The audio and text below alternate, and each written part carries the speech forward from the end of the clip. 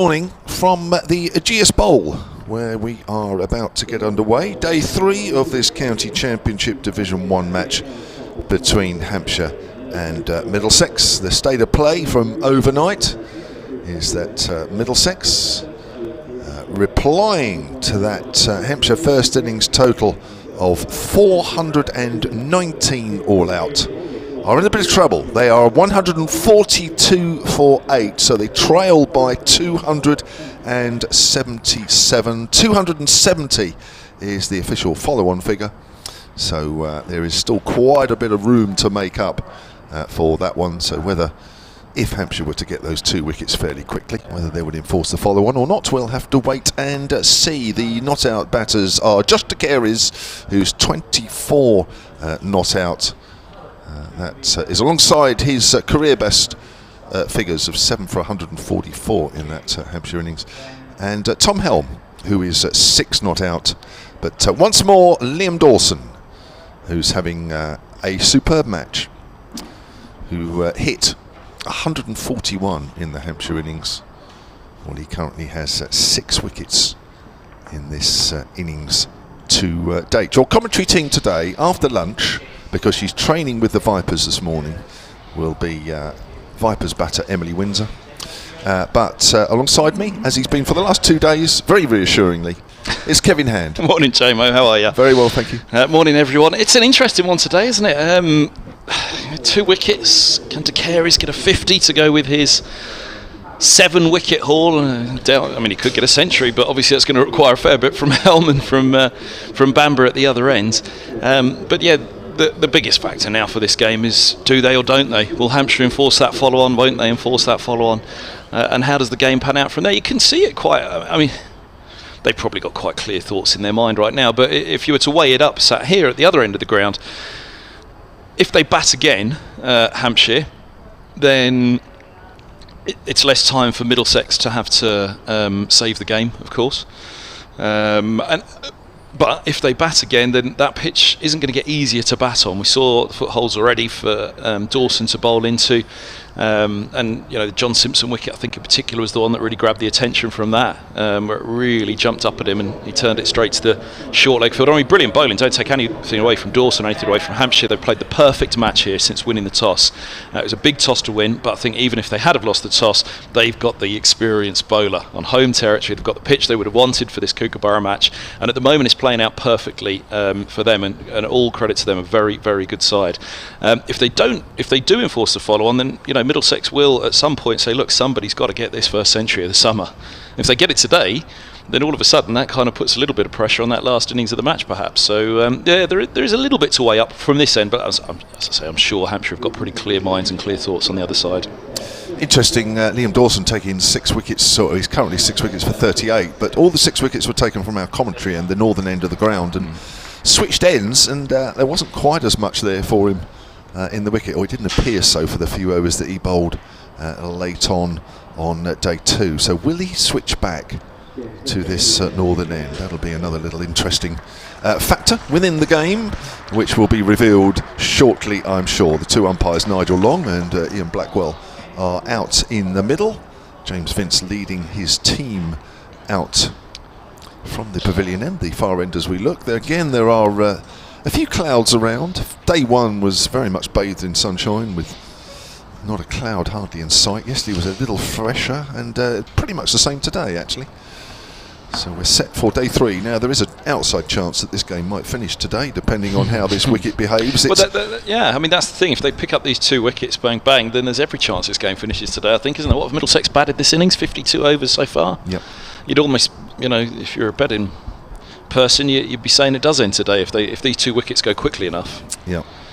And that's why you'd imagine Hampshire will enforce the follow-on, but you know, there is a slight counter to say, actually get out there again, just put the Middlesex fielders in the dirt once more, and make sure this pitch is just that little bit more worn, and make sure 100% we ain't batting last on this. Yes, yeah, I think slowly but surely this wicket is getting a lot more difficult. It started very dry, getting drier, of course, mainly through day 1 sun, but nevertheless it's still drying out, and Dawson taking full advantage I mean, it's good, isn't it? It's something to be celebrated, isn't it? We bemoan the lack of spin nowadays in the Championship and in English cricket.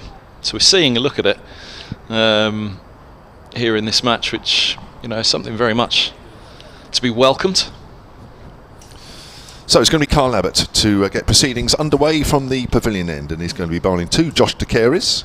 3 men on the drive on the leg side. We've seen that a few times. Keeps low. De Caires has to just stoop a little bit as he plays that defensively. We should have had a conversation. You should have had the Dawson end, really. You need to be calling your man going on for, what's he looking for, an 8 for? An 8 for. Do you want to swap now? Do you want me to be Abbott and you can be Dawson? Okay then, yeah, go on then, why not? You be Abbott. I saw the highlights this morning of the 6 wickets. It was up on the County Championship Instagram feed. I know you're a big Instagrammer, Kev, so I'm sure you saw it as well. I think Dave got the first 4 wickets, you got the 5th, and then I got the 6th on the highlights as his Abbott is in from the pavilion end. Bowls, and again that one keeps a fraction low, inside edge from De Caires, back with a square on the leg side. 143 for 8, the single. Moves De Caires to 25, moves Helm on to strike. He got a message last night, he said, from his dad. He's now Michael Atherton has taken 6 for, so De Caires has taken 7 for. Yes, his dad can't come out with that one anymore then. Yeah. Never taken a 6 for. I've Dad. As I said, you can say, well, when my team were up against it, I was reverse sweeping, you were just blocking Donald. Look at me, I reverse sweep. Here's Kyle Abbott up to the crease now. He bowls and forward goes Helm, pushing into the onside. 143 for 8. That was genuinely, and I'm not saying it probably because Marcus chinned in right now with this boy batting out there, but that was genuinely, when I was growing up, that was one of the great moments, wasn't it? You kind of remember them, the Gooch 3-3-3. That was one of my earliest cricketing memories. But that Donald versus Atherton, I mean, that was cricket at its very, very best, wasn't it? I just remember those two staring at each other. I can't remember any shots. The snorters that were going past the nose. Dear old Jack Russell. He's a good friend of the commentary. Does he come up and do a bit with you when he's around, Jack? As his Abbott bowls full straight and Helm does well, digs that one out.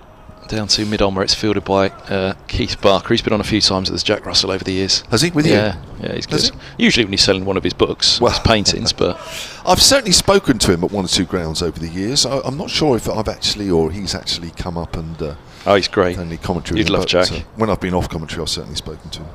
Next time he's selling his books. Years ago, I think. Yeah. He was what? Sorry. He was on the Isle of Wight a couple of years ago. Oh, there you go. Next time he's selling one of his books, get him on. One slip in place for Helm as Abbott charges in. Such a big man as he approaches the crease. This ball's eased away down to deep backward square leg by Helm, again very much the inside of the bat. Just got a exasperated cry from the bowler and from the field. Helm's on to 7, Middlesex 144 for 8. Just another 106 more runs for a batting point.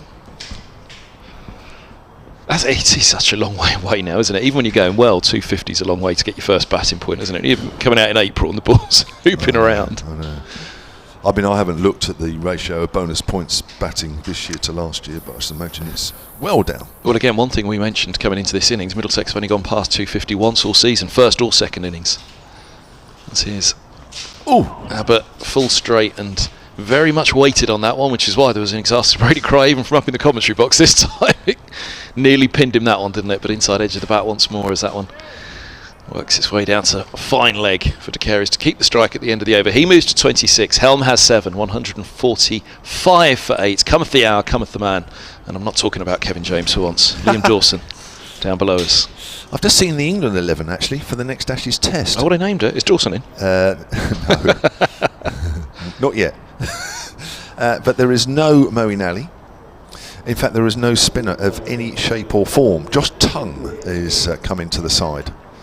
So I'll quickly go through the 11. Duckett, Crawley, Pope, Root, Brooke, Stokes, Bairstow, Broad, Robinson, Tong and Anderson. Not a spinner inside. I mean, that was a fair chance, wasn't it, for Lords that, I mean, goodness me, as De Caires takes 7 here and Holman's in the side as well. There'll be a few Middlesex spinners over recent years, all the way back to Tuffers.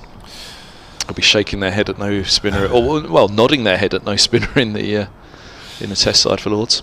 Here is Liam Dawson, then switched back to our commentary end, and that's tucked away on the onside by De Caires. Picks up a single, moves on to 27, 146 for 8. Trail to Middlesex by 273. One other thing that has caught the eye in the cricket world, not for particularly good reasons, the Independent Commission for Equity in Cricket has released its report and recommendations this morning, as that's driven back to Dawson by Tom Helm, and there's no run. You can read the ins and outs of that report. There's a copy of that on the Hampshire Cricket website. I'm sure there will be one on the Middlesex Cricket website as well. There's also on the BBC Sport or the BBC Cricket website, as that's a slight leading edge as it goes out square on the offside, so you can read all about that. But Hampshire have released a statement. I've seen one or two counties already have. I'm not sure about Middlesex yet, but I've seen one or two other counties. Hampshire have released a statement. I might just read that part of it out. There's Dawson round the wicket. It's got a slip and a gully. Bowls and forward. His Helm goes out towards extra cover. So in response to that report, Hampshire this morning say the ICEC report shines a light on critical issues within our sport. As Dawson comes in again and bowls, flighty, driven up to mid-on. They'll take a quick single.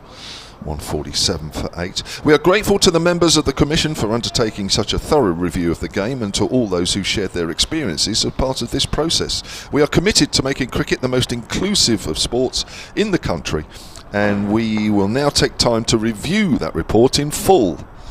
As Dawson bowls to De Caires. Caires is full, goes out to extra cover, end of the over, 147 for 8.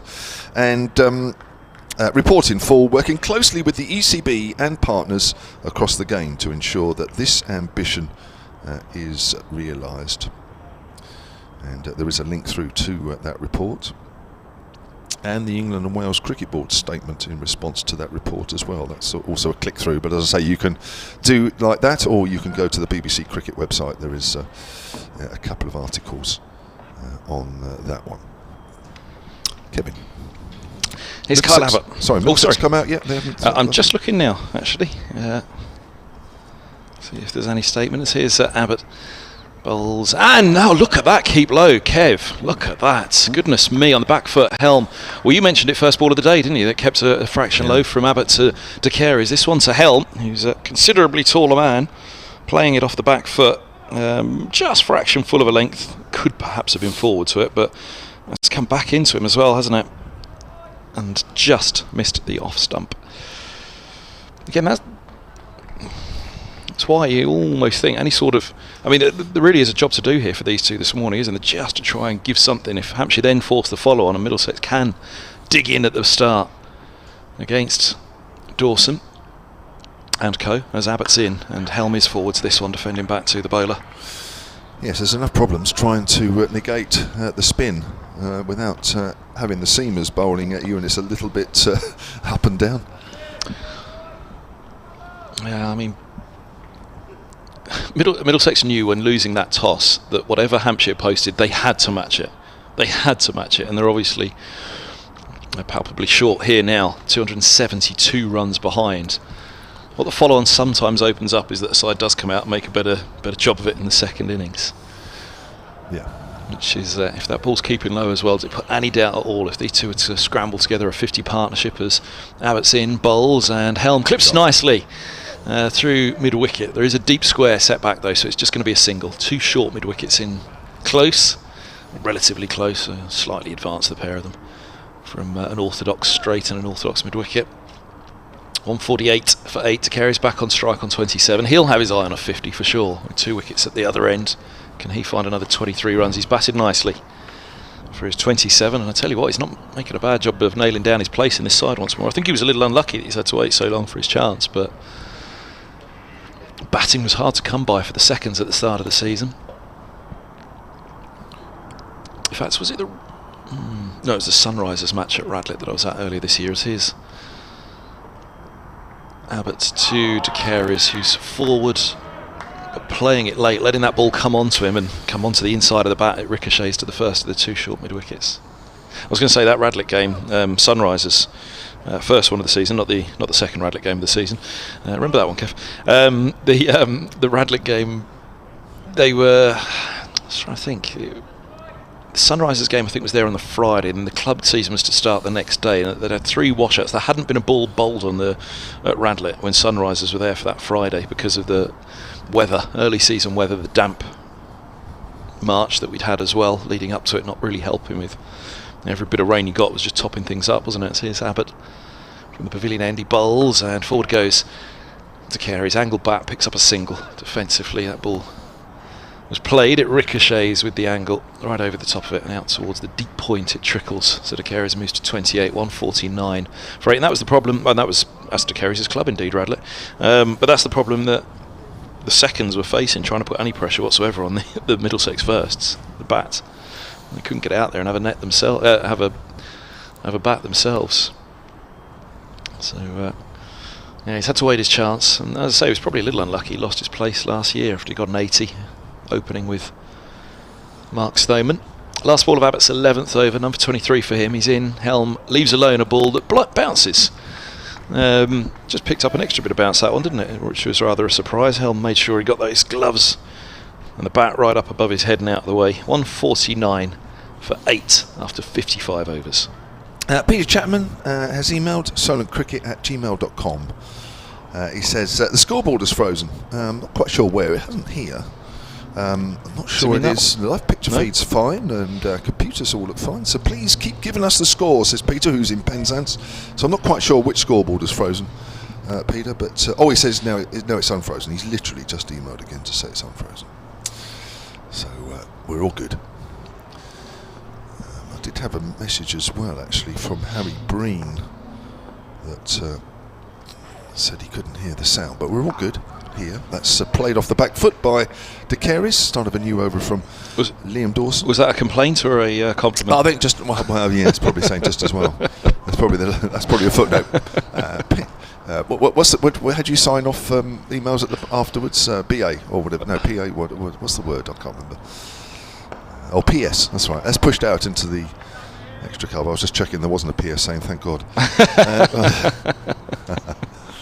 149 for an 8, it most definitely is, which means that Middlesex have added 7 this morning without loss. Deficit 270 now. Hasn't really been a lot of turn for Dawson in these early couple of overs. He's pushing forward. I wonder if that's because there's a bit of cloud around.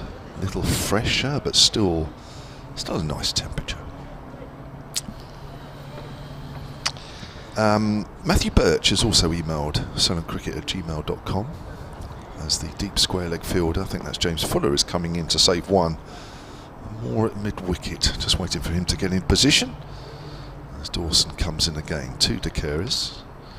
He's pushing forward, thick outside edge, that's straightened a little bit, goes to Barker. Back to watching the stream with the commentary today, says Matthew. After a day at the ground yesterday, any idea why Dawson and Organ swapped ends yesterday? Well, yes, we think we know why. Although whether it was a good idea or not is a different matter. Dawson, of course, got all his 6 wickets from this end. That's just came in a fraction to De Carey's.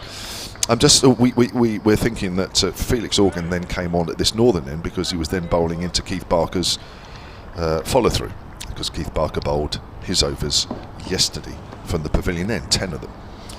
So Organ has more of an area to land the ball in, but what actually happened in the end as De Carey's pushes forward, goes out square on the offside, no run, end of the over, maiden over there for Liam Dawson, score remains on 149 for 8, was that actually Dawson didn't seem to get anything to really go at all off the straight, or if it was negligible. So Felix Organ then had the rough to bowl into, but it wasn't really working actually, if we're honest. So that's why Dawson has switched back to the end where he's picked up all the wickets. Yeah, it was an odd one, wasn't it? To remove the man who's taken 6 for. I did ask Josh actually to interview him again last night. 7 for, what else was I going to do? And it was. He took all his wickets from the pavilion end yesterday, didn't he? So here's Abbott bowls to Helm, pushing up to mid-on. There's no run. 149 for 8. Having taken 2 at this end, he then switched up to the pavilion end yesterday. Picked up the others. Yeah, Kerry's, I suppose he got a couple to turn even when he bowled from the pavilion end, didn't he? He just said it turned more for him when it was harder. I mean, when it went soft, it wasn't turning for him. But then he did say, he's a very affable guy, Josh. And completely just put a smile on his face and said, but then maybe that's just me. Could only turn the hard ball. I mean, again, he is a very, very young and inexperienced spinner. Yeah. Abbott bowls, Helm up on his toes. That seemed to take a while to get to him, didn't it? Just maybe an extra little bit of bounce on that one from Abbott. Not on a particularly fast pitch either. It just seems as though he was up on his toes. He was almost coming back down, it felt as though as he pushed that one into the offside. We saw a few shots from him last night, didn't we? Punching through the covers. Barker had one that he stretched out for and got fingertips to. Saved a boundary, but had to pick himself up and run to retrieve it as they picked up a couple. 149 for 8. What have they added? 7 runs. 7? I think it was 277 was the deficit overnight, wasn't it? Yep. Here's Abbott turning again. I say he's a big man as he approaches the crease. He's a big man all the way through that run-up, isn't he? And he bowls him! Look at that! Well, as emphatic a dismissal as you'd want. Such an imposing figure, as I was just saying, Kyle Abbott. What an imposing way to take a wicket. Off stump goes spiralling, and Helm leaving alone. That one just comes back on him. Helm's gone for 9. Abbott with a wicket, and Middlesex are 9 down. Well, it just goes to show that even with a seam that's not pronounced, that Abbott can still get the ball to nip back. Even a soft kookaburra like that. Of course, he'll have been used to that, bowling in South Africa and in his test matches and what have you. And so he has the skill to do that. It probably, from a Tom Helm point of view, wasn't actually a bad leave, but just enough of a nip back. A few tricks up his sleeve, Oh, yeah. So he told us the other night, didn't he? We said to him, I said to him, good luck on that wicket. And he said, don't worry, so I've got 1 or 2 tricks up my sleeve. and he's the sort of bowler that I believe in. Well, it absolutely, he's a great guy. He had that spell at Middlesex in the Blast. He came up and did a few bits of commentary, and top fella, Kyle Abbott. And a top bowler as well, isn't he? He's the kind of one I think Middlesex would have loved to hang on to, but what a capture for Hampshire to get him. He pretty much came straight from Middlesex to Hampshire, didn't he, after that stint? As memory serves, it was almost instant, the switch down to the south coast, and not looked back, trying to help bowl Hampshire to a title. Was last year the closest they'll come. Can they catch Surrey this year? They'll need Lancashire certainly to do them a big favour in this round. They're doing themselves a favour here. A couple of batting points, maximum bowling points with that 9th wicket. And out to bat comes Ethan Bamber, who's got a little job here to hold up an end, which is what Helm was trying to do.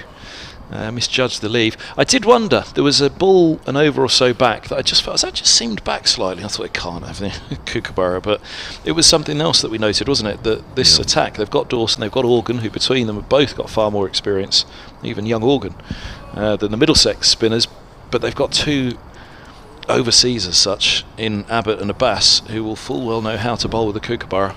That's the thing, isn't it? That's the thing. They'll know how to get any little bit of help that they can out of this. Just 1 slip still for Bamber, 2 mid wickets advancing, and so too is Abbott. He bowls now, and forward goes Bamber, an edge all along the floor down to deep third. Bamber's off the mark first ball. 2 to come of the over. 150 up for Middlesex, 150 for 9. Lily has tweeted. Lily up at Headingley, who's always around when we go up towards that part of the country, big Yorkshire supporter. Says she's listening to the commentary right now while there's light rain falling there. It always rains up there.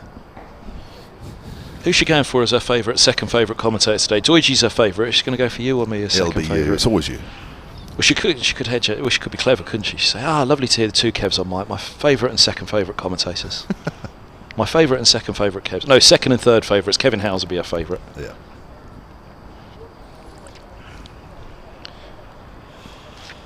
What are they up to? I think Abbott's just been asked to come in a little bit more, and he's formed a line now. Almost like a clothesline hanging from umpire to umpire, isn't it, with those 3 fielders as Abbott bowls full straight, and he's gone.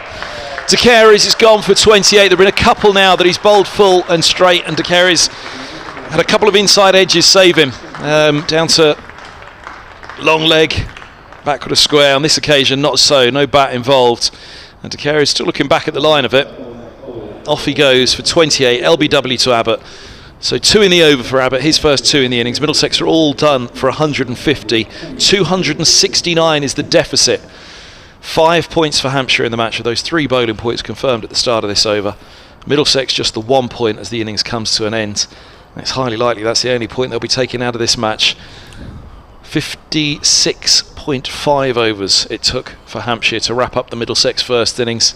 Do they immediately enforce the follow-on and perhaps even have this done by tea if they do it in the same amount of overs second time around? Well, I would think they might do. I mean, that's less than 20 minutes, just about 20 minutes really this morning. 8 runs added for the loss of the last 2 wickets. Abbott's coming in very nicely indeed. And I would say they will. 2 for 24 for Kyle Abbott, and he looks to be right on the money. And I would give him the new ball at that far end. I know Keith Barker normally bowls at that pavilion end to start off with, but I would actually start with Abbott, stick Middlesex straight back in. Hampshire are on a roll here. 269 the deficit. It's going to be very difficult for Middlesex. Top partnership there between De Careys and Roland Jones towards the end. That was worth just 48. Very similar with the Hampshire innings. Lots of, obviously some partnerships not particularly big, but a very big partnership between Gubbins and Dawson at the moment stands out. 236 for the 5th. That has been a huge difference. What you point Hampshire are pretty much all sat in the dugout. Does that mean follow-ons enforced and they're just going straight back out? Yeah, it looks very much. So Dawson finishes with 6 for 40 from 22 overs. Kyle Abbott nipping in with 2 wickets towards the end. A wicket apiece for Felix Organ and for Mohammed Abbas. Well, we figure out, and we think we have figured out, who's actually going to be batting in less than 10 minutes' time. Myself and Kevin Hand will be back with you shortly.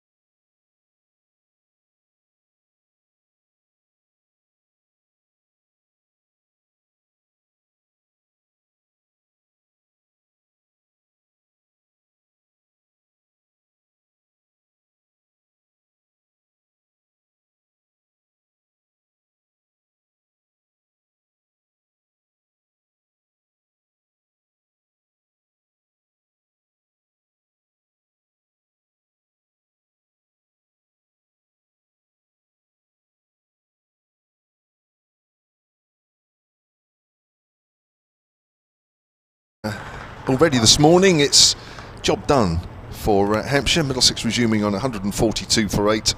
Well, their last 2 wickets lasted just under 20 minutes, with Carl Abbott picking up the last 2 wickets to fall. Tom Helm for 9. He was bowled not playing a shot.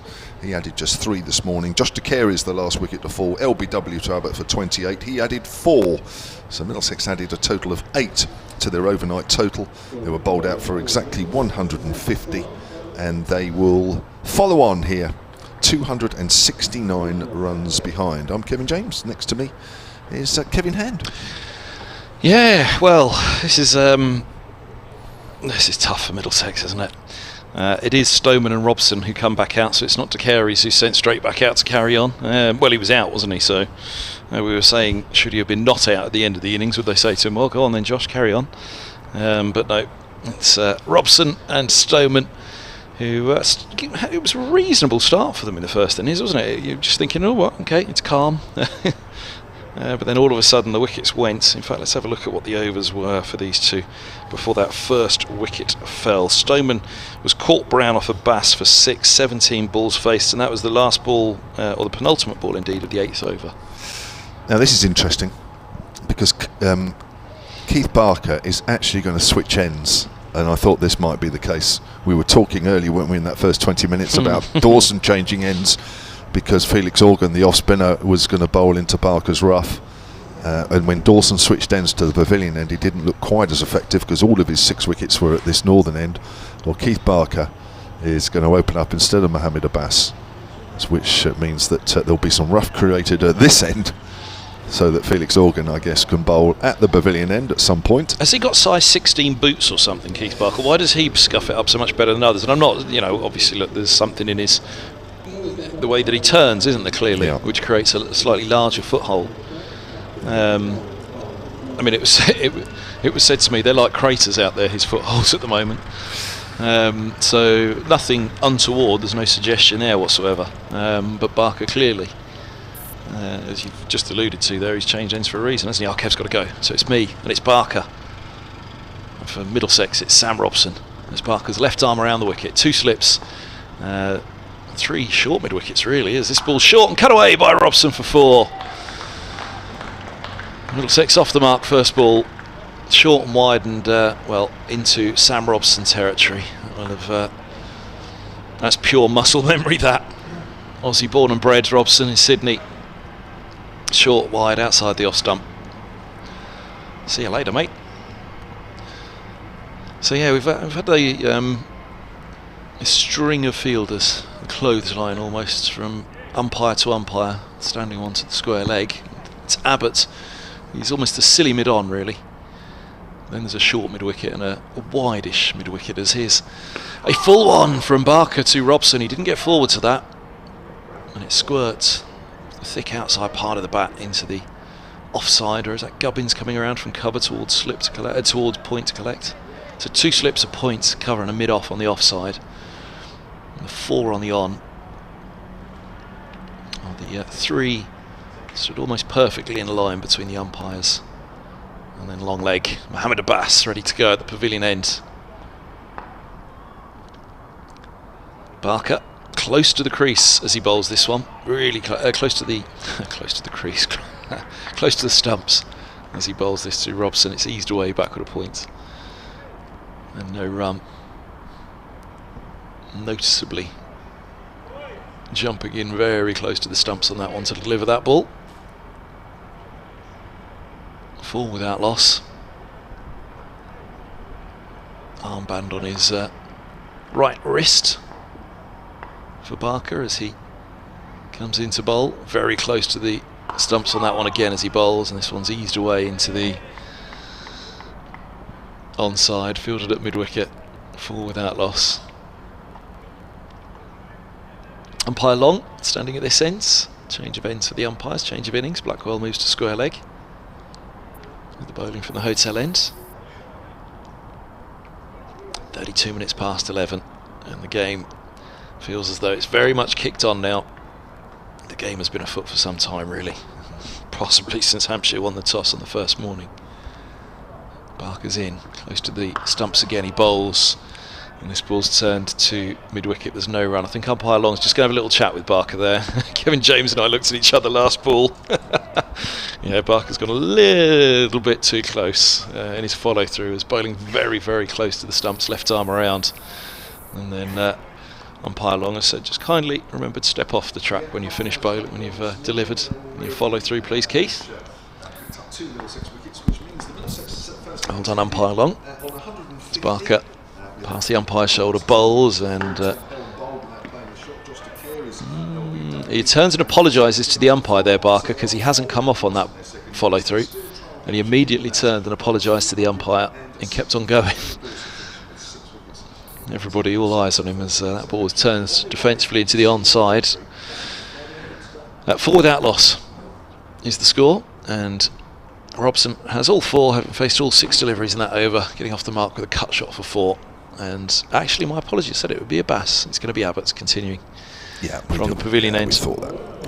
Yeah. Abbott is in a good mood and in fine form. He was running in really nicely. He got the ball to just the oldish ball to just nip around there. That's where Tom Helm lost his off stump without playing a shot. Josh DeCary's got one that when he sort of spears the ball into the stumps and he gets into that groove, then you really want him to have the ball. So it's not surprising that he's carrying on from that pavilion end. Not surprising that Keith Barker is bowling from this northern end. What's the rule on? I mean, umpire Long's just had a polite word, I think, as opposed to a warning there for Barker. But well, at the end of the day, you're either running on or you're not. Here's Abbott round the wicket. It's Stoneman who pushes that out towards extra cover. Yeah, well, but that was a polite warning. That wasn't. That was a polite mention, wasn't it, as opposed to a warning? You'd have thought. Yeah. The captain would have had to have been informed, I assume. Well, yeah. Well, he lets the other umpire know as well, so he's pretty obvious. But no, listen. There's no grey area. You're either running into that area that you shouldn't be running, or you're not. So, I mean, usually. And just because we're playing on a pitch which, if it is getting scuffed up, is going to make it very hard for the batters, it shouldn't really matter. Normally the umpires will just give you a little nudge to say, look, you can't run on. They'll give you 1 or 2 goes, basically, as Abbott bowls. Stoneman gets a slight leading edge as he goes out to backward a point. They'll say, if you run into that sort of area, as long as you don't make it look pretty obvious, and I don't think Barker does that. He's bowled for many, many years now.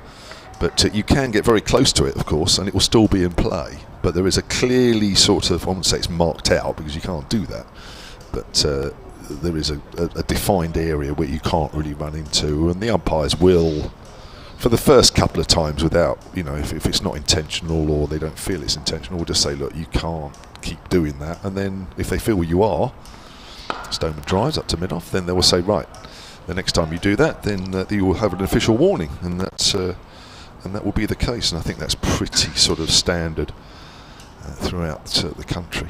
Some umpires will perhaps be a little bit more stringent than others, but generally that's how it works. And if they feel you're doing it deliberately, well, they can just get you taken off.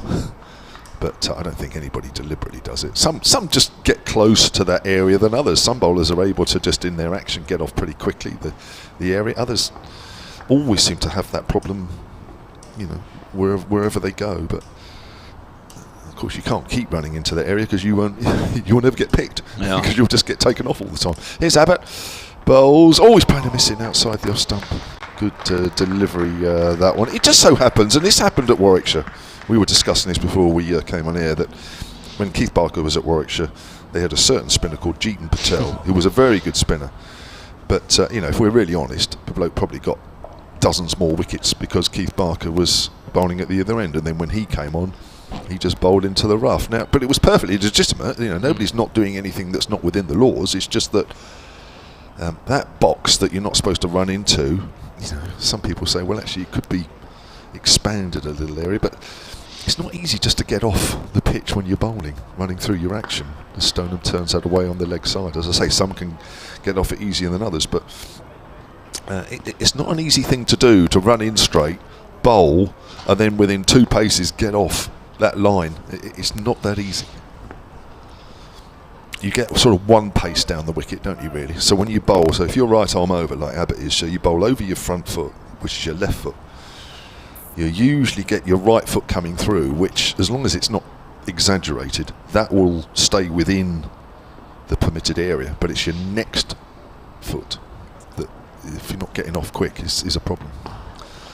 That's turned away to mid-wicket by Stoneman. And that's the end of the over. Maiden over there from Kyle Abbott.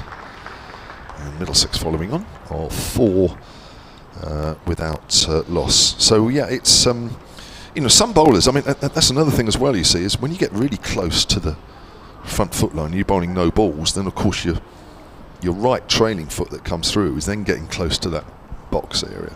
So by coming back a fraction, so not getting too close to that front foot line, your right foot coming through over your left foot. See, the umpire's having a word with Barker there. He's just saying to him, look, I'm not going to give you much leeway here. So at least he's had a word with him. You might have had your head down actually for the last ball of the over, but the second last ball of the over was when he had a chat umpire along. Then the final ball of the over, Barker ran straight down the track and immediately turned and apologised to the umpire. Right.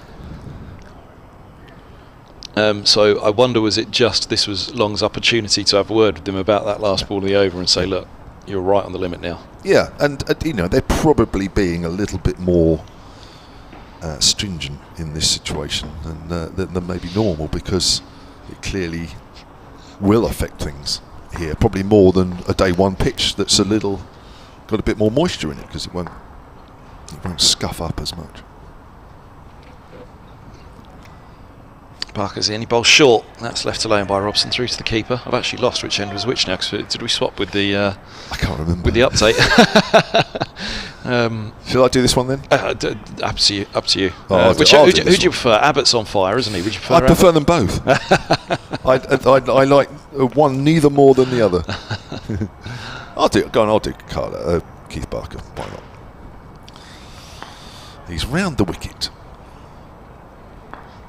Staying round the wicket at the moment. 4 without loss then. All those 4 to Robson facing the next delivery. Barker bowls just outside the off stump. Left alone.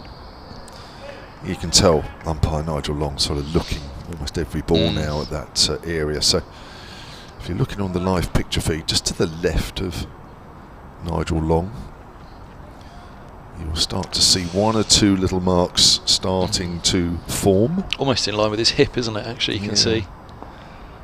So the first one obviously on the crease line, and then the next one, I mean, that looks fairly wide to me at the moment as he comes in and bowls. Robson in behind that one. It's the sort of the next pace down there where I think would concern the umpires. So you've got his right foot just above Nigel Long's knee, and then the next one, but you see it's quite a wide area there, isn't it, really? So sometimes he's getting a little closer than others. Well, it was that last ball of the over. All eyes were on the last ball of the over, and he ran straight. It felt as though he ran straight down the pitch more than he had any of the others. Yeah. And he immediately turned and apologised to the umpire. Yeah, I mean, sometimes it just happens like that. Yeah. Comes in again, bowls. That's a nice straight delivery. See, he's off. That was right. Much more off there. Yeah, that was fine. Yeah. But it's just remembering to do it, because what's the interesting thing is, if he was bowling over the wicket now, he would have to go off to his right fairly quickly. Yeah. Now, of course, he can't do that bowling around the wicket, because if he goes off to his right quickly, he's going right across the stump. So your follow through is different depending on whether you're bowling round the wicket or whether you're bowling over the difference. So you've got to remember that. And your balance when you're bowling, it naturally follows your arm, doesn't it? Your bowling arm comes through. All your momentum's gone that way. Yeah. It naturally wants to take you to the right. It's turned away towards mid wicket. He's fine again there, isn't he? Yeah. But it's remembering it, and of course, that's taken away from what you're concentrating on. He's concentrating on bowling line and length, and just getting the odd one maybe just to come back in a fraction, or just pitching and just straightening away from the right-hander. But then after letting the ball go, you've then got to remember, I'm bowling around the wicket, I've got to go to the left. Whereas if you're bowling over the wicket, he's got to immediately go to the right. So it's 2 different things. Comes in again, runs away from us, bowls. Robson's on the back foot. Not particularly convincing shot there as it goes out towards gully. And that is the end of the over. And that's a maiden over there for Keith Barker.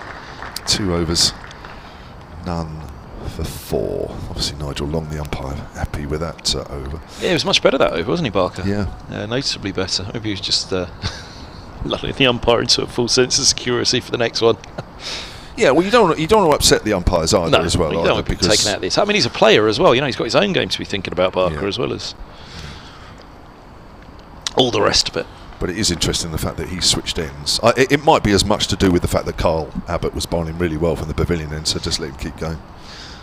Here he is, Abbott. He's got 3 slips for Stoneman. Around the wicket he comes and bowls and up on his toes. Stoneman defends into the onside. Former Durham, Surrey, England opener. He'll have been in this situation many times over the years, but tough one for the top order. As I say, we're yet to see a century from a Middlesex batter in the Championship this year. They've only got 1 score over 250, first or second innings all season long. And they're 265 runs behind at the moment, with 4 runs on the board in their second innings following on here. Abbott bowls and forward goes Stoneman, pushing back. At some point the luck's going to change. I mean, one point where it's certainly going to have to change for him is the next game, which is against Northamptonshire at Northwood. Heard from Andrew Radd this morning, who was just inquiring about 1 or 2 things. Where is Northwood? For that game.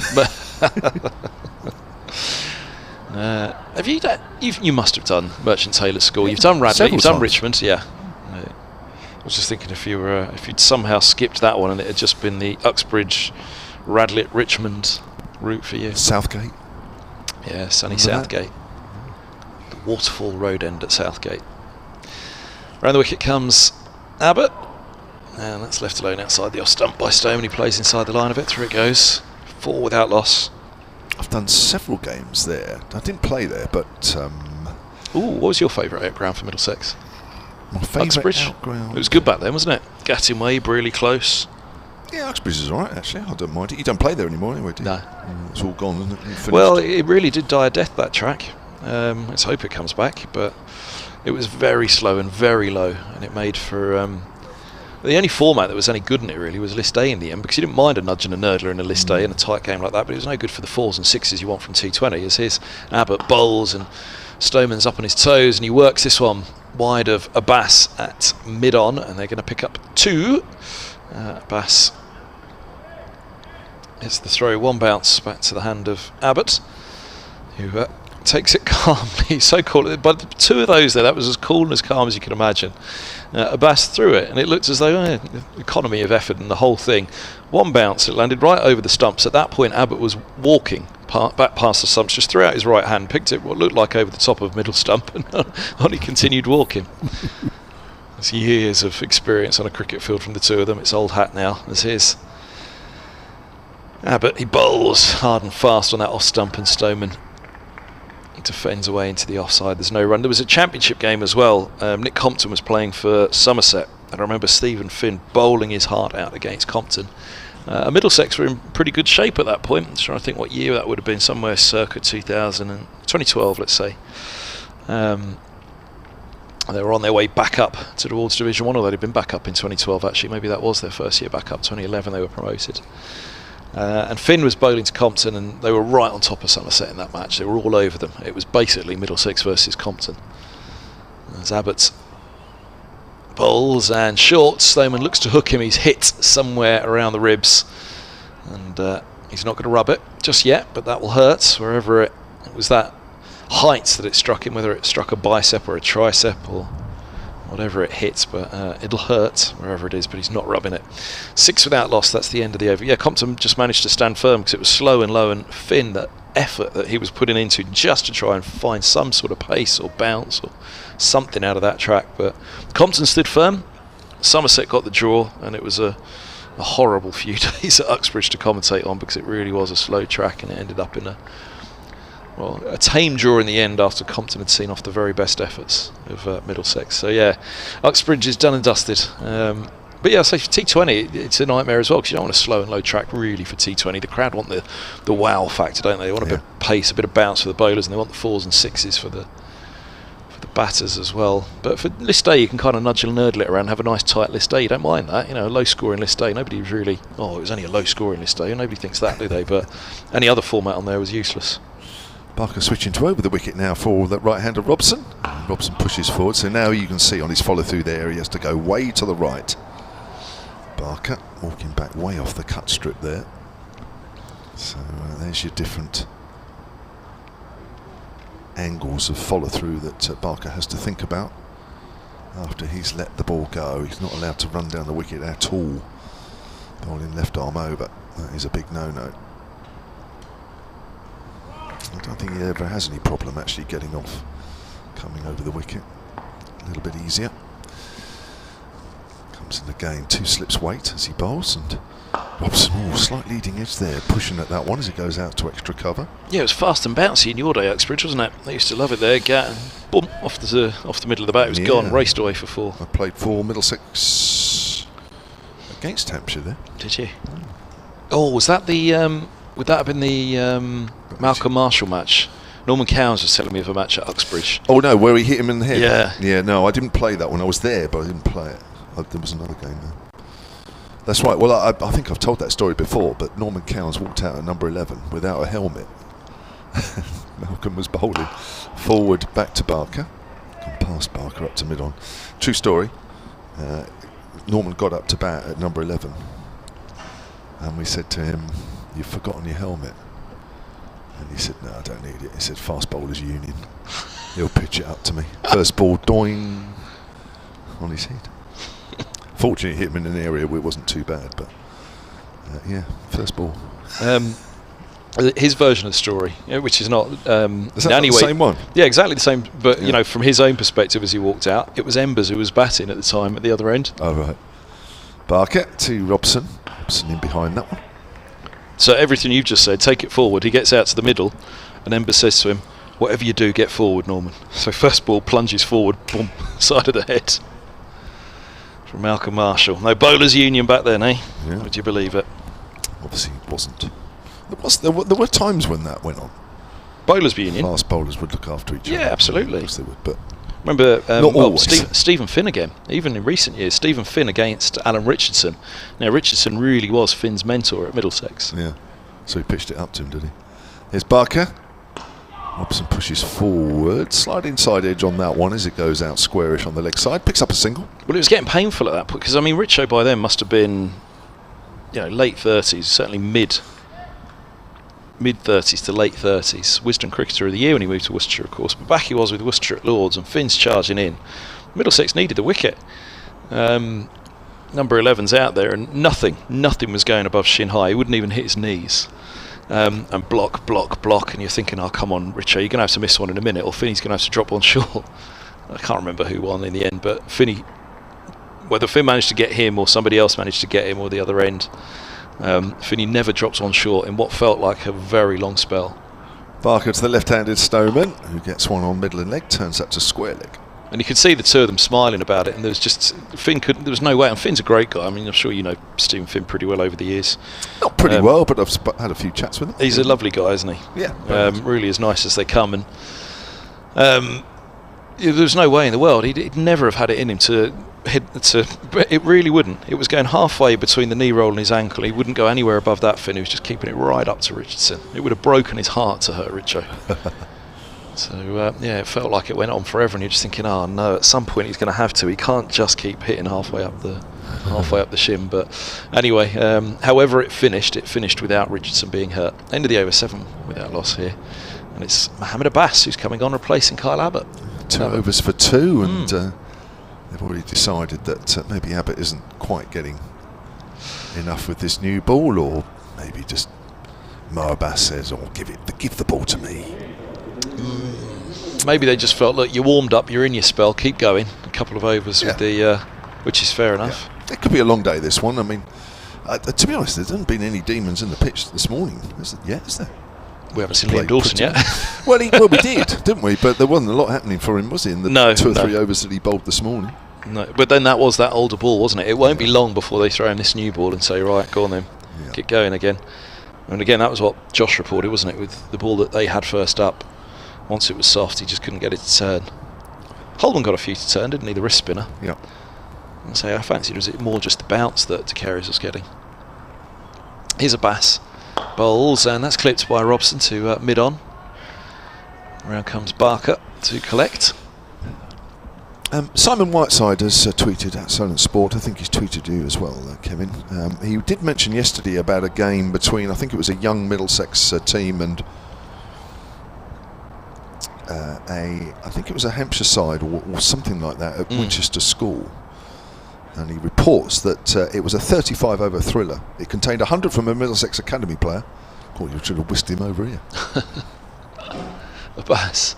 to Robson. Clips to mid-wicket on this occasion. That tells you the line and the length. A Middlesex player scoring 100 from Merchant Taylor School, and a 90 from another Middlesex academy for Winchester School. Winchester managed a last ball victory, getting the 250 required. Sounds like a great game there. There was somebody from here actually that was going over to that game yesterday afternoon.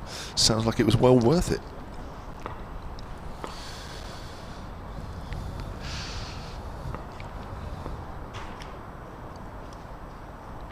Bass bowls full straight. Robson defends into the offside, fielded at cover. 7 without loss.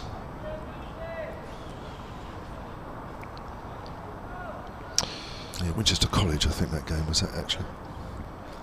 Somewhere Good around to hear there from you, anyway. Simon. Yeah, he's a regular tweeter. Yeah. To you. Indeed, he's a Middlesex man. I think his son plays in the junior level somewhere at Middlesex. Maybe it was his son that played. No, he didn't want to mention him. Just said a player. The Bass bowls and Robson defends again. Right in behind this one. 7 without loss in the 6th over. What did we say it was? The end of the 7th? No, the end of the 8th, wasn't it? 7.5 overs it took to break through in the first Middlesex innings when Stoneman departed.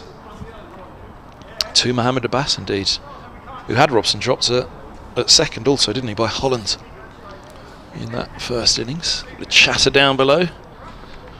Some enthusiastic locals, no doubt, keeping an eye on that Lancashire score as well. So if the Lankies can dig in and do Hampshire a favour against Surrey, as here's Abbas bowls and forward goes Robson pushing back, and it actually indeed Middlesex's next game at Lords is against Surrey, so you'll be cheering on your old boys Middlesex at Lords. You never know if Lancashire could do something this round. You never know. Take some stopping at the moment. They're 60 for 5 effectively, Lancashire, in their second innings. 146 for 5 at the moment, so Surrey on course there at the moment. Mitchell's now gone. Bohannon was gone for 33, and Darryl Mitchell, another former Middlesex man, gone for 30. He's a good player, that guy. Yeah. I'd imagine they'd have dearly loved to have kept Mitchell if they could have. Middlesex as his. Abbas up to the crease now. He bowls very tight on the stumps on that one as he released. It's left alone by Robson. Through to the keeper, a maiden over to start up from Mohammed Abbas. Middlesex remain 7 without loss. Mike Martin has tweeted at Sonnet Sports. Morning to you, Mike. He says, fascinating to hear about the spinners' change of ends and scuffing up the pitch, etc. Maybe Organ will be the key man today. Maybe we'll regret not picking Mason Crane. Yeah, I always think that, what can 3 spinners do that 2 can't? But certainly Mason Crane, a little bit unlucky not to be picked for this one. Love the mention of the last man to score 100 and take 6 for. That was Nigel Cowley, former Hampshire spinner. I did see something about that actually. Oh, that was Dave mentioned yesterday. Did we get the last Middlesex player to do such thing? Mind you, a Middlesex player hasn't done it, so. So, there was all sorts of stats going around about that. Here's Barker, Stoneman forward, out into the covers. I think it turned out that the last Hampshire person to actually score 100 and take 5 wickets was James Vince, about 9 years ago or something, against Loughborough University here, which was a bit of a turn-up, because I don't think any of us thought of that one. But who dropped the catch and denied you the 5 for in the 100? Or did you get a 5 for? You got 4 and 4. Did you get a 5? Yeah, you did get a 5. I got 5 in the end. It would have been 5. It would have been 5 and 5. Who dropped the catch? Go on, name and shame. Paul Whittaker, but it was very difficult. Very, very difficult. Here's Barker, runs away from us. Stoneman drives, but only as far as Weatherly at mid-off, who doesn't pick it up cleanly. It was actually quite a well-struck drive. But, I think it was Dimmy Mascarenas, I think. Somebody mentioned 2005 was the last to score 100 and take 5 wickets in a first team match, other than against a university. But 6 for and 100. Nigel Cowley was an umpire for a little while. Yes, of course. Up until recently, I think he might have reached the age where you retire. I think that's what happened there. I'm not sure. Here's Barker bowls and Stoneman is forward. Good accurate straight delivery here from Keith Barker.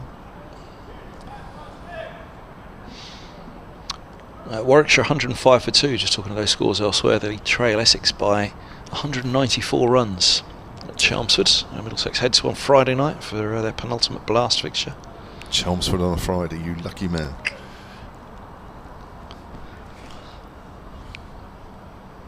What more could one want from life? Oh, did I say 2 down? Yeah, I did. 105 for 2. Rhodes has just gone. Caught Buttleman off the bowling of Porter for 46. Yates still there on 43, opening up.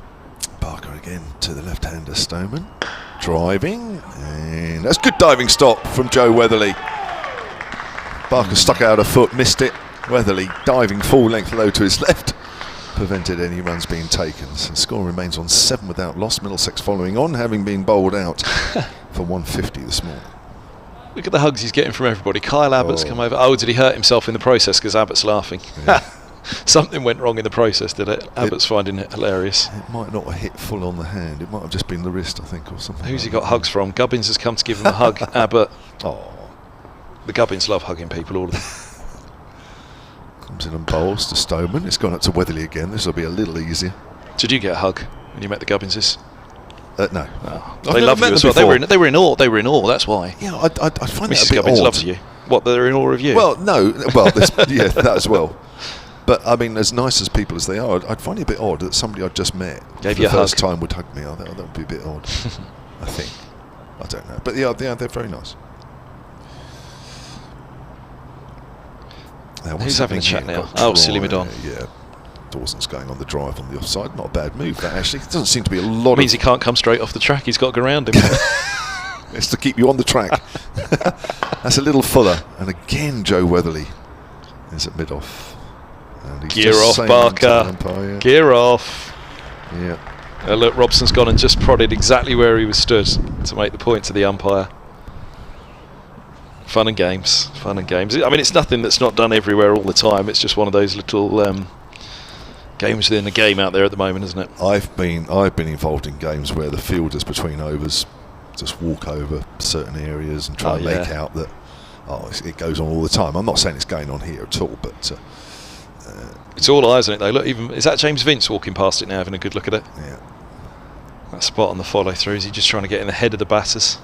It's nothing unusual, everybody. That's great. It's part of the game. We love all the little bits that go on around cricket. It's why the game's so much fun. There's always something going on. There's always something to talk about.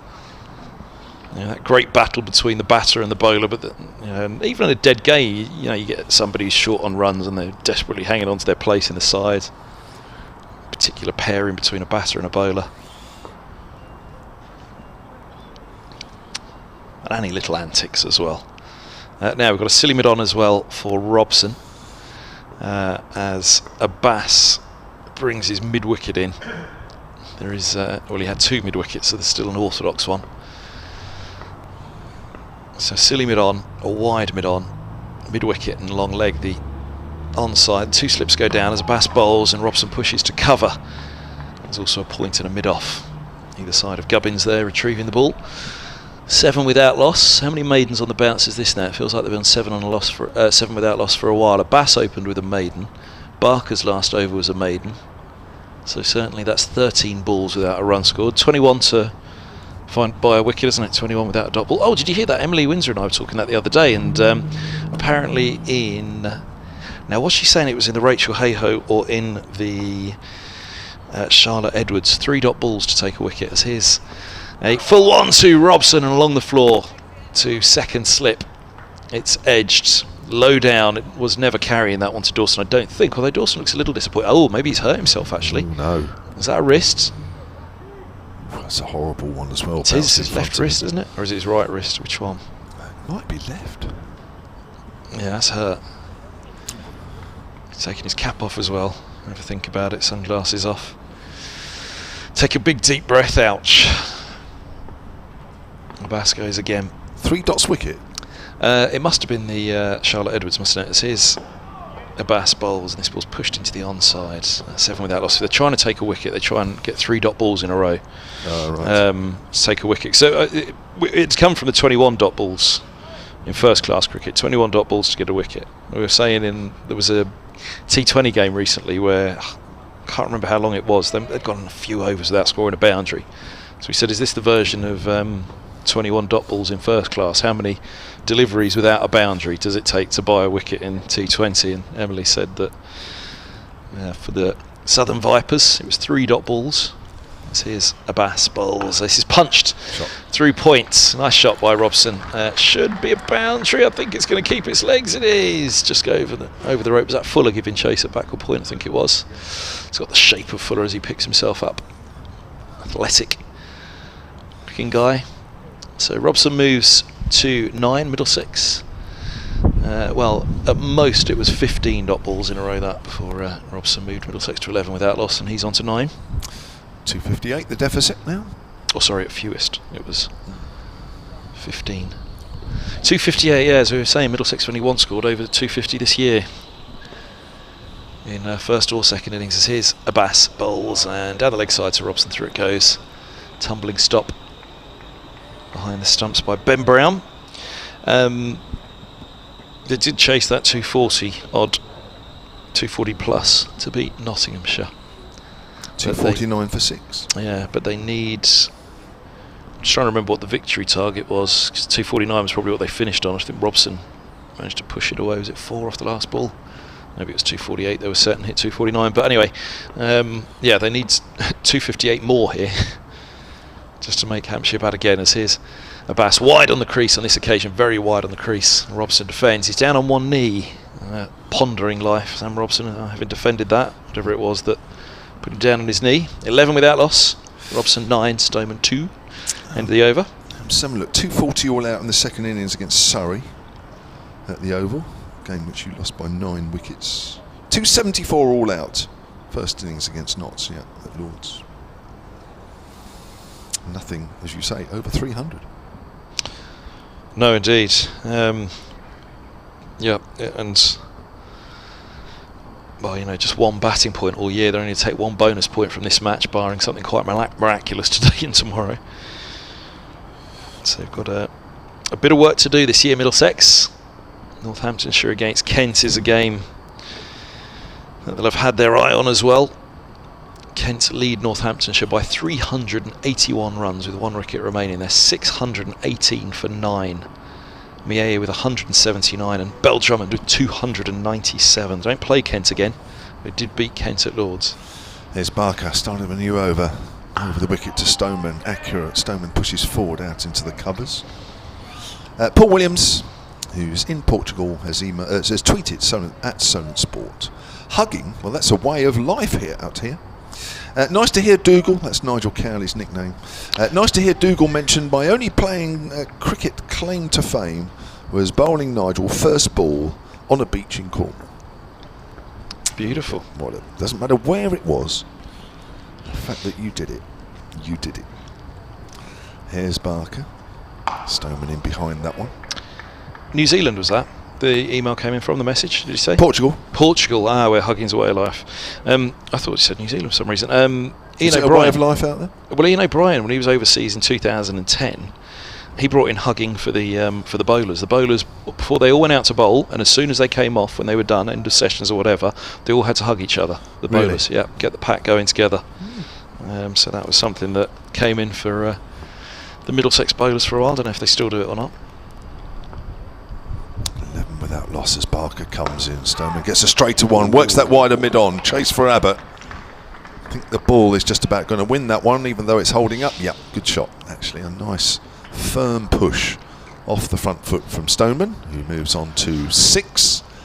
The Middlesex total following on, 15 without loss, 254 the deficit. They all thought he was going to chip that one up, didn't they? There was another exasperated cry. There's been a few of them this morning. Excitable Hampshire. They're thinking about a day off tomorrow. Day on the golf course, perhaps out the back. Where are you on Friday night? Friday night here against Glamorgan. Oh, it's quite big, the super last glammy. 2 games. And 3 Sunday? teams chasing probably 2 places to qualify in the quarterfinals. Ford Stoneman plays that out backward of points. And on Sunday? Sunday here against Gloucestershire. Oh. Lost to them at Bristol last week. So yeah, Hampshire probably need to win at least one of those 2, and I guess depending on results. So your heart could be broken by either Nick Webb or Ed Seaborn. They've broken a few hearts in their time, I bet. Yeah.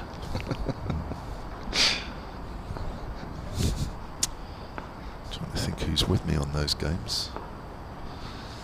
Here's Barker bowls, flicked away by Stoneman. A rare Ball off line from Barker in this spell, as that's well fielded down at fine leg by Mo Abbas. Gets a round of applause.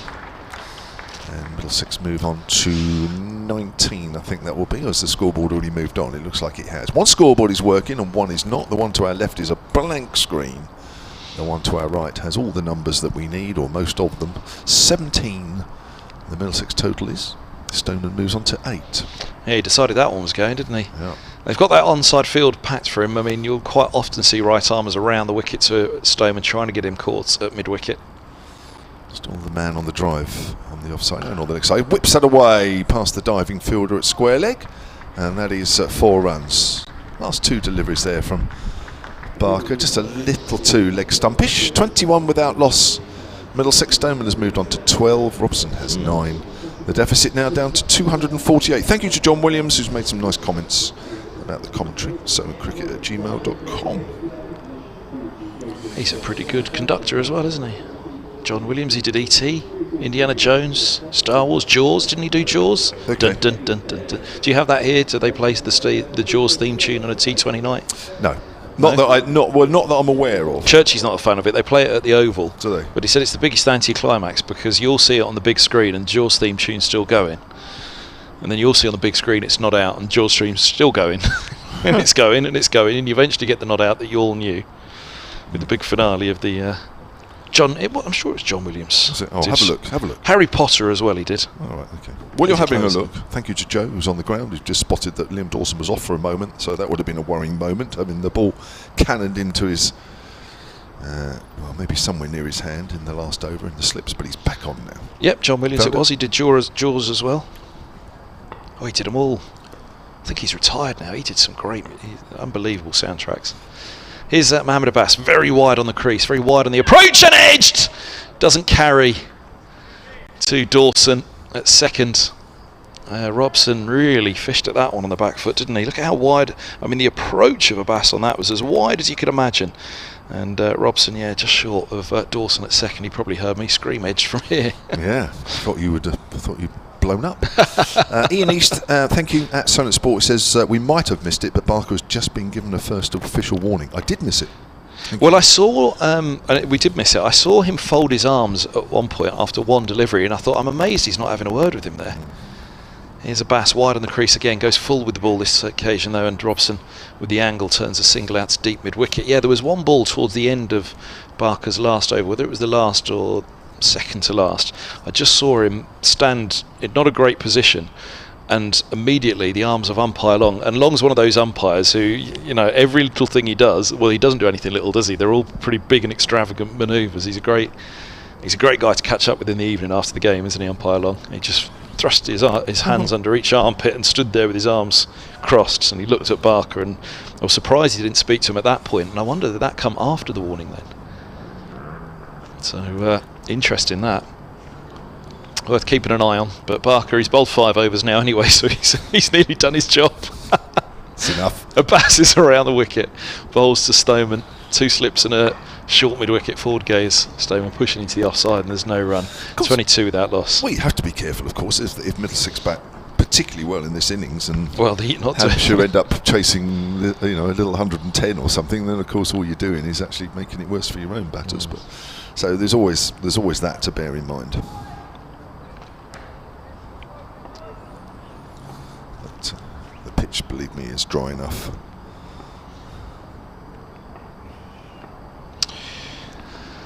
Abbas passes the umpire, and Stoneman in behind this one defends as far as cover. It should add, Dawson, who's that wide second slip there, wasn't he? He's pretty well advanced. Now, bearing in mind that didn't carry from Abbas, who's a quick, skiddy bowler and high up the outside edge. That took of Robson. He couldn't have been much further forward than he was. And similarly now, you look at him, look at the keeper, look at slip. I mean, Vince is nearly alongside. They're not staggered, are they? Vince is nearly alongside Ben Brown. Dawson's tightening up, is he? Here a little at second slip. Stoneman's forward, pushing away into the offside, and there's no run. Yeah, they're a line there, aren't they? There's nothing staggered about that slip cordon and the keeper.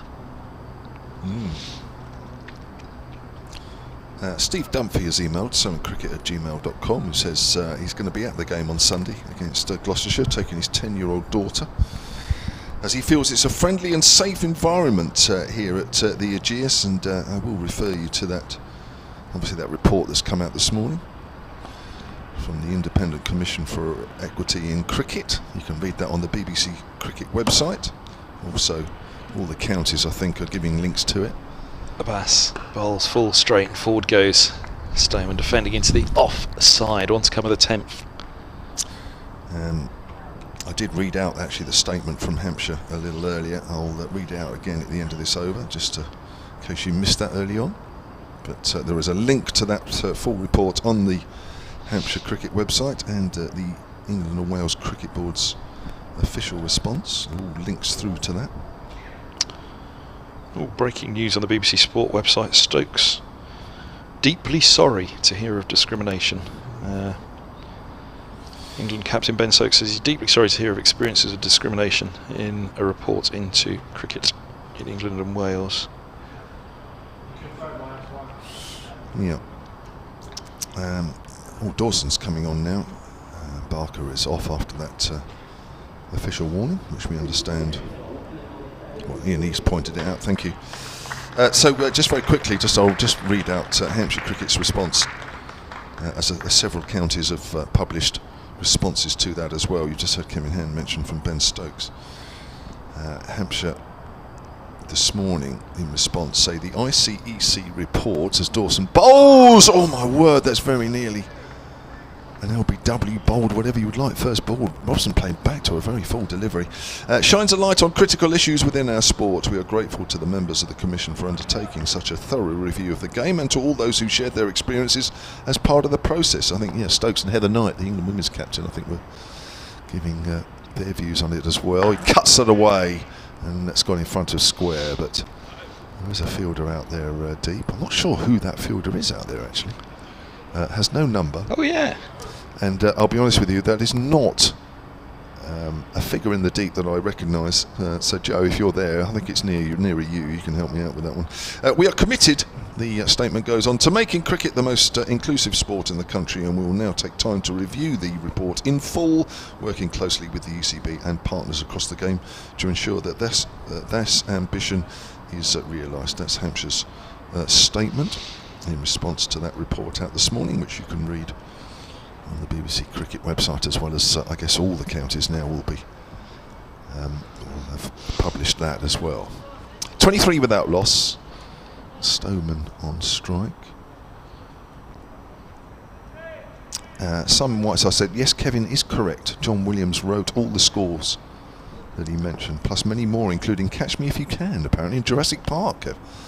Dawson's over the wicket to Stoneman, pushes that out square on the offside. Of course, Jurassic Park. Catch Me If You Can. Is that the Tom Hanks one? I don't know. Apparently he's still working and wrote the latest Indiana Jones score as well. Yeah, he's 91. I just looked it up. He's still going. I mean, talking about genius, absolute genius, oh man. Right. Born in New York in 1932. Here's Dawson bowling into that rough outside the off stump, and Stoneman very watchfully plays that out on the offside. Yeah, Catch Me If You Can, Tom Hanks and Leonardo DiCaprio. Christopher Walken. Oh, this is quite the cast. Martin Sheen. I think I've only seen it once. I might have to go and watch that again. So Liam Dawson at the end, where he picked up his 6 wickets yesterday, comes in, bowls to Stoneman again. Stoneman just works that towards mid-wicket. Weatherly fielding. You're a movie buff, Kev. How do you kill the away games in the hotel room in the evening? I'm quite dull, really, to be honest. Gardener's Wells. not that. Not that dull. No, that's not fair to follow as Gardener's Well. I try and have a drink actually with one or two. Oh, that's a lovely reverse sweep. That's 4. Abbas was only a couple of yards away from that, but that whistled past him. Rocky's trying to get in the T20 side next year, isn't he? Good shot to end that over. I think we might see him play a few of those. He moves on to 16, 27 without loss. Middlesex following on, 242 runs behind. Usually probably one of the evenings I'll have a drink with one of the coaching staff or one or two others of the officials if they're around. The other couple of nights, quite dull really, to be honest. I usually find it quite hard by the end of the day anyway. I haven't got much energy to do much else. Bell Drummond, 300 not out. Ooh. Kent are all done. 261.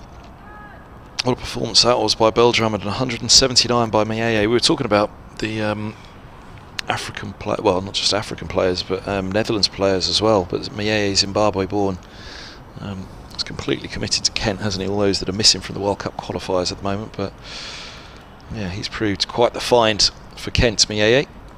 So Northampton should trail Kent by 382 runs. They're 2 without loss in their second innings. Here's a Bass to Robson, who is forward defending into the offside. 27 without loss. We're into 12th over and we still haven't seen... Oh no, we have, apologies, that was Dawson's first over. I'm going mad. He just bowled his first over, didn't he? I was distracted by this game, Kev, because obviously this one has Northamptonshire Kent, because that's the end of the table that Middlesex unfortunately find themselves at the moment. The 2 teams immediately below them. Kent have played a game more than Middlesex. They're on 48 points. 2 points behind Middlesex coming into this round. Northants bottom with 38 points, and Northants next up. Bass in, bowls to Robson, turn to the onside, and there's no run. If Kent manage to see this home, then that's their second win of the season. To go with 2 draws, Middlesex 4 defeats and 2 victories so far. Yet to draw a game, but do have 1 game in hand. But they don't play Kent again, so there'll be big pressure on Middlesex to win against Northamptonshire in the next game, and then after that it's a case of can Middlesex or Kent find a victory against all the rest. There's some tough games to come the remainder of this season for Middlesex. So here's a Bass. Bowls, and this ball's worked through square leg by Robson. Moves to 12, 28 without loss. They've got Surrey at home next up in the Championship at Lords after the Northamptonshire game this is. And it's a tough end to the season as well, with 3 of their games away from home.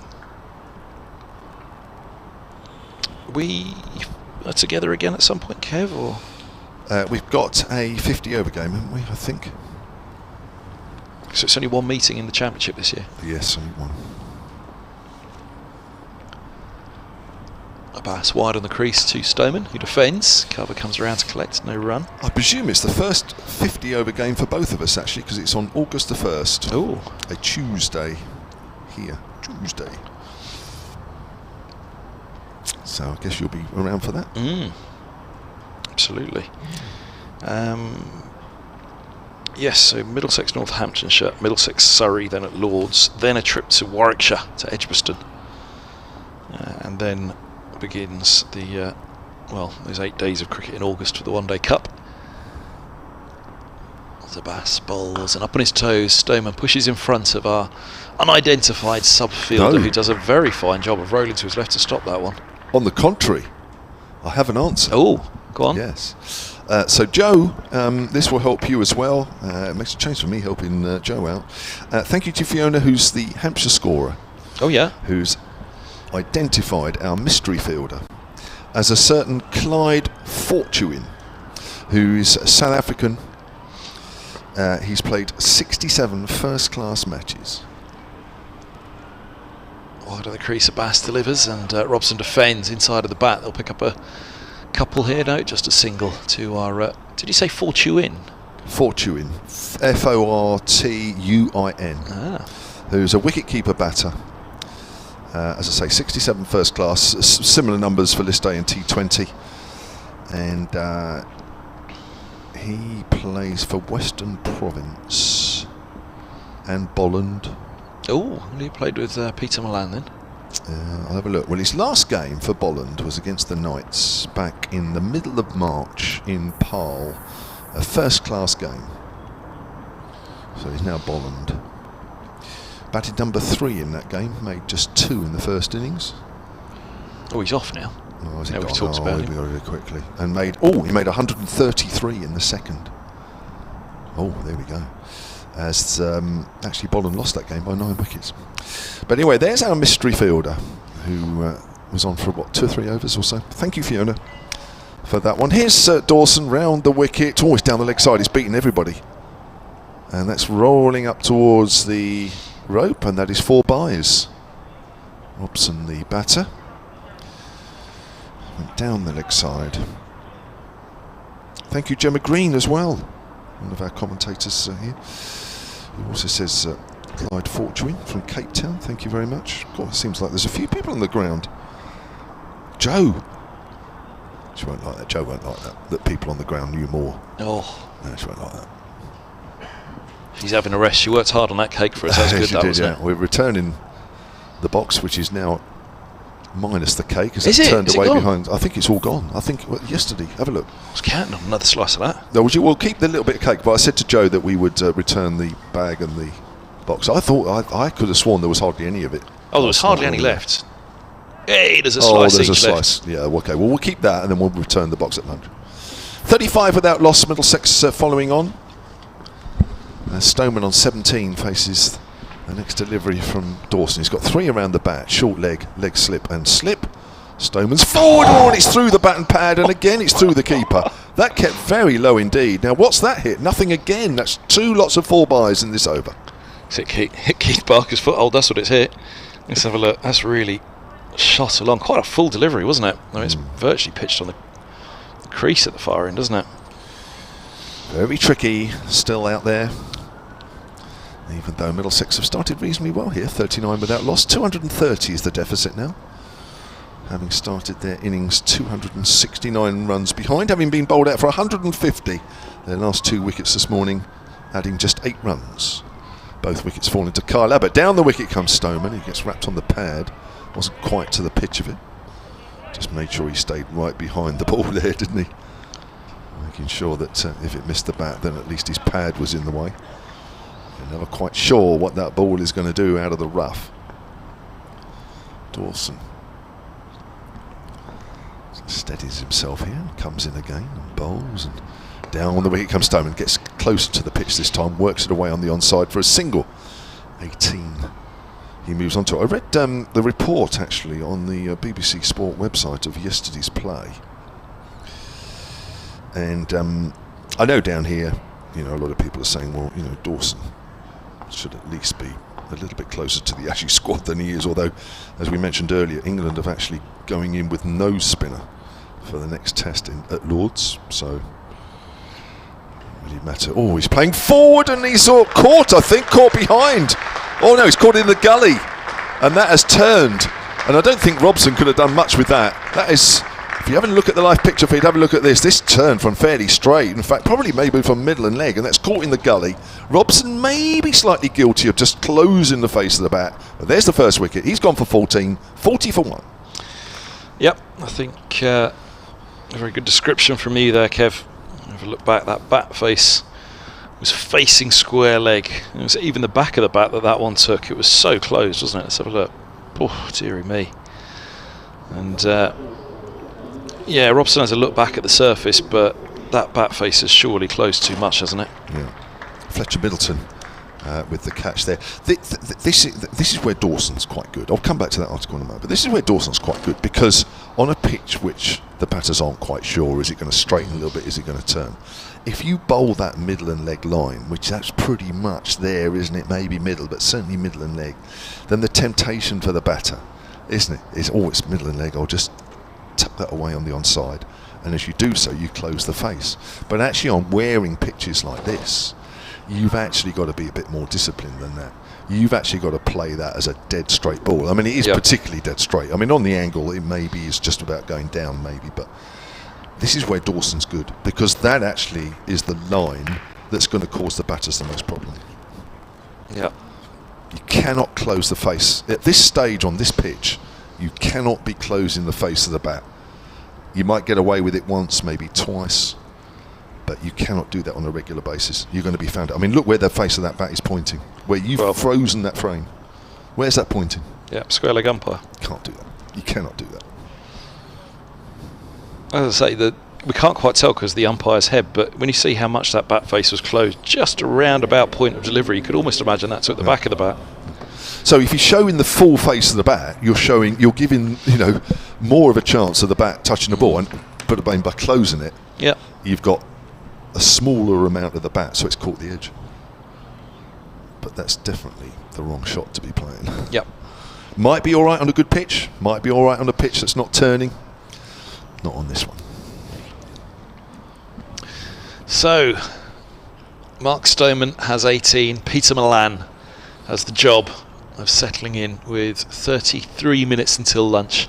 Barker's left arm around the wicket to Stoneman, and Stoneman high up the outside edge. That one finds a bit of bounce, and the cry that you'd have heard was from the wicketkeeper Ben Brown. Had both his gloves up in the air going, oh, look at a bounce on that. Down to deep third. Stoneman has a single and Milan's on to strike for the first time. They're going to need something special here from their overseas. Just going to need something special from everybody, aren't they? Middlesex are 228 behind. I mean, how long would they have to bat for? Let's just forget about match situation, Dawson. Let's just think of time. If they were to be 170 ahead, 400 more runs from here, then you're batting till nearly tea tomorrow, aren't you? As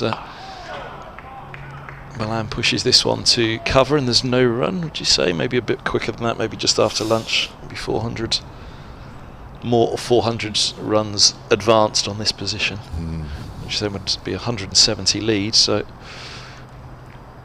yeah, they've virtually got to bat until tea tomorrow to save the game, is the point. That's the simplest way of putting the task that lies in front of Middlesex, which is not a simple one at all. Is it greying up a little bit in the distance, or it's just those dirty? It's just those dirty windows away to our right, isn't it? It looks particularly dark. I've just looked around the windows though, and it looks all right. Here's Barker bowls, and Milan leaves alone outside the off stump. His second ball. There's a tweet here for you, actually, Kev. Now, I know nothing of this, and you probably may know nothing of it either. Ian East at Solent Sport may be stirring something up. Yeah. Question for Kevin: does Eskenazi still want out of Middlesex? I know he struggled a bit, but I feel it's hard to look at the Middlesex team and not think that he's a better option than some of them. I'd say no. He signed a new contract recently, didn't he? Well, there you are. Maybe Ian is stirring it up.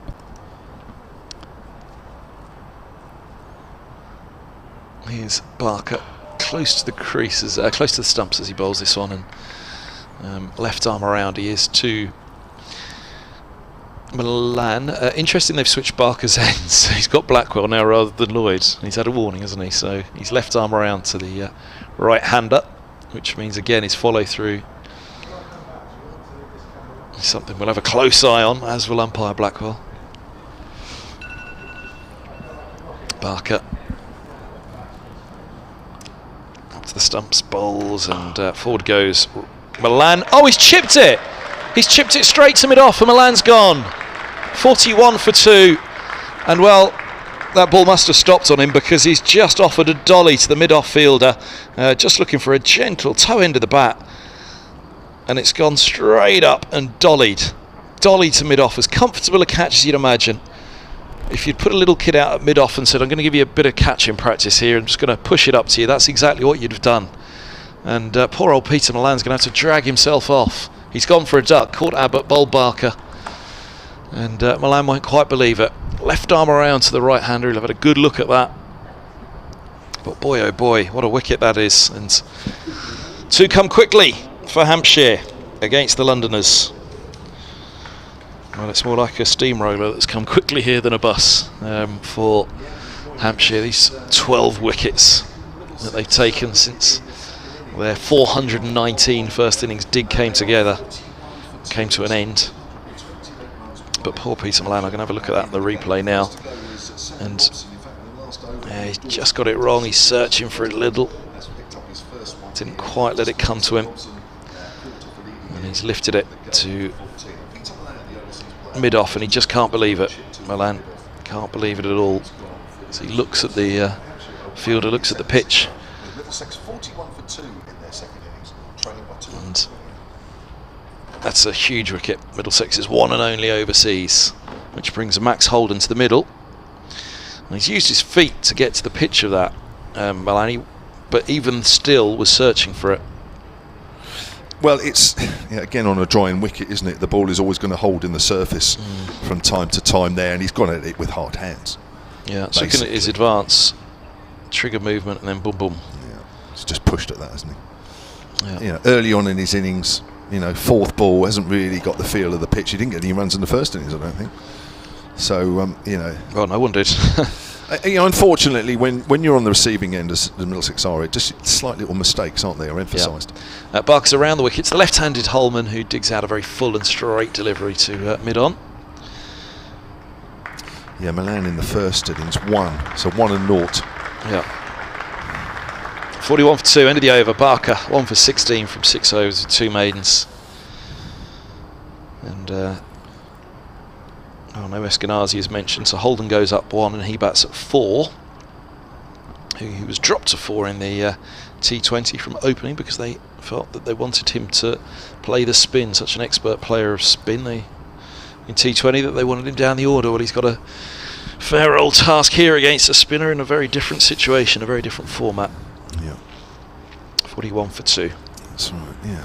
Good start, wasn't it? 40 without loss, but 2 wickets for 1 run. It's just set Middlesex.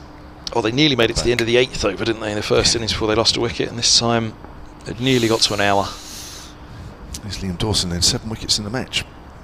Bowls over the wicket to... Ooh, that's bounced a little bit on Stoneman. Does well to keep it down, fielded at leg gully.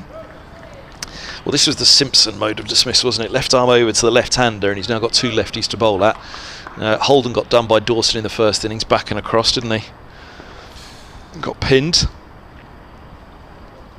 Still those 3 around the bat. 1 on the drive at mid-wicket, that's Weatherly. He's over the wicket again, Dawson. Stoneman gets one, it bounces, he dropped it short leg. But that is difficult. That is very, very difficult indeed. I was just about to say, have they got enough around the bat here? I mean, Middlesex, 25 minutes before lunch. Runs don't matter in this. Middlesex have got to bat until tea tomorrow, and then they might not be safe still. That's been, I don't know who that is. Number 19? That's Fletcher, yeah, of course it is. But that's difficult. I mean, he's flung himself to his left there. They stick or they don't. And more often than not, they go to ground. Stoneman comes down the wicket, gets a leading edge as it goes out on the offside. Very, very difficult indeed. I mean, Stoneman has to use his feet from time to time, and especially after the previous ball. If you just stand there, then one is going to bounce out of that rough and you will get caught. So he's decided that he's going to use his feet. Well, there, if you don't get to the pitch of the ball, then you're running a risk there as well. But he's got away with that one. Moves on to 20. And it's Max Holden to face the next one. So we've got 2 left-handers out there at the moment, which maybe is not ideal with all that rough. And you can see it. We can see it from here. You'll see it on the live picture feed. Just outside the off stump there. There's Dawson bowls. Gone for the reverse sweep. That's a good shot. Well, that's probably better, isn't it? I mean, he's probably better off doing that because he does that in T20 a lot, doesn't he? And he's very. I mean, from what I remember, Kevin, you'll know him better than me, but I mean, he's very, very quick scorer in T20. He's got 100 in the T20 already against Kent. I think he got 68 not out of 35 in that magnificent run chase against Surrey. He is a dangerous player. He's better off playing it like a T20 here. Hampshire reinforcing that field behind square on the offside. Because he was out, I think he was out LBW in the first innings, wasn't he? Really not quite sure what to do. Comes down the wicket, tries to lift it on the leg side, misses. It hits him on the pad, fortunately for him. Well, I have to say, the sunshine's just come out, which might not be ideal either, because that does tend to make the pitch just misbehave a fraction more. And this game's all over before tea for me, the way things are going. Did he say tea or lunch? Forward. Holden goes out on the onside. Yeah, very tricky. I mean, there's no doubt about it. You're better off being positive now, the way things are, especially as a left-hander here. And you're going to require a little bit of luck. But of course, there is a bit of skill to be had out there as well. Yeah, as I say, that chance was put out. I was just about to say it, but the ball before the chance was dropped at short leg, is it not worth getting another one in? Because I'd mentioned that Simpson one, which he was caught at short leg, wasn't he, where there was that bounce. Spat was the word that was used by somebody. Spat out of the foothold at Simpson. And he's got the same angle of attack here to these 2 left-handers, left arm over from the hotel ends. You just wonder, is it worth getting another one in on the onside? Almost irritates the batter as much as anything, doesn't it? Bringing in a few more. Always hark back to Warne at Lords and Fleming captaining Nottinghamshire at Lords as well, and both of those are chasing victory against Middlesex years back. This is Barker around the wicket, bowls, and This one's run along the floor, angled bat by Stoneman down to deep third. He'll pick up a single. They're thinking two about the. Oh, goodness me! I was thinking that was going to be tight. Settled on no in the end. Stoneman's on to 21. He doesn't want to face a bass. First ball of the over against Barker. He's coming back for a second. Keep the strike. Warne at Lords. I think you were tuned into that. I remember getting emails from Lawrence Herman down at BBC Radio Solent back then, and Hampshire were chasing the victory at Lords, and Warne was all over Middlesex as captain. It was a really hard task. It was late on the final day, and Hampshire needed a good few wickets still for the victory.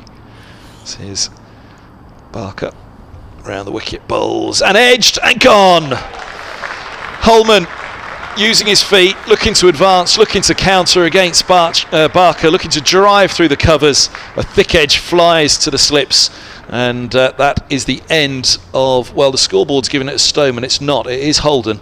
Vince with the catch, Barker the wicket, and Holden departs. Middlesex are 48 for 3. Now, a lot of people might be surprised with what I'm going to say now, but actually, that's fair enough, that wicket. Because he plays, in T20 cricket, he's quite a dangerous player. And it probably has got to a situation where he should play the game that he's best at. And he's best at attacking the batter, at the bowling. And he's tried to do that. He's come down the wicket and tried to drive that hard. Now, all right, he's out doing it. But at least he's playing a way that he plays. If you stand around here, you're going to get out. There's no doubt about it. But, he had a plan there. Now, at the end of the day, he's got out. But at least he had a plan in which to try and play. It hasn't come off, but I tell you what, if he'd have batted for 20 minutes or so there, or even up till lunch, it's about 20 minutes till lunch now, but if he'd have batted up till lunch, maybe just after, he actually would have scored some very quick runs, and all right, he might have got out in the 30s, 40s, maybe even 50, but that would have been a particularly good score on this wicket, the way it's playing now. So I don't think anybody should be actually particularly disappointed with that mode of dismissal, because he's actually doing something that he does and has been successful at this season. Yeah, just looking at where he was at point of release from Barker, and he'd already taken the shuffle, hadn't he? He'd taken the 2 steps, he was down the track. Barker releases, that front foot comes down, he's then playing a long way away. But he's decided he's going to have a go, isn't he? Yeah. As I say, on another day that's coming off, or that shot anyway, but just not on this occasion. And then sometimes it looks worse when your team's in a really difficult position, as they are. Looks worse when you slow-mo it like this as well. But as I say, it's a bit like a bad tackle in football, isn't it? Slow it down, looks even worse. I certainly wouldn't blame him for that. Well, John Simpson comes out at number 5 for Middlesex. So I did politely inquire of one or two. Was Simpson pushed up because of Dawson? They said no, it was Simpson going at 5, Holman and De Carey's thereafter. Here's Barker around the wicket still to the left-handed Simpson, who leaves alone on a similar line to which Holden just played that attempted cover drive. 47 for 3. Yeah, I suppose ordinarily you wouldn't have had 3 left-handers in all together like this, with Dawson looking to pitch it into the rough, but as we saw with Robson, that even the balls on straight now are difficult to play. So Higgins was the one that really made us sit up in that first innings, wasn't it? As much as the Simpson one, as I say, the word that was used to me was spat at him out of one of the footholds. It was that Higgins one that turned and bounced to the right-hander as Barker bowls, and this ball's clipped to mid-wicket and there's no run. That was the one where I kind of looked at it and thought, what are you going to do about that? It was almost the shoulder of the bat from Higgins, wasn't it, that was taken? Was. No ball, that one. Thank you. Got some more info on John Williams, the composer. From Stephen Easton. Thank you, Stephen. I love it. solentcricket@gmail.com. I think 91, he says. I think we mentioned that.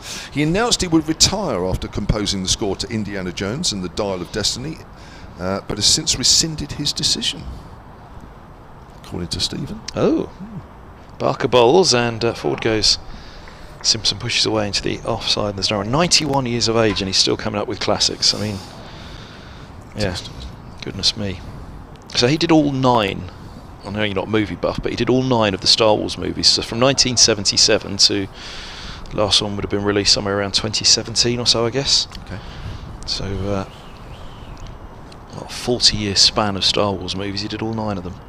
The soundtrack, and as we said, Indiana Jones there, Jaws, Harry Potter, Jurassic Park. What a career. Here's Barker around the wicket, bowls, and this ball's turned to mid-wicket and there's no run. I could be very wrong on this, But certainly in the case of Star Wars, I don't think he's ever seen one of the movies. So I don't know whether he's seen an Indiana Jones or he's seen a Jurassic Park. He's a composer, and he's told this is what we're after. This is the kind of soundtrack that we want. So as far as I know, George Lucas told him this is what I'm after. And he's produced them, and never seen a Star Wars. Okay.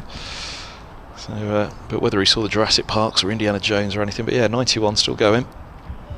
Here's Barker very close to the stumps as he bowls, and forward goes Simpson, pushing back up the track. 49 for 3. But that's what I mean. You separate.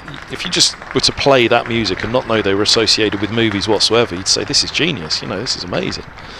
It's almost as though you kind of notch it down a little bit because you think, it's just a movie soundtrack. But incredible composer. 49 for 3. Middlesex. Stoneman has 21. Simpson has yet to get off the mark, and Dawson, he's orchestrating things here for Hampshire and leading Middlesex a merry dance. So how much more damage can he and Hampshire do before lunch? 17 minutes to go, J-Bo. Yep, 16 overs of this follow-on so far.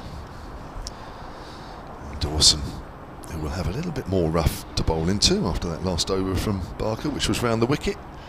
Bowling to Stoneman. Still those 3 men around the bat, no more. As he bowls, Stoneman pushes forward, he plays it late, thick outside edge, rolls towards third. Fuller slides into that, but big puff of dust as that bounced. 2 to the Middlesex total, that's a 50 up. Mike Martin back on the tweets at Sonnet Sports says, so now we need to know the last player to score 100 and take 10 in the same game for Hampshire.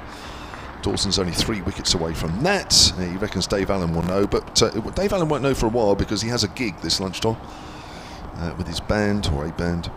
So he won't be listening at the moment. There's Dawson, so hopefully they'll drag it out a little bit. Oh, it's up in the air, and Vince takes the catch at slip, and he's given out. Stoneman stands there. He looks a bit disappointed. I think he's probably disappointed more with the execution of the shot. But of course, when you're playing reverse sweeps like that, you're never quite sure what the bounce is going to be like out of the rough. It lollipopped up to Vince, who actually had a little bit of work to do at slip running back.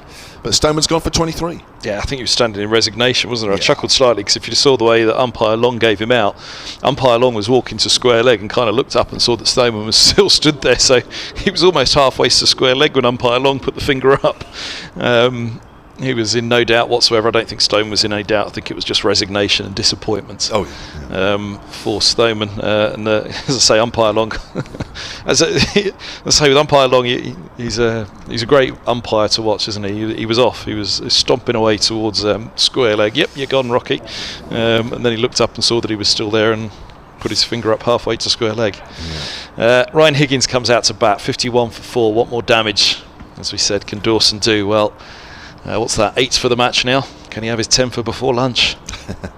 2 wickets for Dawson, 2 for Barker in this innings. Yeah, I think with Mark Stoneman, it's one of those where he's prodded around a little bit, and then he's decided to play 1 or 2 shots, and nothing's really coming off for him. But that is the nature of this wearing wicket here at the Ageas Bowl. No doubt about it. The side batting first on this had the best of the surface, and as Nick Gubbins was saying last night, actually, speaking to us after the game or after the day's play, that actually, they knew they had the best of the surface and they wanted to make the most of it, and they could have batted a little quicker to chase some bonus points, but they decided that they wanted to go as big as they could in the first innings, and at the moment it looks like it's paying dividends. So Dawson round the wicket to Higgins. There is a gully and a first slip. Man on the drive at extra cover. Higgins forward gets a leading edge. That's that line that Dawson's bowling, that he wants the batters just to close the face a little bit. Higgins played a little straighter there, but still caught the thick outside edge. 218 the deficit. You really can't see Middlesex getting anywhere near, if I'm honest. Shouldn't do anyway. Oh, that's beaten the outside edge. That is a super delivery, and Higgins has done nothing wrong there. That's just bit into the surface and turned from very straight. Someone cried catch, but I don't think there was any bat involved, was there? I mean, you're always wondering, did it just grab a little bit of the body on the way through? But if it had taken something of the body, they'd have all been screaming LBW, wouldn't they? Yeah. Well, again, see the temptation, even with Higgins there, you could see he was just closing the face of the bat. It's short this time, and it's cut away off the back foot, so he's off the mark. 52 for 4. One thing about this match which has kind of been forgotten is the Kookaburra, because that's almost gone out of the equation now, hasn't it? We talked about it all day long. It went soft after 15-20 overs, and for Middlesex then it wasn't much use, and it was over to De Carey's and Holman, who, between them, have bowled 70-odd overs by the end of that first innings. A couple of young spinners, which was great, but since then it's been all about Dawson, hasn't it? And Barker's picked up that wicket of Holden countering. Dawson to the left-handed Simpson over the wicket. Simpson on the back foot plays that into the ground. That's the end of the over. Dawson has 2 for 15 from 4 overs. Barker 2 for 19 from 7. Middlesex 52 for 4. Trail by 2-1-7. Yeah, goodness me. I mean, how do you weigh this up if you're Middlesex? At the toss, you'd have thought, batting last on this.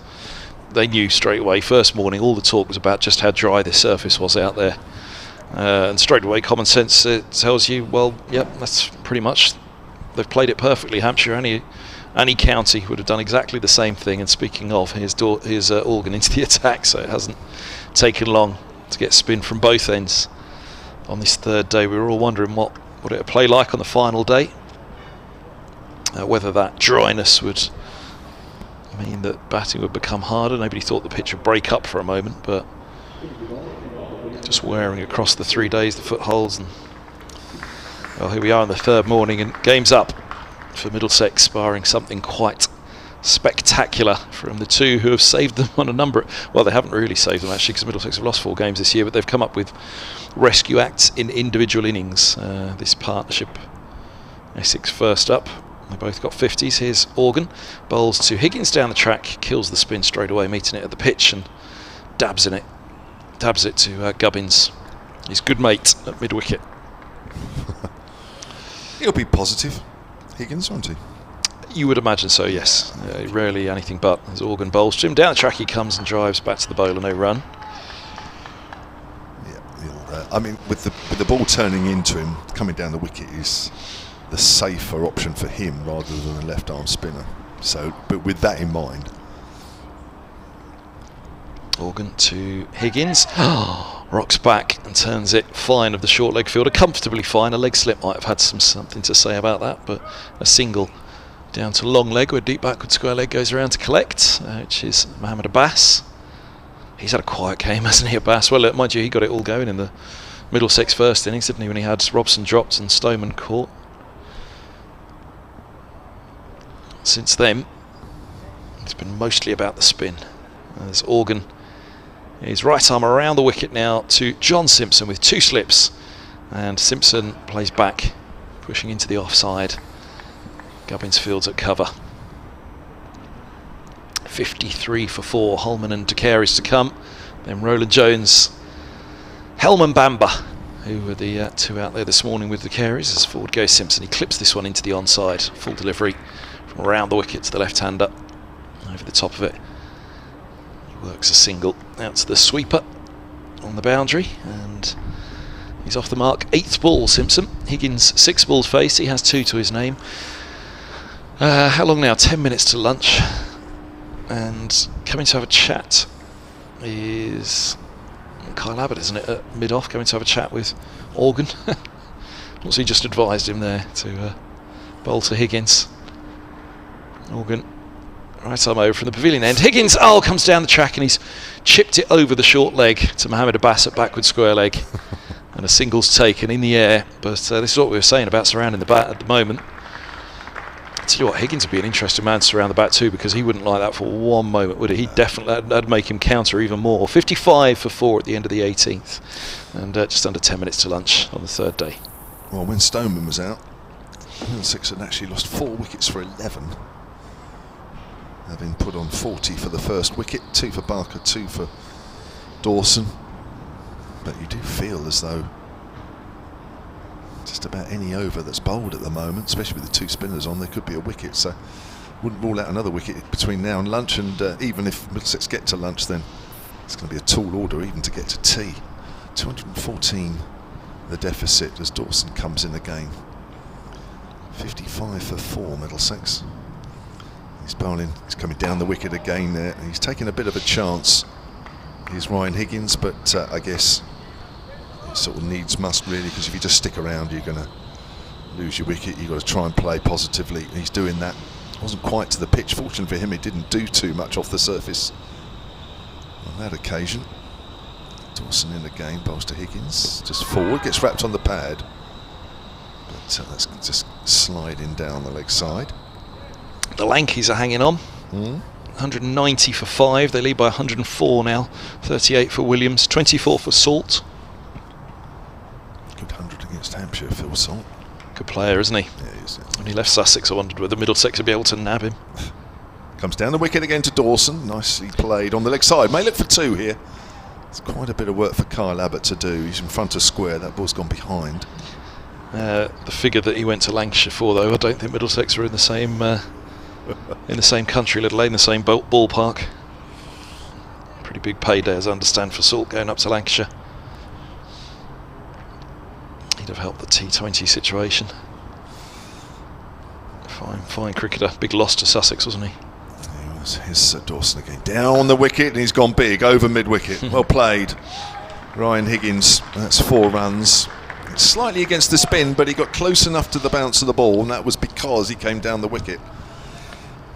You've got to use all your powers of concentration here, because he is playing very positively, but you've got to get every shot right. Moves on to 9, 61 for 4. Another player that needs a whole load of credit in this situation is Nick Gubbins for the way he played on day 1. Dawson obviously got a century as well, but Gubbins came in. They were 4 down without 3 figures on the board, weren't they? And the back foot there just steers it with the spin out to backward a point, but Barker's there. Yeah, and they're no mugs, the Middlesex bowlers. Yeah. No, Helm, England squads for the last couple of years. Roland Jones, former Test bowler. Higgins, a wily bowler. Bamber's an absolute beaut. I'm a big fan of Ethan Bamber's. Didn't see a lot of Higgins really bowling, did we? Higgins on the back foot there, follows him a little bit, but he just finds enough room to squeeze it to backward a point to Barker once more, but that was very close. The ball just following him. End of the over. 61 for 4. Higgins 9, Simpson 1, 208 behind. Crowd cheering at something. Not quite sure what. Don't know.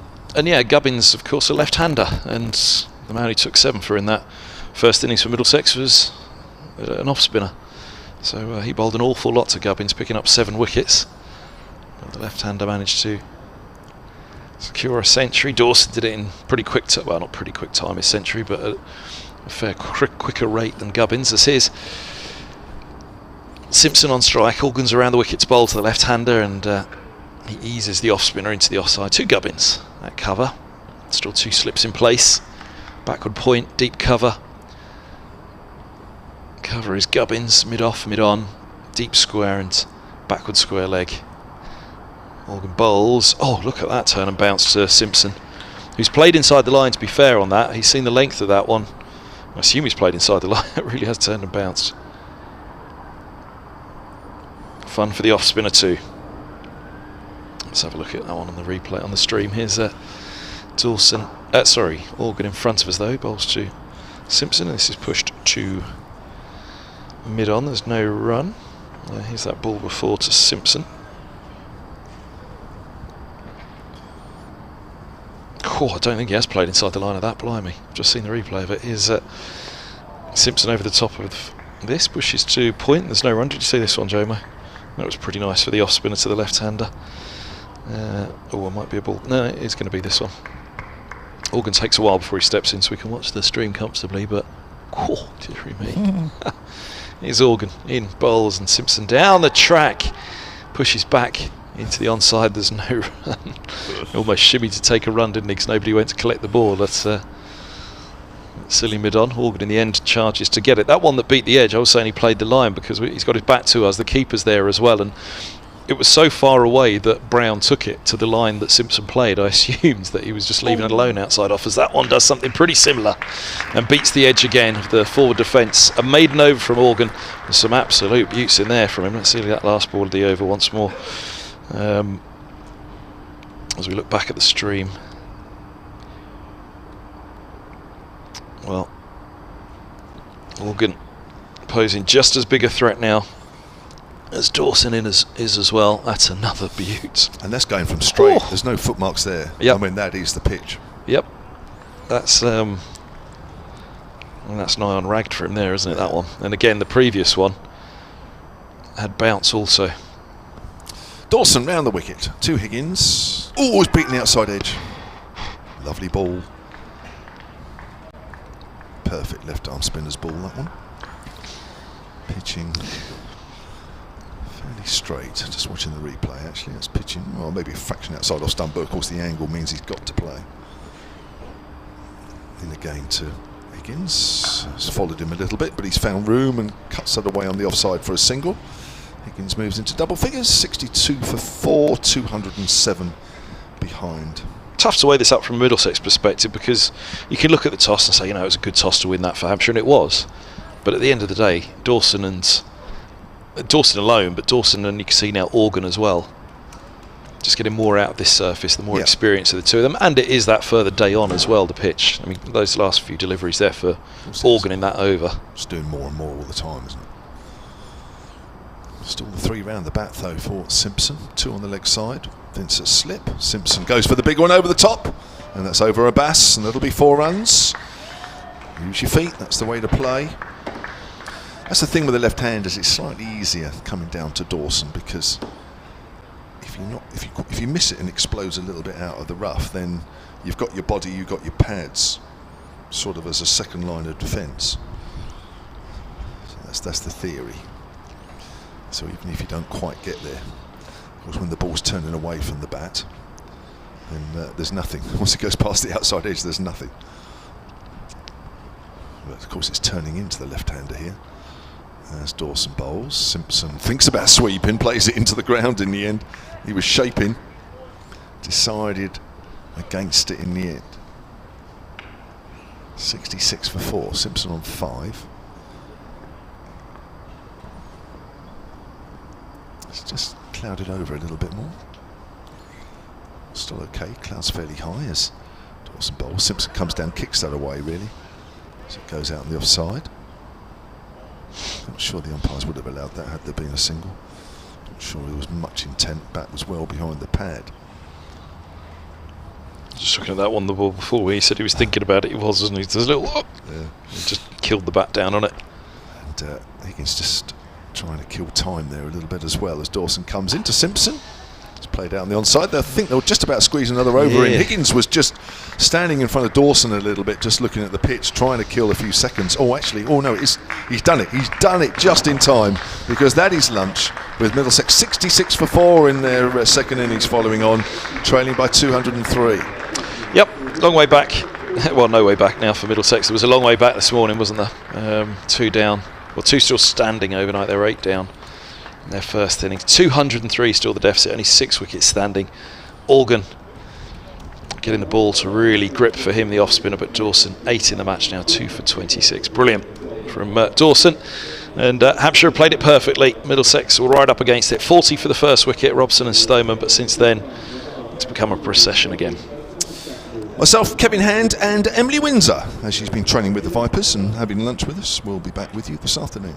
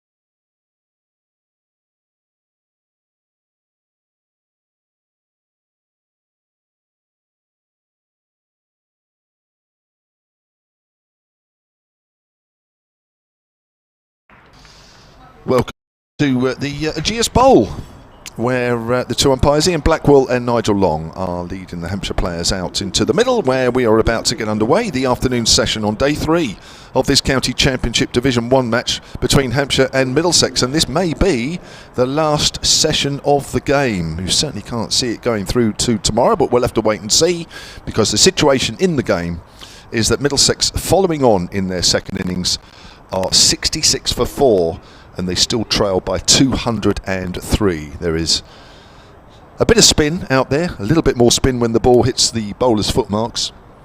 Liam Dawson has already taken 2 of the 4 wickets to fall to add to his 6 in the first innings. And the Middlesex not-out batters, John Simpson on 5 and Ryan Higgins on 10. Keith Barker, with his left-arm seamers, has picked up 2 wickets, 2 for 19 from 7, but Liam Dawson 2 for 26 from 6 to go with his, as I say, 6 wickets in the first innings. It's looking a little bit tricky out there for the batters. It's a drawing wicket all the time, and really that first innings of Hampshire's 419 was a pretty decent effort. I think it's fair to say the wicket's done a little bit more as the game has gone on, certainly for the spinners, but even so, that 419, that was a particularly good effort. Liam Dawson and Nick Gubbins both reaching hundreds in that. Josh DeCaires with his off-spin picking up 7. Here's Felix Organ to get the afternoon session underway, and immediately there's a play and miss from Higgins outside the off-stump. That didn't turn. So that's pretty much how the morning session went. Middlesex resuming on 142 for 8 in their first innings this morning, trailing by 277. They batted for just about 20 minutes for their last 2 wickets. As Organ comes in and bowls a reverse sweep, misses, hits him on the pad. Another shout for an LBW, a little bit hopeful. Tom Helm for 9 and Josh DeCaires the last 2 wickets to fall, both falling to Kyle Abbott. Helm bowled without playing a shot. Josh DeCaires LBW to a straight one from Abbott. They added just 8 runs. Down the wicket comes Higgins and hits that high in the air, just about over deep mid-on. And that's going for 4 runs. Close to being a 6. Well, this is very much how the batters are starting to approach this now.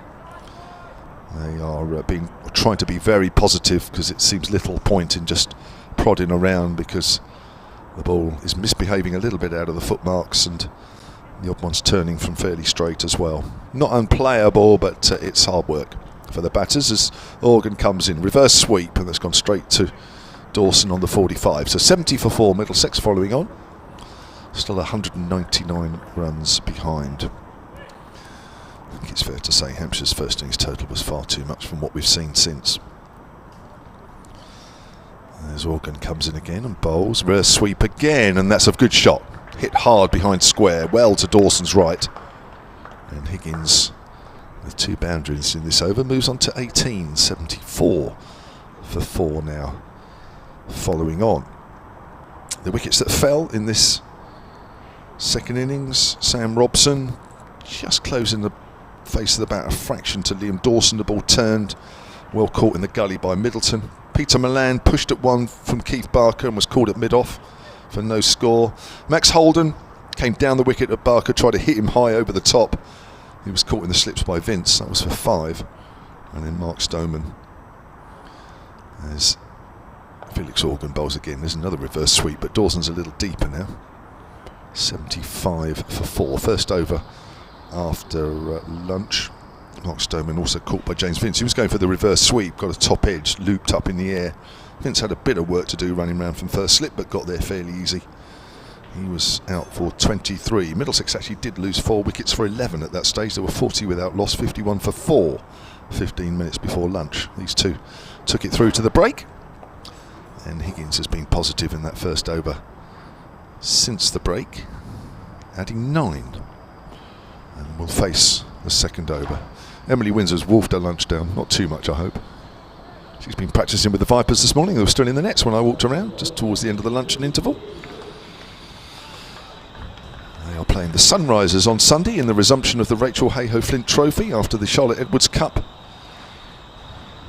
Meant that trophy is played in 2 parts. Vipers, of course, retained their trophy. If you didn't already know, that's a full delivery which Higgins turns away on the leg side. And he gets a single, moves on to 20. He's been very consistent, as we've mentioned several times, for Middlesex this season. with the bat.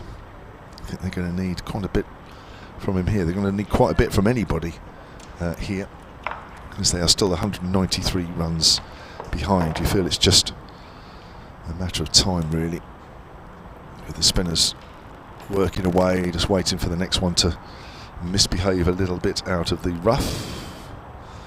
And here's Dawson. Comes in and bowls over the wicket. Simpson forward, gets wrapped on the pad. He's outside the line. Welcome, Emily. Yeah, good afternoon. I hear, Kev, this morning you'd said I heard this from a player in the gym that it was going to make day 4, and here we are. Well, I think everybody turned up this morning thinking, will it make day 4? Oh, I said it was going to make day 4. Yeah, apparently. Oh, did I? Well, I probably err on the side of caution. As Dawson bowls, he comes down the wicket, but again he's turning into his pad. Did I actually say it was going to make day 4? Wow.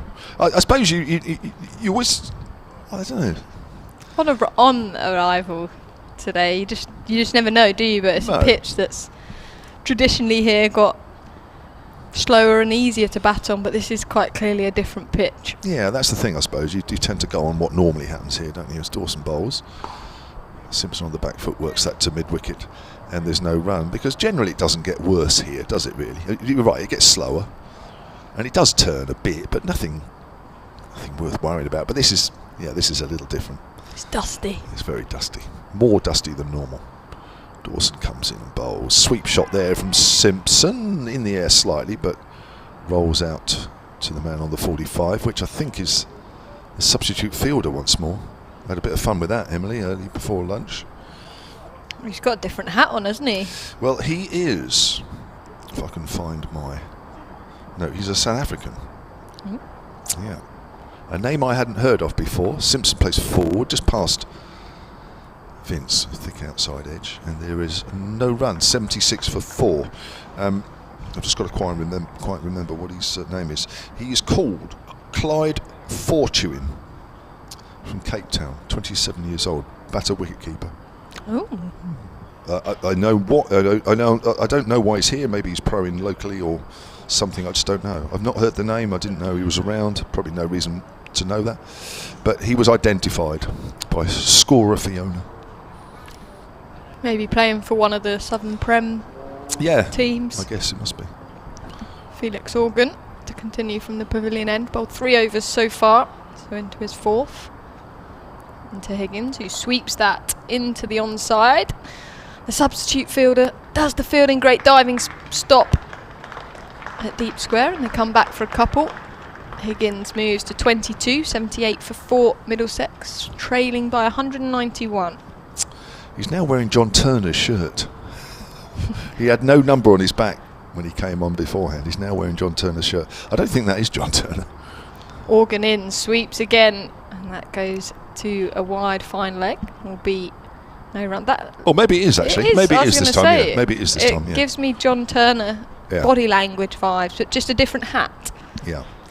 So it's not Clyde. He was here before lunch, and it's John Turner after lunch. Round the wicket, and Felix Organ to the left-handed Simpson. 2 slips. James Vince, Fletcher Middleton in there. As he approaches with the ball close to get to his face, and that's worked to mid-wicket. Will be a single up to Kyle Abbott. The deficit now 189 in Middlesex's second innings on a dry, dusty pitch. Hey, don't want that at Chelmsford on Sunday, do you? No. No, we will be using a Kookaburra ball, we always do. But it's obviously a white one. As Organ in bowls and advances down the pitch. Higgins doesn't allow that ball to turn, will be no run. How was practice this morning then?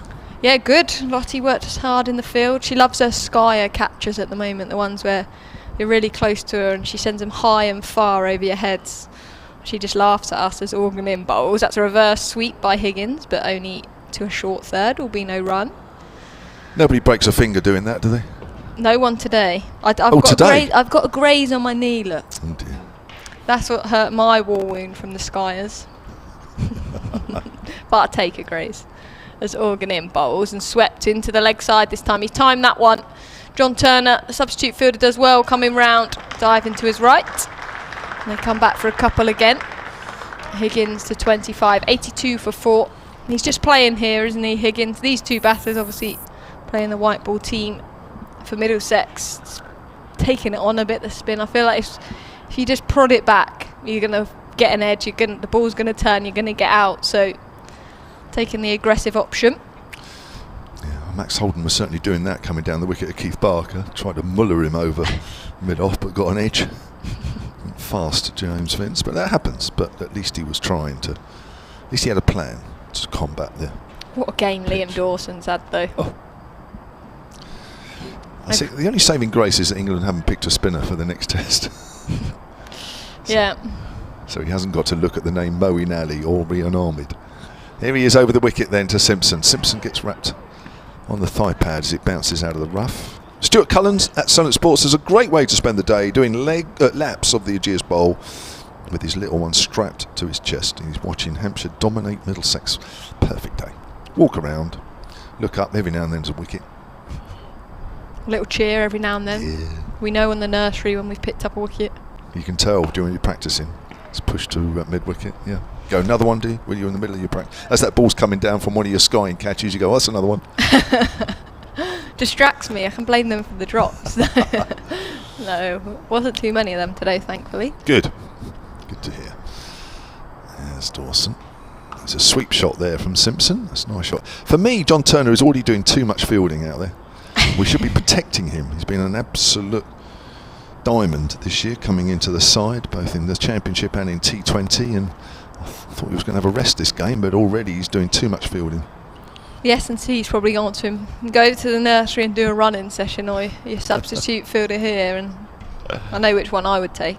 Yeah, do a bit of fielding. 83 for 4. As Higgins is back on strike. He's on 25. That's just off 27 deliveries. Down the wicket, not quite to the pitch of it. Oh, just ball just scoops up in the air. I think maybe off the pad. Dawson, not quite there. Back to the test team. Yes. England have picked a spinner. Have they? Joe Root. Well. He's bowled well last game. Yeah, I mean, well, okay. Well, he can bowl some spin, can't he? So He'll probably be bowling a lot of spin overs, I reckon. well, if they get in and get stuck in a bit, he'll have to, won't he? Dawson. Forward edge into the ground, fielded by James Vince, one-handed at slip. Yeah, well, I guess he will be doing some bowling, but obviously England don't expect the spinners to be. I'm sure you've chatted about the team and the selection, but Not loads, no. I was surprised to see Josh Tongue in over Mark Wood.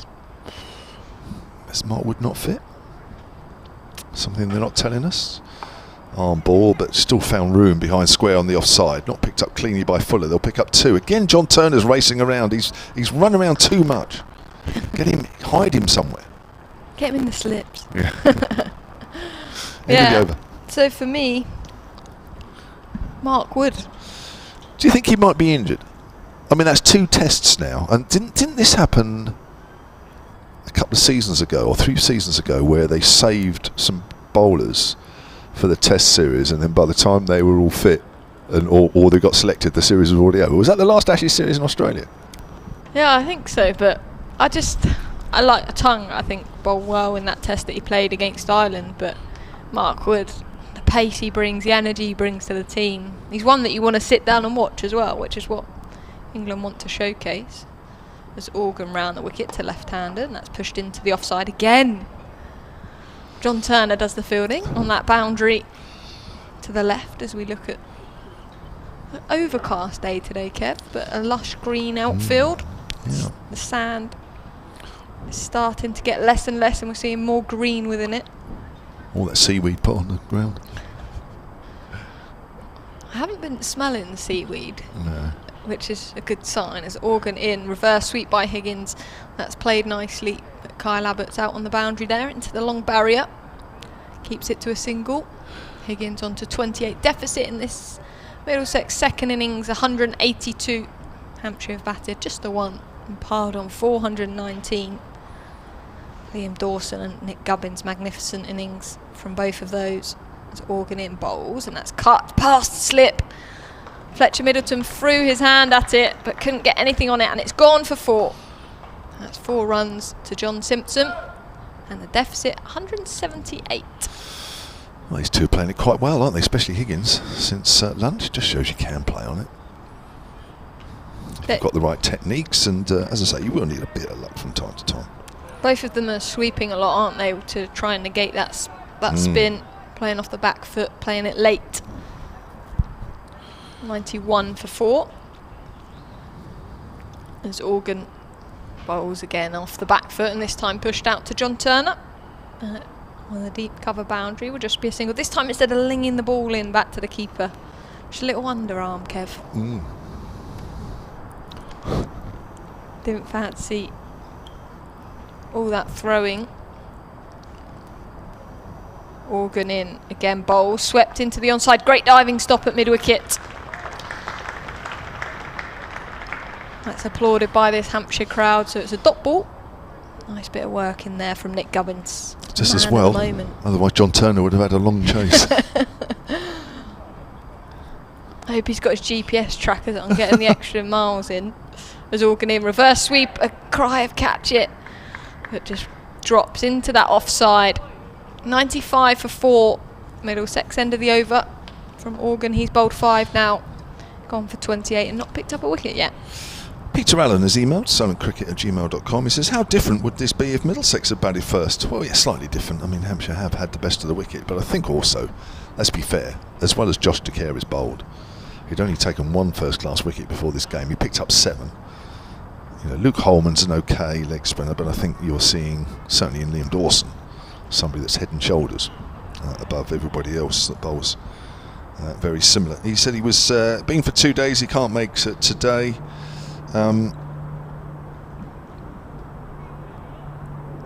yeah, the thing is, I mean, this could be over. Oh no, what's happening here today? Now the physio is on, yeah. For Higgins?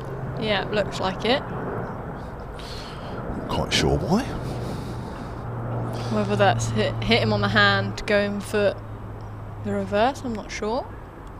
Physio's gone past him now, so where's he going? Helmet? Oh, did he clip the helmet on the way through? Oh, yeah. Well, I mean, that's no more than a glance. He's literally looked at the helmet and handed it to him. I mean, if the helmet's damaged after that, then that needs to be changed. But it's not. Is it build your own coffees up here now? Well, Kevin likes to do his own coffee. Oh. Yeah, got a kettle going. He's not happy with the... Paul Williams, who's tweeted from Portugal at Silent Sport. Clyde Fortuin, who was on the field beforehand. It's Dawson, as that's worked up to mid-on.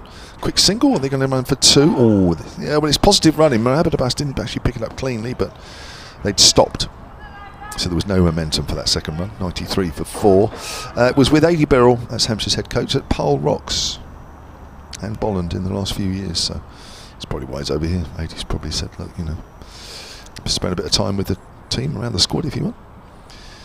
Oh, he's sweeping that one from very full. Almost a low full toss. Probably going down, Emily. Yeah, very full that. Maybe he got outside the line of off stump. I feel like if you're sweeping, that's not a bad shout, that. That's a good shout. If you're watching the replay on the live picture feed, you're probably saying the same. Definitely didn't get outside the line. No. But when the ball's turning like this, your pad's in the game, isn't it? You want to get that front pad. How would you play the spinners here? If you were facing somebody in the regional game and somebody's turning it like this, what would you be looking to do away from the bat? Probably be back in the pavilion. It's cut away by Higgins, only to backward a point. No, I think you've got to make a decision, haven't you, whether you're going to go and meet it to negate the spin. I think for me, I'd probably try and sit deep in my crease, get back. I think in the women's game, the spin's slower, so you've got more time off the back foot. Turned it away in the gap on the onside, Higgins. He's always running that first one quickly. Any chance of a second, Higgins is always looking for it, but just a single. 94 for 4. And I guess I've not played a red ball format in the sense of being in this situation where you've got a bat time, build an innings. I think in white ball cricket you want to try and put pressure back onto those spinners, not just let them bowl, and by doing that it's using the depth of your crease. Simpson on the back foot. There is a gap out there in the covers. I wonder if the listeners So can hear the kettle going in the background. 95 for 4. That's a good effort. Is that right? Is that the kettle boiling that he's brought? You brought that from your room, haven't you? No, I feel like it was a nice background noise. That's swept away by Higgins, and there's nobody out at backward square leg. Well, he's playing it nicely here, Ryan Higgins. He just shows that with the right shot selection and the right thinking, that you can play on this. 33 off 37, and he's not looked in too much trouble. 99 for 4, Middlesex following on. They're 170 behind. Yeah, after lunch, these two have looked pretty comfortable. There's not been any chances for Hampshire playing the spin well. What did you have for lunch, Kev? What was on the menu today? Hot pot for me. Nice. It was all right. Out of 10? It's always nice here. Well, it's up there. It's up there. Another 8 or 9 out of 10. You had the... Just a jacket as Organ in round bowls, and that's played up to mid-on. Liam Dawson's there now, so they're not taking on the single. For the second day running, because he saw your chicken Caesar salad on the first day, Kevin Hands had chicken Caesar salad. Has he? Yeah. Gave him food envy, Dave. Oh, no bacon or croutons today. He's on the healthy stuff. Organ in bowls, and that's pushed into the offside. Will be no run. Ben Brown likes that one, that outside edge in the game to this left-handed John Simpson. 2 slips are there and waiting. James Vince very wide base, both of them getting very low to the ground as Organ in bowls off the back foot and plays back to him. I've not seen any massive spin since I've got here, Kev. I was watching in the gym, it was on the screen. Yeah. I was getting really excited. I was like, it's all action stuff. They got the commentary on in there? There's no sound. There's no sound. Oh, it's just as well. In the atrium, though, there's a lot of sound. There's a... Felix Organ bowls, and that's left alone outside the off stump. Ben Brown takes the ball. Hello, everybody in the atrium. And actually under the stands it plays now as well, our voices. Yeah. It's good. You need to be heard more. I don't think I do. I never stop talking. Organ round the wicket from the pavilion end into Simpson. Again in defence, just back down the pitch, no run. Still the deficit, 170. Middlesex following on. They're certainly not having it in their own way, the spinners, are they? We thought when they came on and Dawson took a couple of quick wickets that it was a foregone conclusion. But it's not. They're being made to work hard. Organ approaches, and that's in defence again by Simpson to the fielder at cover. Will be no run. It's a maiden over this time by Felix Organ. I think that James Vince has just signalled to James Fuller to have an over from the pavilion end. I think that's what so James Vince has said, look, do you know what, let's have a little bit of pace. Yeah. Roughen them up. Fire. Yeah, just change the momentum. Just give the batters something different to think about, because I think they've played the spinners particularly well. What are we at? 20 minutes since lunch? 66 for 4, 99 for 4, so 33 added. Playing nicely, aren't they? Dawson, 2 for 37 from 9. Bowls to Higgins. Comes down the wicket. Higgins works that away wide of mid-on. Weatherly comes around. Oh, he slips. Now, we've seen that a few times, haven't we, in this game? The fielder's slipping. That might be all that repair out there after the Arctic Monkeys concert. 100 up for Middlesex. I'll tell you what, Joe Weatherly starved that out well. The feet were almost above his head as he was flying in the air. I hope the photographers down there got that one. If Dave Vokes was clicking away at that moment, I'd be rushing over to Dave saying, can I please have your camera so I can erase that photo. 100 for 4. Over the wicket is Dawson. Certainly not having it all his own way this innings. Simpson goes slog sweep out on the leg side, and that's gone down to deep, where James Fuller is now fielding out that way. Now, does that mean that John Turner is off? He is. Oh, he's gone off. That's good. His GPS counter had already signalled far too many runs. 50 up this partnership, and that's come off to 72 balls. So you can play the spin on this. A couple of people at lunch saying, oh, that wicket's this and that. I said, did you watch day one? Did you watch the first day and a half? And now we're seeing 2 people that come back. That's kept a bit low, but that was well played by Higgins. Just stabs that out behind square on the offside. Yeah, I wonder if they probably said, well, have an hour out there, John, as substitute fielder. And after 10 minutes, he'd already gone through enough of his GPS counter. They said, oh, no, I better get him off. He's done too much already. There's Dawson. Higgins on the back foot, steers that out to short extra cover. Gubbins the fielder. That's what Higgins is doing well here, isn't he? He's committing to whatever he's doing. So he's either going right deep in the crease to play off the back foot. He's playing his sweep shots but getting right forward. He is. And then we're seeing Simpson as well be positive using his feet. We're not seeing that so much from Higgins, but it's been a good partnership from these two. It certainly has. Higgins sweeps from fairly straight. It's in the air, but it's safe. Ball just plonks out at deep square leg. Just lost all its pace there as it hit the turf. Into the sandpit. Into the sand. Yeah. I was having a chat actually with the groundsman Simon over on the nursery and just apologised for labelling part of his ground the sandpit. Did you? Well, you just called it again. So he didn't mind that much. I feel like I can not? still use it. See, he's listening. He's done a remarkable job on the outfield. 30,000 here for the Arctic Monkeys. I tell you what, they've done a remarkable job on the nursery as well.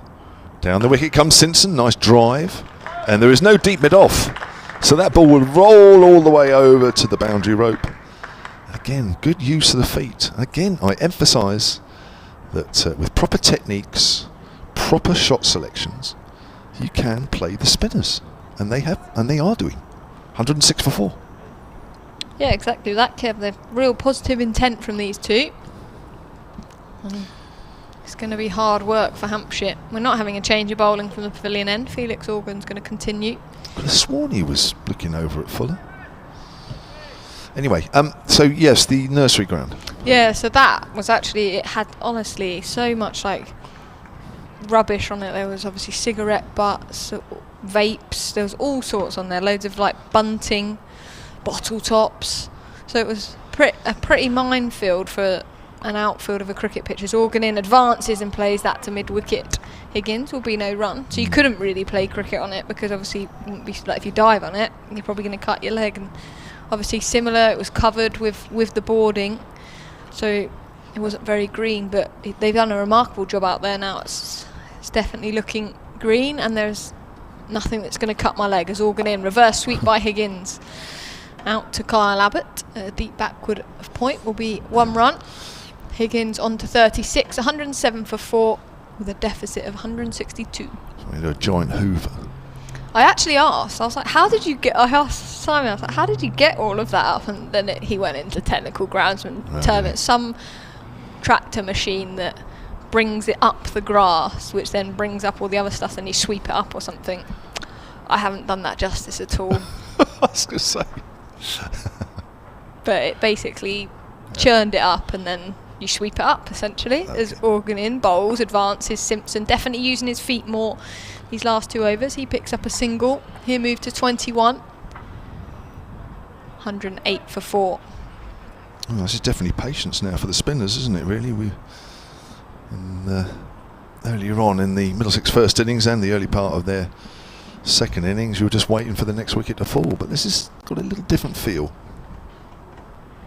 Change of field then. I think we're going to get another fielder under the lid, Nick Gubbins.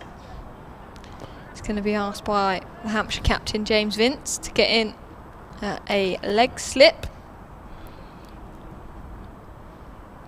Have to wear a helmet there. Short leg slip in play as Organ bowls. Reverse sweep dive from James Vince. And that's going to come down to the boundary for 4. It's gone very fine, and Vince can't get a hand on it. So that's 4 more runs to Higgins. He's on 42 now. Oh, it's interesting, isn't it? You've got Dawson going at nearly 4.5 and over. You've got Organ going at 5 and over. I just like how these two Middlesex batters are playing. I think, as I've said, the positive intent is crucial. As Felix Organ just awaits the ball from the captain James Vince. Just shining it up. Ball into its 30th over. As Organ in bowls. Reverse sweep again, that's straight to James Vince. He's appealing for a catch here.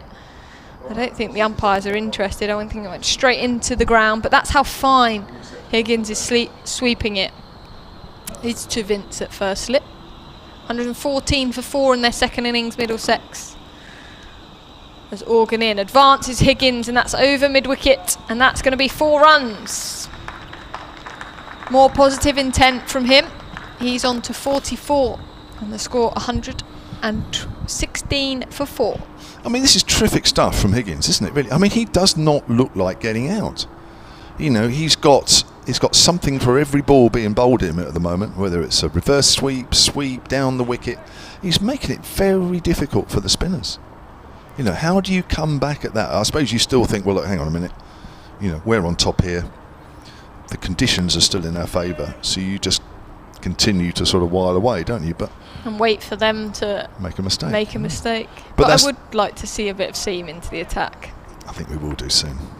If these two keep going the way they are, yeah, won't be long. Just to break it up. Organ might be the first one, I think, to give way. 7 overs for 35. Dawson bowls forward into the ground, Simpson, and it's well reacted by Fletcher Middleton there, has already taken 1 catch at gully to get rid of Robson off Dawson. He went for 14, the first of the wickets to fall when they lost 4 wickets for just 11 before lunch, Middlesex. 116 for 4 currently, Middlesex. Having been bowled out for 150 in their first innings. Dawson, a sweep, misses, and it nearly takes out Ben Brown. Was that hit him on the chest or something? I'm not sure there was an edge, but poor Ben Brown. He's done well, I think, there, to not get hit somewhere it hurt. Well, it may be hurting. James Vince really shining up that ball, Kev, these last couple of overs. In preparation for some seam. Almost making the spinners wait. They're at the top of the mark and ready, but Vince wants to get some shine. Of course, if the batter's not quite sure what it's doing out of the footmarks, nor's the keeper. Lets it hit him there to Simpson. Ball out of the rough. You sort of forget that, don't you, the job that the keepers play on these types of wickets. Obviously, every ball they're having to react just as quickly as the batters to any turn, any bounce. It's not easy at all, is it? Down the leg side again, he's leaving that one. It's not taken cleanly by Ben Brown, but that bounced, didn't it? In fact, I think he did quite well getting a glove on it. They will pick up 2 byes, though. Umpire Nigel Long's just about to signal byes. Yes, he is. And that's brutal as well, isn't it? The ball's turned, bounce, it's down the leg side, and it's signal byes. It's your fault. Whereas he's actually done well, actually, to even get a glove on it. 118 for 4, Middlesex. These two coming together when it was 51. Again, it's wrapped him on the thigh pad. As the ball goes on the 45. Barker fields. I think this is about one of the few moments in the Middlesex innings, either innings really, where you thought, Hampshire have actually got to think about where their next wicket's coming from. Which sounds crazy. 151 is the deficit now.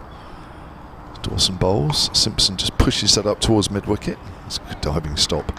Joe Weatherly again. And that's the end of the over. Maiden over there from Liam Dawson. You wouldn't have thought that. 2 maidens in a row. Now, what are we going to get at that far end? Are we getting... Oh, it's going to be some Carl Abbott. T20 cricket only, though. Yeah, you were telling Kevin Hands something, yes. Yeah. 3 in T20. That's obviously the women's game as well. So I think in the men's game you'd rarely see 3 dot balls, would you? I imagine on Friday when I'm here for the Glamorgan game, I'm going to test out my theory in men's cricket. See if there ever is 3 dot balls. In T20? Yeah. There weren't too many the other Friday night. But I just think that, yeah, I'm going to test it out. I get my little pen and paper and start scoring. I bet there weren't too many when Middlesex chased down that huge Surrey target. There weren't many 3 dot balls in a row. That's true, yeah. But you do, don't you? I think even when you're watching and you're commentating, you see 3 dot balls and it feels unusual, doesn't it? You go, something's going to happen now. Yeah, you do, yeah. This is T20 cricket, not the cricket we're watching now. 3 dot balls, well played, you're in behind it. That's right. It's not unusual. Nothing unusual there at all. So Kyle Abbott into the attack. Bowled just the 2 overs with the new ball, having taken the 2 wickets that Hampshire needed this morning to finish off the Middlesex first innings, which lasted just 20 minutes, just under. As Abbott in from the pavilion end, advances Higgins. Hit to mid-wicket, will be no run. Good. He's still coming at the bowlers. He's not having a look there. First ball of his spell. Higgins is right up the pitch towards him. He's been terrific for me, Ryan Higgins, already in this innings. Already got 4 half-centuries this season. He's a good player. Well, he's a gritty player. Yeah, tenacious, gritty. He's coming in sort of low down, middle order. I'm not comparing him to Liam Dawson, but the characteristics of them as a sort of a personality and as a fighter, I see similarities. As Abbott in bowls length and hit to mid-wicket. Will be no run. 118 for 4. Kevin Hand's saying there's something you said about his traits as well. What was that? Gritty? Patience, fight and mentality. Patience and what? Fighter mentality. Wow. That's definitely Higgins. That's definitely Liam Dawson. And I'll go no further. Kevin Hand. I'm a lover, not a fighter. They're just the type of players that when teams are in tough situations, they hold their hands up time and time again. Yeah.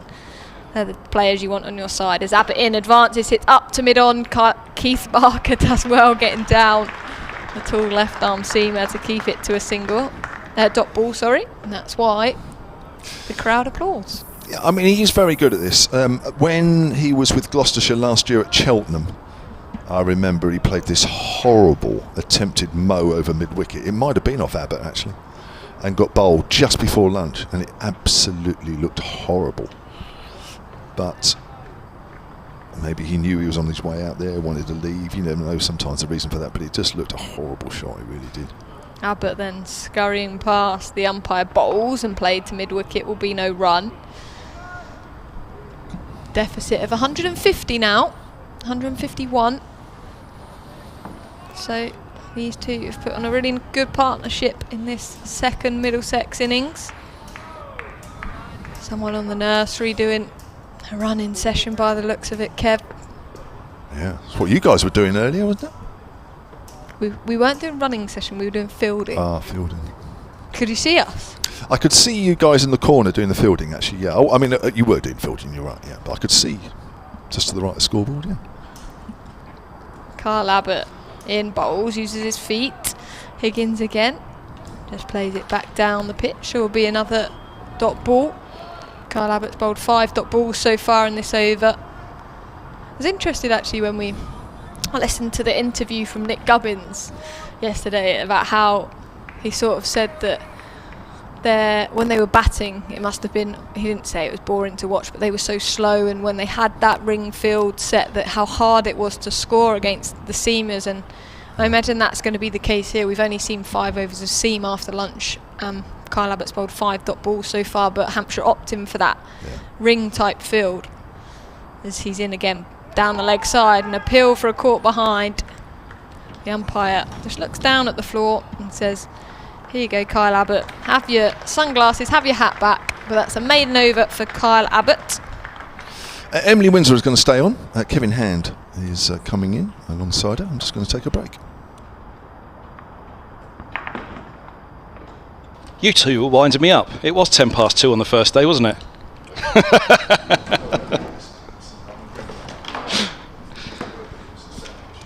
118 for 4. And Middlesex, Hampshire 419 in their first innings. And then skittling Middlesex for 150 and forcing the follow-on. They've still got to score more runs from here in their follow-on than they scored in their first innings. 151 more to make Hampshire bad again.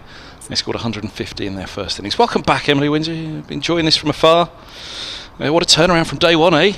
Yeah. I did fancy there might be a little twist and turn in this game. Do you? Don't keep Kevin James on his toes. It's not like us to wind you up either. Don't know what's come over us. Here's Dawson, he's in, bowls, and this is pushed away into the offside for a quick single. Simpson's on to 22 on 19 for 4. He did say 10 past 2 on the first day, didn't he? It was a wind-up when I turned up at 10 past 2, and he said 2 o'clock, I said. Well, I'm not getting involved. The two Kevs are having a little fighting. I'm sure you're kissing. Oh no, make up we've established later. this. We're not fighters. We're lovers. We're lovers. As Kevin's. Apart from Kevin Howes, he's a fighter. I'm not getting involved. I'm staying way out of it. Dawson bowls, and this is left alone. Ooh, that darts through from Dawson. 2 slips in place. Everybody's got their hands on their heads as Higgins offers no shot. It doesn't particularly thrust his pad at that one either. It was a quicker ball, darted through, and let's see how tight it was to the off stump. It wasn't that close at all, but Good equally good leave indeed. It was as much if he'd have thrust his pad across than that had turned away through. As this is swept hard by Higgins for 4. Higgins moves to 48 from 54 deliveries. Middlesex are 1, 2, 3 for 4. Yeah, he's played nicely after lunch from what I've seen here. Both of these two taking the aggressive option, taking a positive option, not letting the Hampshire spinners just bowl at them, which I think is the right decision on this pitch. Sort of in a do or die situation. Dawson, a lot of flight, grips and turns, but it was short enough and straight enough that Higgins was happy to rock back and usher it through the onside for a single. Mid-on comes around, and what's happened here? Hold on. Higgins, yes, there we go, it's all caught up now. Higgins is on to 49 from 55 deliveries, and Simpson's on strike on 22. Well, I went and packed my room at lunch. I think that's brought Middlesex some luck, hasn't it? All packed up, zipped up the suitcase, ready to go. I'd be very surprised if you unpack. Dawson, reverse sweeping is Simpson, but from wide outside the off stump, and there's no run. Yeah, it does feel more a case of before tea or after tea. Which one's it going to be? This is a huge partnership, but then De Carey's, he'll really hope someone hangs around with him in this second dig. I mean, alright, he was the last man to go, but opener by trade. 1, 2, 4 for 4, and forward goes Simpson, pushing back into the offside. There's no run, and yeah, Simpson 22, Higgins 49, 1, 2, 4 for 4, deficit 145. So they're nearly halfway there to making them bat again, but it's still a long way, really, isn't it? Yeah, look, I think Hampshire in a commanding position. They just need to stick with it here. They need some patience. Liam Dawson going off the field. John Turner's going to be coming back on. But these two are making it hard work. I think it's very easy, and you see quite often in this championship cricket when teams get themselves in a situation like this. I'm not saying players give up, but it just tends to go bang, bang, bang, game's done. But these two are showing some pride, showing some fight. Well, they have history this season. First game of the season, Middlesex 20 for 5, having been 4 for 4 in the 4 with no balls, if you remember. So 4 ducks in a row, and then Holden and Simpson were on noughts and noughts, so it was 6 noughts in a row. Then 20 for 5 when these two came together, and both got 50s. They're out to bat with each other then. 2 mid-wickets in play as Abbott in bowls, and that's hit to Keith Barker, who's one of those mid-wickets. Will be no run. Yeah, and Higgins scored 4 consecutive 50s in the first 4 matches of the season. They were all first innings 50s as well, which counts double, really, as we all know, second innings runs. It's just for the glory, isn't it? First innings runs where the hard work's done, but yes, Simpson stuck around a few times with him in those innings. Need more than a stick around here. Sticking around, Salt and Williams for Lancashire, 224 for 5. They lead Surrey by 138 now. Ooh. 3 mid-wickets in play for Higgins now as Abbott bowls, and that's hit to one of them. James Vince picks it up and wants to shy it back at the stumps. Can't do that anymore. Well, I've been describing it as I can't remember if we had a field like this on day one, Emily, when you were here. It's like a clothesline between the 2 umpires, and then you've got 3 fielders hanging between them. Although Vince is a bit droopy. It's as though one of the clothes pegs has come off and he's fallen forward a bit, hasn't he? He's not quite on the line. The wind's been blowing and it's knocked off one of the pegs. He's not quite on the floor, but they've made a little triangle, haven't they? Quick, get out there before it drops on the dirt. Let's go back in the wash if it does. Kyle Abbott from the pavilion end again into Higgins on 49, and that's played to mid-wicket again. Keith Barker there, but all along the floor. And James Vince is now taking it upon himself to take himself off the washing line and you come back into slip. What are the birds that fly in a triangle shape, that fly at a 45-degree angle? I can't say I'm a bird watcher. We discovered I'm not a telly watcher on day one. I'm not He's a the bird Sussex watcher commentator, either. is he, when we need him? What's his name now? Sussex commentator for years. And he used to do the updates down there. Oh, how can I have forgotten his name? Goodness me. I know who you mean as well, and I can't think. Abbott. In slip now. Bowls, and that's pushed into the offside by Higgins. And that will be his 50 of just 59 deliveries in a situation where Middlesex find himself in a very tricky position in this game. Higgins has held his hand up and played the spin beautifully. 125 for 4. He famously sung Good Old Sussex by the Sea on the radio when Mushtaq Ahmed bowled him to the title. What was that? A bit around 2006 or so, something like that. Plane taking off. John Lees. That's his name, John Lees. Good old John, he'd tell us. Well, that was what they were like on the onside, although Vince has moved now, so it's ruined it all. But yeah, it was Vince at the head of the pack, and then he had two either side of him, and then back to mid-off, out to deep square. There's a little triangle of them there, wasn't there? 2 slips then for the left-hander, John Simpson. And Kyle Abbott's charging in round the wicket bowls, and in defence will play to Nick Gubbins at a cover. 125 for 4. Don't know if you heard Nick Gubbins' post-match interview. No, I haven't yesterday. yet. I did want to listen to that, but He was saying that you were right on day one. That I there was. lots of friendly chat out there between good, him and his former colleagues at Middlesex. I was right on day one that this is going to go badly wrong for Middlesex. This isn't going to be a flat one. The Kevs, I've decided this game have both been really negative. You need a bit more positive Well, energy. what you'll find is one Kev has been right. As Kyle Abbott round the wicket bowls, and in defence confidently by Simpson. And we're still disputing 10 past 2 on the first day. Oh, Joe got a lunchbox today. Oh, Give us did a wave, she? Joe. She'll hear us in a few minutes. I gave the lunchbox, then looked up to you two and was giving a wave myself, having delivered it back. It was we were a fair old way behind I was on my stream. I wonder how long before Joe will give us a wave now. You need these ones in the ground where you can listen live, don't you? You can put the headphone The in. earpiece. The earpiece. But then it'd be great because you have your own headphones and watch it on the stream in the ground. There's free Wi-Fi here, isn't there? Yeah. So you can watch the stream on your tablet in front of you. Have you Headphones both? in. Is Joe looking up now? Is that the delay? You've No, both. she's looking up at something else. We both what? Sorry. You both eaten the whole cake. It was mainly Dave Allen. There's the wave. Here's Dawson. Left arm around, bowls and a reverse sweep from Higgins. Moves him to 54. Middlesex 129 for 4. 140 behind. He's played that shot lovely this innings. A reverse. Did you have any of that cake, by the way? I've not. I feel Oh, like there's still a some little left. bit There is. there There's that 2 slices left. Well, one if JMO gets there first, but.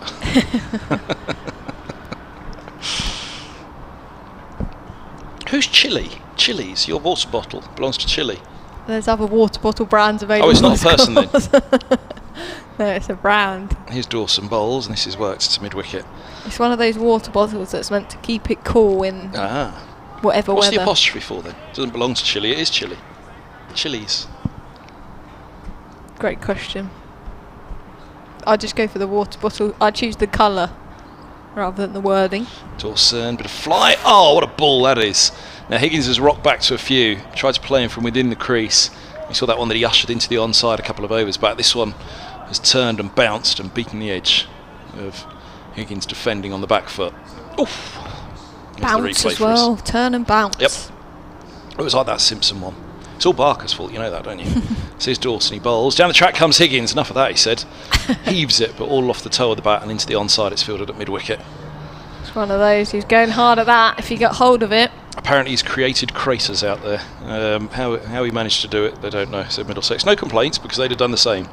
But, you know, you've got Dawson here, who's in, bowls, and backing up is Higgins. It's sliding down that one from the angle we're at, and the umpire, Mr. Long, from his angle agrees. 129 for 4. We'll see the replays. Batting back foot on middle, maybe middle and off. Front foot's batting outside of leg. And yeah, ooh, maybe it was a bit closer then. I'm tempted by that. He's backed right up, isn't he? Yeah. And particularly gone across though. Dawson looking looking for a 9th wicket. Higgins reverse sweeps straight to slip, and there's the 9th wicket. And Higgins hangs his head to one side. Is that disappointment in the pitch or disappointment in the decision? And umpire Long is continuing to point in that direction, and I wonder, is that umpire Long going to report Higgins for perhaps something said, or just a little bit too long a delay before he decided to walk off Higgins? But Vince takes the catch. Dawson has 9 wickets. Incredible performance from him. 3 for 54 in this second innings. 129 for 5 Middlesex. Still 140 behind. And Higgins on 54. And well, it sounds like Will Smith in Men in Black was moving the table along there. That was Kevin James dragging the chair.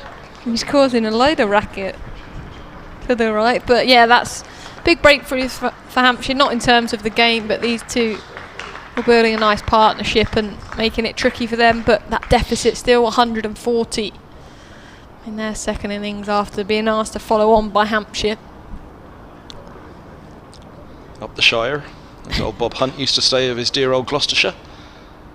I was asked about him the other day. He was asking me about Bob Hunt. How is he? He often gets a good old mention talking of commentators. Goodness me, when you see off commentators, Bob started after me and finished before me. Deary me. Must be getting old. Here comes Luke Holman out to bat, ahead of Josh DeCaries, who's a little unlucky from opener to number 8 for Middlesex. The number 7 is Holman. I guess hasn't done much wrong to have lost his place, Holman. Lost his positioning in the side. Apparently he was playing really positively in that first innings. He's running at Keith Barker. So we'll be seeing more of that from him today, Luke Holman. Yeah, well, 140 runs to make them bat again. I was saying they've got to go to tea tomorrow, really, before they're going to have enough on the board to think they might be able to save this game. What would they be? I mean, another 20 overs in this session. Get them down to 80 or so. Kyle Abbott will continue from the pavilion end. So they might just about, 140 the deficit, they might just about be close to, if they were to bat, I mean, again, taking out the match situation just time-wise, they wouldn't quite be there tonight, you wouldn't have thought, would you? They might have been. Abbott round the wicket to Simpson, bowls, and that's pushed into the offside. Will be no run. Probably just shy tonight. Higgins has advanced this very quickly. The run rate's 3.7 now, isn't it, with that Higgins near run a ball 50. But let's say just shy of parity tonight, then 100 runs a session, that backs you up to tea tomorrow, and you're kind of about 180 ahead at tea tomorrow. But Hampshire come out and go after that, wouldn't they? Middlesex chased 249 to beat Nottinghamshire after tea.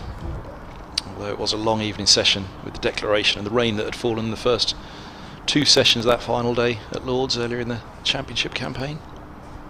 Abbott round the wicket into Simpson again, pushes into the offside. Will be no run. Attritional cricket this from Kyle Abbott from that pavilion end. Well, it's been attritional cricket from the off, hasn't it? And it's been attritional cricket that Middlesex haven't been able to counter. Have they laid a punch on Hampshire in this contest? Hampshire were maybe up front 31 for 2 when Middleton and Weatherly fell to Roland Jones and Helm respectively. Indeed, Weatherly was dropped on 5, wasn't he, off Helm? We picked him up for 15, and Gubbins 120, Dawson 141. Abbott to Simpson, played back down the pitch. Will be no run. 76 for 3 when Vince fell to DeCaries. Brown 94 for 4. That was their chance, wasn't it? Yeah. But Gubbins, as I say, brilliant from him. How long was it? 425 minutes. 318 balls, 120. His slowest first-class century. But has set his side up beautifully. They've played it beautifully, Hampshire, for me, from the off. They've ground Middlesex into the dirt. 137.3 overs. And bowled well in that first innings and have allowed Middlesex to follow on as Abbott in bowls, and that's played back down the pitch. Mo Abbas at mid-on comes round to do the fielding. Put a few alls and ahs after that one, and he's having a chat to him as well, or the captain James Vince, about where to position his fielders here. But that one just straightened onto the stumps. Even when Roland Jones and De Carey's managed to 50? Did it quite make 50, that partnership, from 88 for 7 to 136 for 8. So they added 48 for the 8th wicket, but even at 136 for 7, Middlesex was still so far behind. Realistically, the follow-on was always in sight, so yeah, they haven't really been able to get a grip on this at any point. So 4 down in that first innings. As Abbott comes over the wicket now, plays up to mid-off by Simpson, will be no run. That was their best chance, but equally that was the best time to bat on this pitch, wasn't it? And Gubbins made the most of it. Yeah, it's very much a toss to win. A pitch like this, you want to bat first, you don't want to be batting last. Obviously Hampshire run that risk, asking Middlesex to follow on to bat last, but as I say, I don't think it was that big a risk because you got Dawson and his understudy Organ, who are considerably more experienced than the Middlesex spinners. Slight breeze. It's definitely colder than it was on day one up here. It's overcast, the sun's not shining. There's Abbott in, bowls, and that's played back down the pitch. Will be no run. Do have to wonder though, the Maiden non-strike. over. Sorry, That's Emily. right. Maiden over from Abbott. 3 maidens out of 5. 3 runs conceded. Got the last 2 wickets to go and 1 over this morning. I do have to wonder though, the man on strikers end, Holman, he bowled 20 overs, 1 for 76 in the first innings. Was he bowled early enough? Could they have bowled him earlier? De Carey's was early into the attack, and indeed Vince was picked up in the 23rd over, so that's how early De Carey's was into the attack in the first innings. Holman was the 6th bowler used by Middlesex in that first dig. And where De Carey's bowled 47.3, Holman only bowled 20, and I do wonder, could he have been given a go earlier to see what he could produce and get himself into a spell, get himself into a rhythm, much as De Carey's did. 2 of them in tandem, maybe that could have done something, but there's always an if and a but, isn't there? As here's Dawson, he's searching for a 10th wicket, and I thought for a moment he had it, but actually Abbott was watching it, it was over his head. He was just thinking, was there going to be a chance to leap for that? I think was the pause from Abbott. He was looking at it thinking, is that going to drop at all? As Holman didn't have all of it, but he had enough to get it over Abbott, which is no mean feat, and to the boundary as well, where Abbott retrieves it from the Shane Warne stand. But yeah, he was looking at it, I thought, he's going to take a dolly here, is he? But I think what he was doing was just looking at it thinking, am I going to be able to time a leap here for this? But not to be, he never left the ground. Either that or he completely missed it. I don't know which of the two. I think it was comfortably over his head though. 1-3-3 for 5. Holman off the mark with the boundary. In fact, that was his first ball, wasn't it? His second ball, jags back in, and Holman kills it.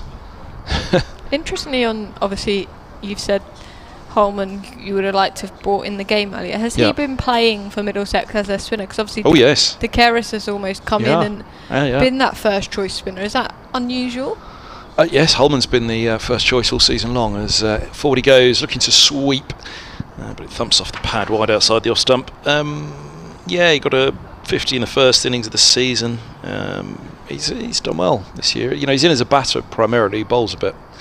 What they need him to do is get through, and he's done it better this year, is get through some cheaper overs, get through a few more maidens quickly for his side, which isn't easy for a wrist spinner. But De Carey's might offer them quite a useful little spin pairing in the middle order, as Dawson bowls and Holman on the back foot turns into the onside. There's no run.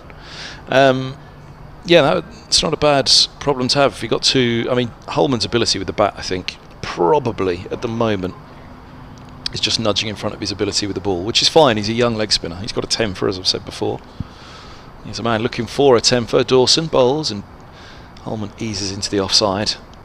So it's a nice problem to have for Middlesex, 2 young spinners, and both can bat. So you can put them into the side and say, well, hopefully one of you comes up the good with the ball, because we'd certainly expect one, if not both of you, to come up with the goods with the bat.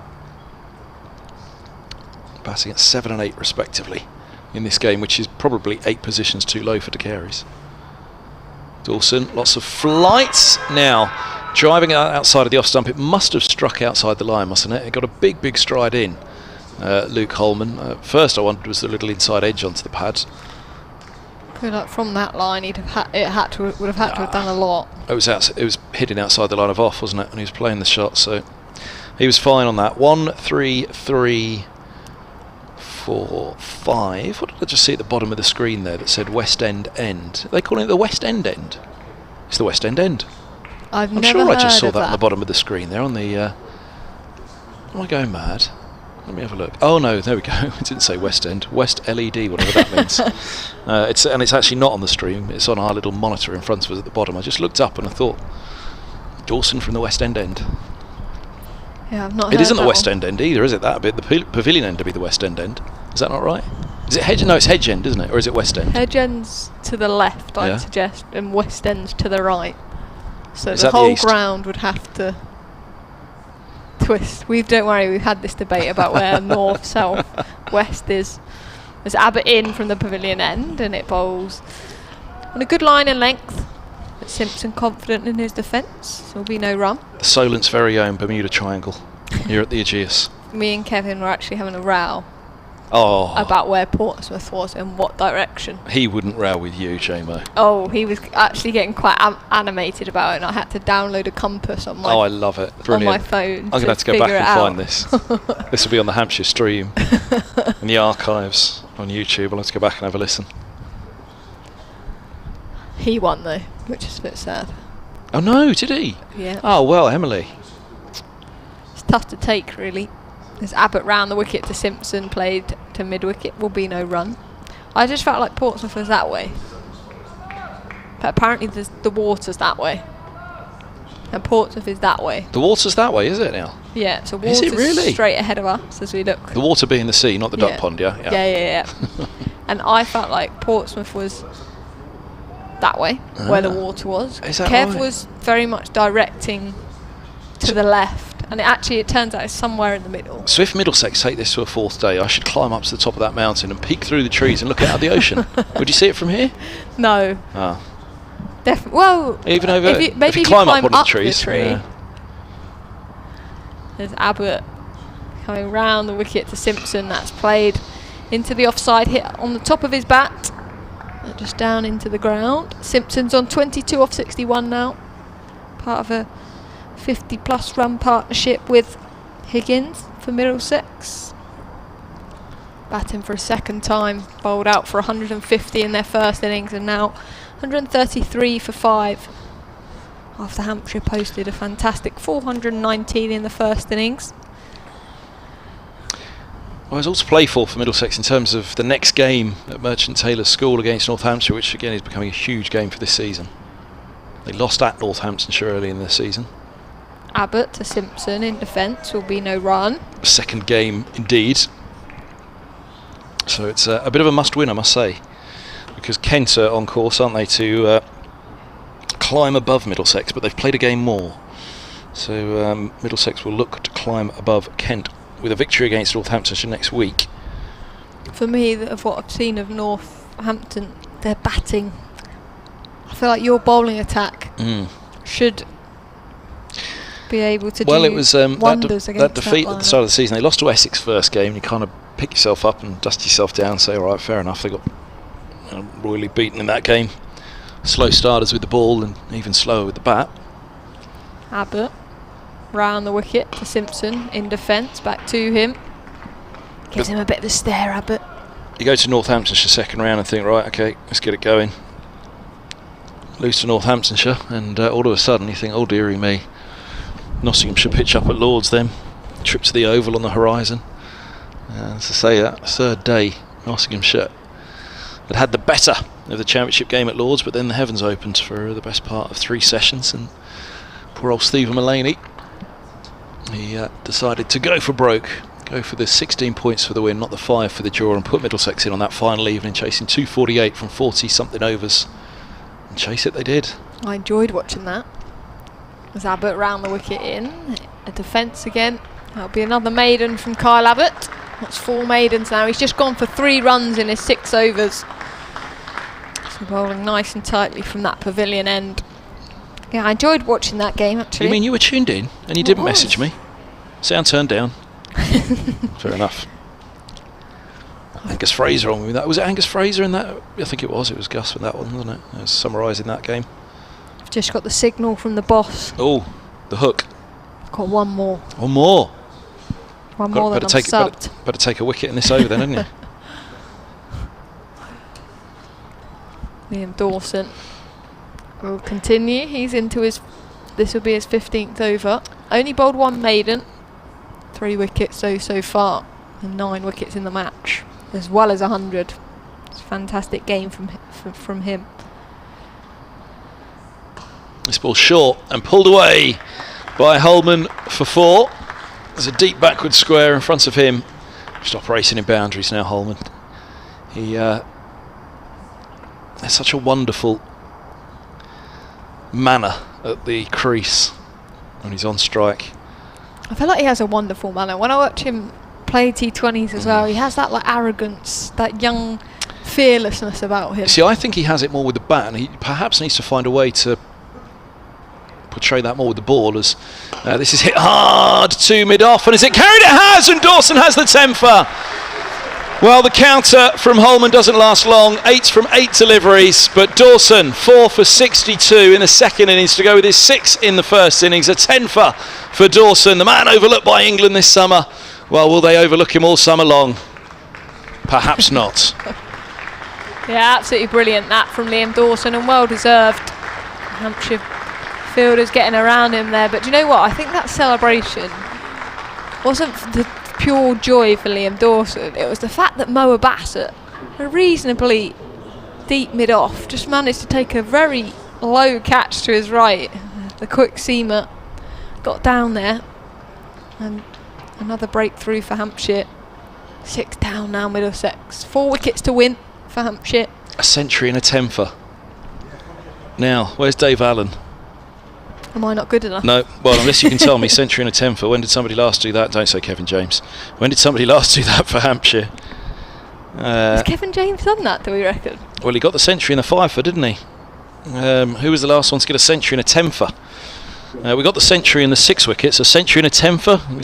Where's Dave Allen? Yeah, no. Oh, he's got an earpiece in listening to us, surely. I'll get the hint, guys. Don't worry. This is one for the Twitter arty then. At Solent Sport, at Kevin Ham BBC. What are you on Twitter, Emily? At Ems Windsor. Ems Windsor. Let us know. That is a phenomenal performance, though, isn't it? Liam Dawson, well, it is. Incredible cricketer. You know, the Liam Dawson match. We talked about the Liam Dawson match when these two faced each other at Radlett, and that was for the wrong reasons. When he got that injury and had to be stretchered off a couple of years back. A couple of years on, and Dawson against Middlesex again, but for the right reasons this time. The Swindon lad is bowling his side to victory here, having set them on the way with that century alongside Gubbins. Yeah, Hampshire in such a commanding position. Great toss to win, that's for sure. Winning the toss and batting on a dry wicket, but my, as Liam Dawson played well. The new batter is Josh de Carey's, who, well, he would have been on for a 10 for himself, but he may not get the chance to bowl again in this game. He's got 7 to his name as he comes in and faces Dawson, who eases into the offside with his first ball. De Carey's 4-wicket dot, the over so far. 137 for 6. He's got a bit cold, Kevin. I know. Got goosebumps. Oh, that's Dawson's 10-fer. He's left arm spinner in, and De Carey's turns to mid-wicket. So between them, 17 wickets in the match of the 26 to fall so far. It's not bad, is it? Between the bowler and the batter, 17 wickets between them in the game. Shows you the nature of this ball, which is a Kookaburra ball. Dawson's and the got nature of the pitch. Well, yes. Here's Dawson, he bowls, and De Carey's eases to the offside. There's no one. So De Carey's has got a bat for the chance to take a 10-fer. Will he ever have a better chance at taking a 10-fer than this? Again, you know, he's opening bat, part-time spinner was pretty much the way that De Carey's was introduced to us all at first 11 level for Middlesex, but obviously with the ball he produced wonders in this game as Dawson comes in, bowls, and this is eased to backward point and Barker, no run. That's the end of the over, 137 for 6. Oh, it's the end of Emily as well. Thank you, Emily. We'll see you in a little while as Dawson gets the applause of the crowd, and he'll get a big smile from Kevin James as well, who's coming to join me on the mic now. Brilliant performance by Dawson, and just having a look,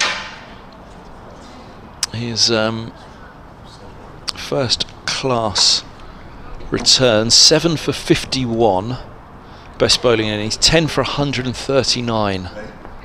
So he's bettered that for his 10 for now. As here is Abbott, right arm around the wicket to bowl to Simpson, 2 slips crouched down. Shall I do the Abbott end and you can have the Dawson end again as he goes on and on? You're too kind. Here he comes, past the umpire, charging in Abbott, and Simpson eases him down to deep third for a single. Simpson's on to 23, 138 for 6. Middlesex are beyond halfway in terms of the number that they need to ask or make Hampshire bat again. 131 more to do that. I can give you a stat in a minute. Oh yeah. Yeah, it won't be the best stat in the world, No, because was mine I never are. See, look, Emily's laughing because she said, I know. Strike Dear. rate. It's not strike rate. She loves my strike rates on a T20 night, don't you? I'm getting worried now because I'm thinking actually she's being kind. I actually think that she thinks they're rubbish. Are they rubbish? I'm the only one that uses them, so perhaps they are.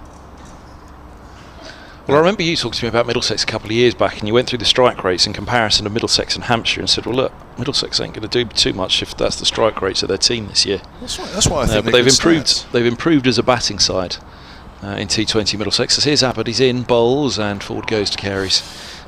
Defending to tackle point. It was Abbott that picked him up in exactly that manner first thing this morning, wasn't it, to finish the first innings. Right, would you like the stat of the day? Well, are you sure it's going to be the stat of the day? No, it's not really. Okay, but go on, give it a go. Right, so this is Liam Dawson's 184th first class match, and right now he has claimed his best match figures. He has 10 for 102 currently. Before that, his best match analysis was 10 for 139. Thank you. Oh, Emily, I tell you what, that is... Here's Abbott, he's in, bowls, and this ball's nudged away down to long leg for a single. 138 for 6. What, the same stat I just read when he was sitting down? Oh, really? Oh, man. Oh, dear. Sorry, J-Mo.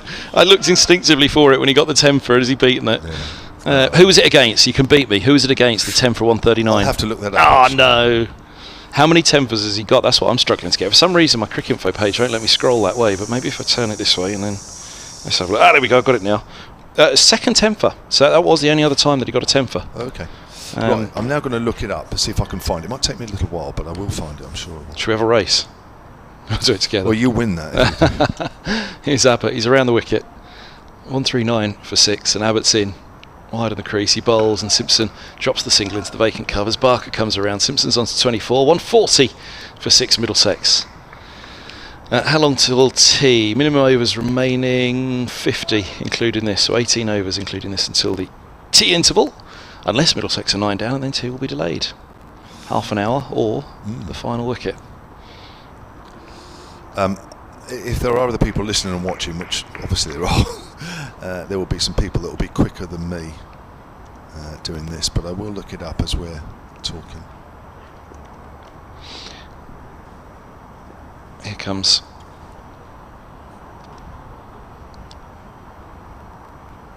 Abbott, he bowls, and this ball's pushed away into the offside by De Carys, and there's no run. Now, JMO, here it is.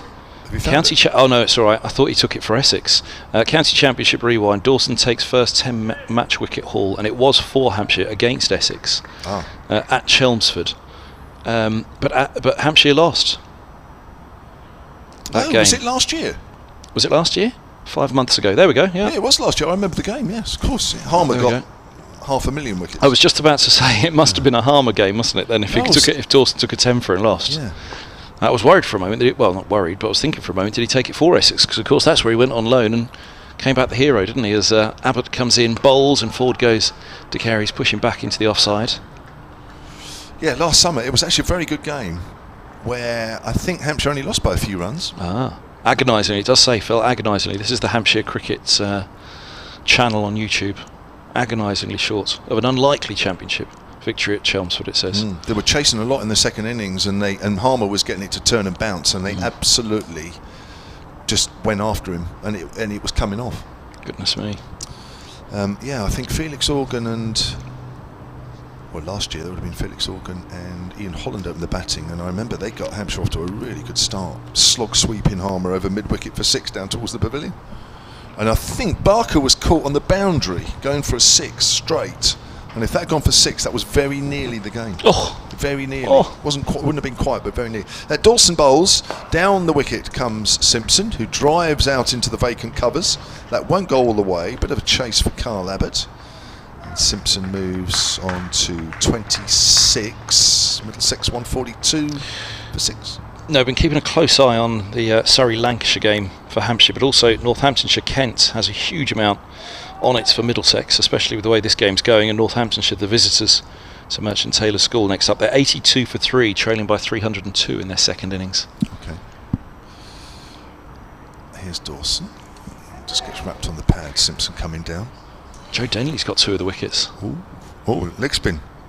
Russell got 6 for 175 for Northamptonshire. Don't know Russell. First name Alex Russell. Who's this? I think it might be actually. Is he a spinner? Just thinking that Denley's got these I wickets. think he might have played against us actually. Simpson drives wide of Abbas, who I don't think will get there. He won't. That's just running away. 4 runs. Again, nice use of the feet from John Simpson, and moves on to 30. 146 for 6. Were you still looking for an answer? I don't want to repeat anything that you guys have already done. Which answer was it? Which question?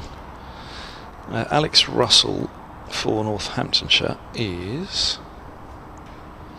Kadri got 3 for in the first innings. And yes, he's a leg break bowler, Alex Russell, so it looks like a spinner's one there, as Denley's got a couple in the second innings. Oh, okay. So Wanted Road taking a bit of turn, much as it did over the years for Graham Swan and Monty Panesar. That was the great spinning wicket for years ago, wasn't it, before Taunton took over for a while. And now the Ageas as well. Hey, well, this game anyway. Well, we wouldn't mind a return for spinners, would we? They've had a rough old ride the last 20 years. Right, I've got different stats here. Can I just quickly go through these? Oh, do you yeah. mind? Right, from Emily's just passed me a message on her phone saying I've messaged Kev this as well, but the last player, as Dawson bowls down the leg side through the short leg. That's a single to Simpson, moves on to 31. This says, I've messaged Kev this as well, but the last player to score a century and take 10 for Hampshire was James Bailey, 150 and 11 for 70 against Leicestershire at the old Nortons Road ground in 1948. Thank you, Emily. Jacob Norton, though, has also messaged me. Oh, 1948. Yeah, that would be the last one. Who's actually messaged me with the others before that, which is also on that message. That's right, I've just worked it all out. So there were several other occasions. Shall I go through them? Mm-hmm. Yeah, is that right? I know Yes, you're going please. through some scores. I don't mean to... No. Just went through the 2 pertinent ones to our 2 teams. Sure. Now, De Carey's is on strike to Dawson, round the wicket, full, pushed out square on the offside. So, Jacob Norton says the others were before Liam Dawson and before that one in 1948, so I've got them on here.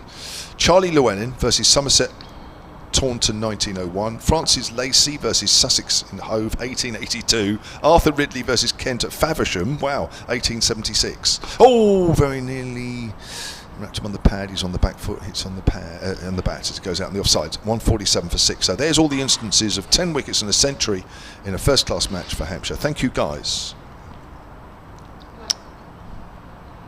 That was Wes that sent you that. Oh, thank you, Wes. And what was the most recent? Sorry, what was the last one? Liam Dawson. The most recent, Emily. It was James Bailey, 150 and 11 for 70 against Leicestershire at the old Nortons Road ground in Southampton in 1948. Well, there we go. So is this only the second post-war? Yeah. That sort of post-war is always a good one, isn't it? Yeah, it is. Mainly because the difference in tracks and things post-war. Surface is a little bit better to play on. Uncovered pitches and all that. Well, indeed, yeah. Middlesex, was it best post-war figures for Middlesex was Richard Johnson, 10 for. Oh no, it was Lord's best figures for Middlesex, none at all were 10 for the 45 at Derby. I was thinking of James Harris, who had the second best bowling figures for Middlesex with 9 for against Durham. Here's Organ from the pavilion end. His right arm around, bowls, and this is pushed back by Simpson. There's no run. Yeah, and then they were also the second best figures post-war at Lords. I think they were. Harris is 9 for Gubby Allen. Gubby Allen Picked up a 10 for Talking at about Lords. him Yeah. yesterday. 147 for 6. 122 from making Hampshire bad again. Simpson defends into the offside, no run. But I think it's fair to say, when you think that we're going back that far, and talking about Middlesex as well, they're not easy to come by, are they? No. This is short and cut by Simpson off Organ. Did worry for a moment, he was going to cut it straight to Gubbins at cover, but wide and short of the fielder, it was fine.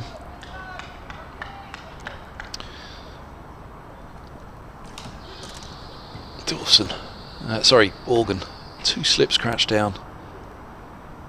Bowls, and it is defended by Simpson. Back up the track. Temperatures dipped again here. Cloud cover's got up, but not enough to save Middlesex. Don't fear, Hampshire fans.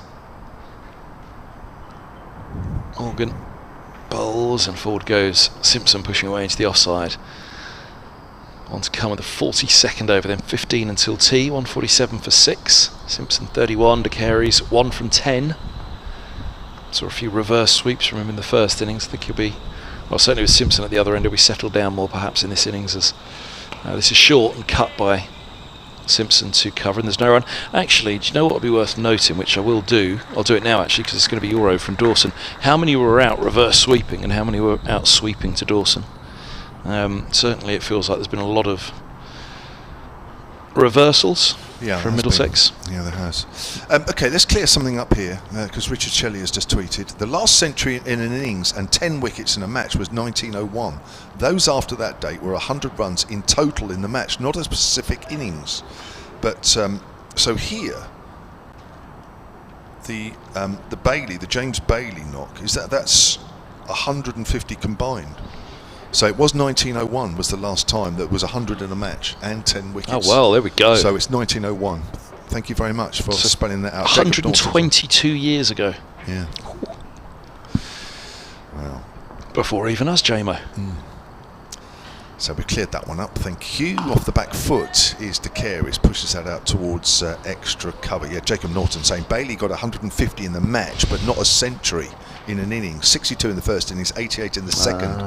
His list, says Jacob, is specifically a century in an innings, which of course is what we're looking for, because that's what Liam Dawson did, as De Carey's pushes forward out on the offside. So Dawson. 1901, Charlie Llewellyn versus Somerset at Taunton was the last individual 100 and 10 wickets in the match.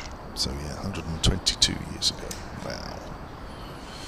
De Carey's pushed up to mid-on and there's no run, because there was an earlier, wasn't there? There was the 5th wicket partnership between Gubbins and Dawson broke a 100-year record. So we've broken some very old records, haven't we, in this game? Yeah. Well, mark of the achievement between Gubbins and Dawson, really, isn't it? Yeah. Here's Dawson, bowls forward. Out on the offside. Off De Carey's his bat. So there we are. We've got there between everybody. We think. Well, we have. No, it's, well, I think that's fairly safe to say, actually. But remarkable. Even if it wasn't 122 years ago, it's still remarkable. There's Dawson bowls. De Carey's on the back foot. Plays that into the ground. I've just noticed on the TMS Twitter feed, Ben Stokes, there's an interview with him talking about his team selection ahead of the Lord's Test, because no spinner has been selected in that.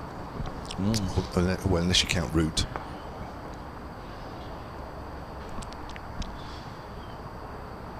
There's Dawson again with 4 for 69 in this innings. De Carey's forward. Goes out towards extra cover. So De Carey's remains on 131 for John Simpson, 147 for 6. Middlesex following on. Alex Hode, who's one of the Dream Team today on the live reporting page for the BBC Sport website alongside Jed Scott and Adam Lanigan. Alex says, Alex Russell, 21 I think, second championship appearance, yes a spinner, streaky 6 for he says. Northants gave us, says Alex, a Kent fan, a used pitch with the idea of us batting last on it. So There we go. That was what we pretty much suspected from the scorecard, wasn't it? Thank you, Alex, who's tuned in and doing this game, putting up your reports and mine on the live webpage. 33 million hits last year. Here's Organ around the wicket, he bowls, and this is dabbed by Simpson into the offside, and there's no run. 33 million.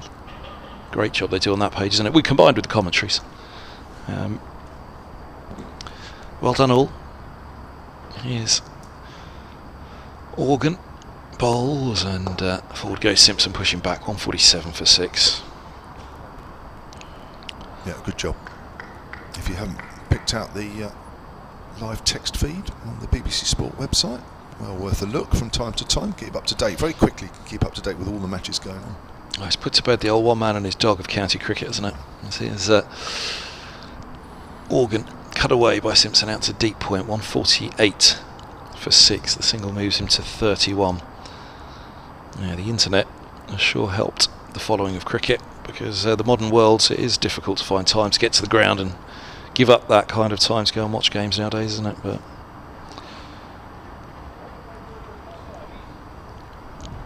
you can watch from the comfort of your own sofa now and listen wherever you want as well, in the car, at work. Shouldn't do. Here's Organ bowls, and this ball is defended deep within his crease by De Caires, and there's no run. I remember in the early days doing this of folk that used to say, I've got an earpiece in at work, and every time the before, what are they called, AirPods now, before if the boss comes along, just pull the lead and pull it down out of your ear and carry on tapping away at the desk. Here's Organ bowls, and De Caires pushes back into the onside, and there's no run. And the boss walks past, put your earpiece back in, listen to the cricket. I suppose they'd have done that on the old wireless as well, though, wouldn't they? Listening to TMS over the years in offices. And a little transmitter radio under the desk. Yeah. Organ bowls, and De Caires drives out to deep cover for a single. Doubles his tally. Oh yes, no. They've settled on no just in time. There may well have been a second there, but not worth it really. I don't think there was, but De Caires on to 2 from 19. End of the over.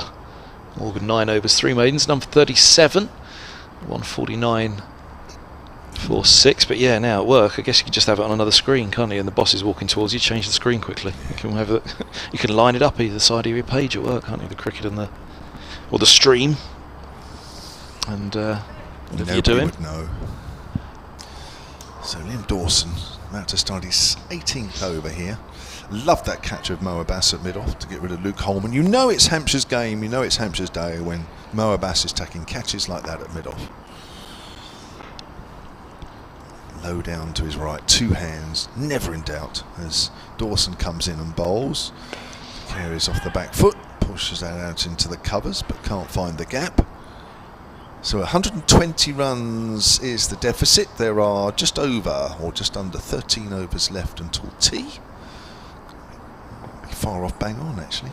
If Middlesex last until then, I'm sure they will. And there are periods where it looks alright. That's pushed out square on the offside. That 78 run partnership between Higgins and John Simpson, they didn't look in too much trouble for quite a while, did they? This ball's into its 45th over. They've been well soft by now, as we've been hearing. Dawson bowls, De Caires forward. He plays with a lot of intent, De Caires, isn't he? He shows a lot of potential with the bats. Played well in the first innings for his 28. He was the last out this morning. Looks very correct. De Caires just pulls away in his stance, maybe. Just a bit of chatter there somewhere, but there's Dawson again and bowls. De Caires forward, edge is just short of Vince. Didn't quite carry. Sometimes you see the slips on their knees, don't you? I remember Marcus Trescothick. Yes. I think he did it here as well as Taunton. The slips would be on their knees to make sure they stay low. Yeah. Vince isn't quite like that, but he's quite close. I think he took one against Middlesex like that on his knees. I think so. Weird. Very weird. Dawson again to De Caires. De Caires. Oh, he's right back on that one. It's off a thick inside edge, back with a square on the leg side. England batting coach now, isn't he? Trescothick. Quite rightly. Good player. Very straight bat. 149 for 6. Dawson looking for his 5th wicket here. So pass it to Carey's forward. Goes out on the offside. Gets a good stride in. End of the over. Maiden over for Dawson. 18 overs, 3 maidens. 4 for 69. It's just taking a bit of time in the second half of this Middlesex innings. Showing a bit more fight, a bit more resilience. Only 2 wickets that have fallen since lunch. Higgins for 54. Holman for 8. Yeah. Middlesex hanging on for dear life in this game. 149 for 6. We have 12 overs to tea, and then after tea there would be 23 overs to the second new ball if required, which you'd imagine Dawson would bowl with immediately. Organ around the wicket. Bowls, and Simpson clips him to mid-wicket. There's no run. And a dot ball. You're working out the rota. What are we up to? Where are we? I think Emily will be on in about 6 or 7 minutes. Yes, that makes For sense, you, doesn't it? if that's all right. You time to have another cup of tea for you? Yeah, another 5. Forward goes Simpson, pushing this up to mid-on. There's no run. You're the first person I know, I hope nobody in the hotel's listening, To bring a kettle up here. to bring their room kettle up. Now Emily wants to use it. For a Yeah, cup of all tea. yours. I did. I offered. I held out the kettle. So who I think wants? the coffee over there would be a bit cold now. Yeah, it's freezing. The hot water's cold as well as forward goes. Simpson pushing away into the offside. 149 for 6. I think that's my fault actually, because they What's did that? offer to plug it in. That's milk from The this milk's morning. fine. Should Yeah, be the all milk's right. If it's fine. not a hot day, is it? The milk's fine. Milk will be fine. No, they did offer to plug the urns in, but I said, nah, don't worry about that. Around the wicket goes goes Organ to Simpson. It's easy to back a point. There's no run. Oh, is there some news just in about Yorkshire? Oh my.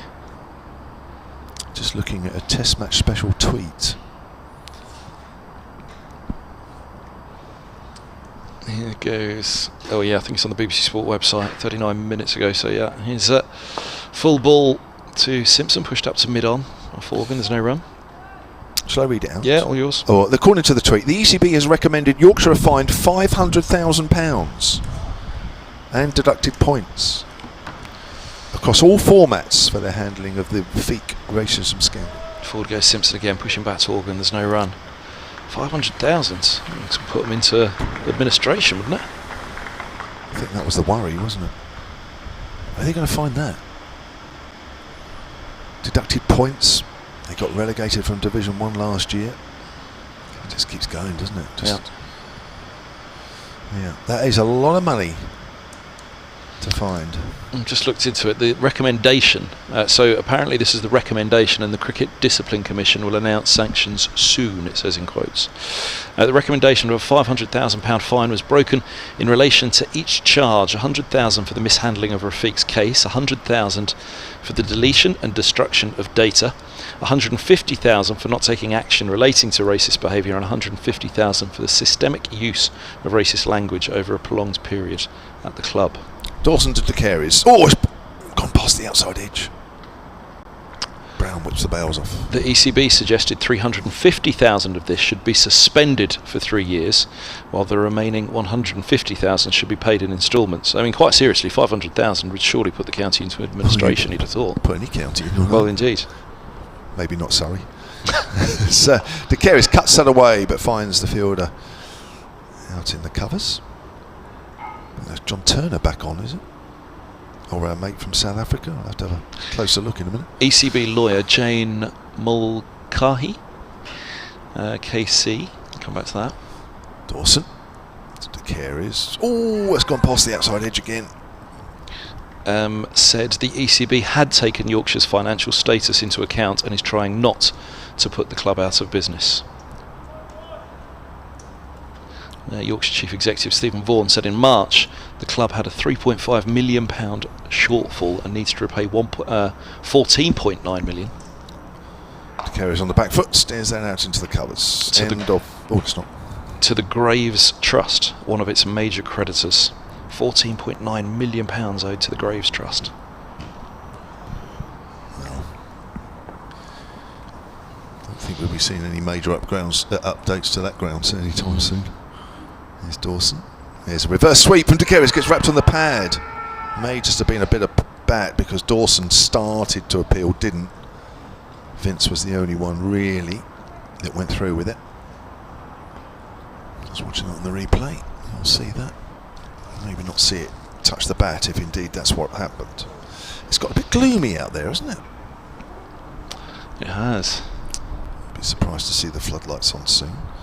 Carries forward, pad bat maybe, but stifled appeal on that occasion. End of the over, another maiden for Dawson. 19 overs, 4 maidens, 4 for 69, 149 for 6 Middlesex in their second innings. Following on. Lancashire are 251 for 7, leading Surrey by 165. Williams still there on 57, Salt gone for 54, Balderson made 10, Bailey is in now with Williams. So moving along, I was going to have a look to see how many LBWs in this game for Dawson. Well, not only LBWs, we were just saying the reverse sweep, weren't we? So in the first innings, Dawson picked up Robson, Court Brown, Milan LBW, Holden LBW Dawson. None of those were reverse sweeps. Simpson caught Middleton, that wasn't. Higgins caught Brown, bowled Dawson, that wasn't. So not Manny's the answer. It's Organ bowls and forward goes Simpson pushing back, there's no run. Holman was LBW, Dawson for 2, De Carey's LBW, Abbott for 28. And that's Dawson's first innings done. Robson was caught Middleton. Somewhat of it, well, it wasn't really a sweep, was it? But it probably should have been a sweep, to be fair, as forward goes. Simpson pushing into the onside to cover in the zone. Actually, no, it shouldn't. It should have just been a straight batted shot, shouldn't it? Back into the onside. Stowman was caught Vince off Dawson for 23. That was a reverse sweep. Here's Simpson. Cuts to cover. There's no run. It's gone very quiet, John Simpson, hasn't he? What is he? 32 from 88. He's going for the Gubbins approach in the second innings. Dig in. Lots of flight. And beats Simpson. Beautiful ball right up there, right under the nose of Simpson, who's right over the top of it, but still can't lay bat on it as it turns away outside the off stump. The replay, it's a beauty. Simpson held the line, to be fair to him. Organ bowls and Simpson kills that one into the offside, just offering the bat, really easing it away. No run.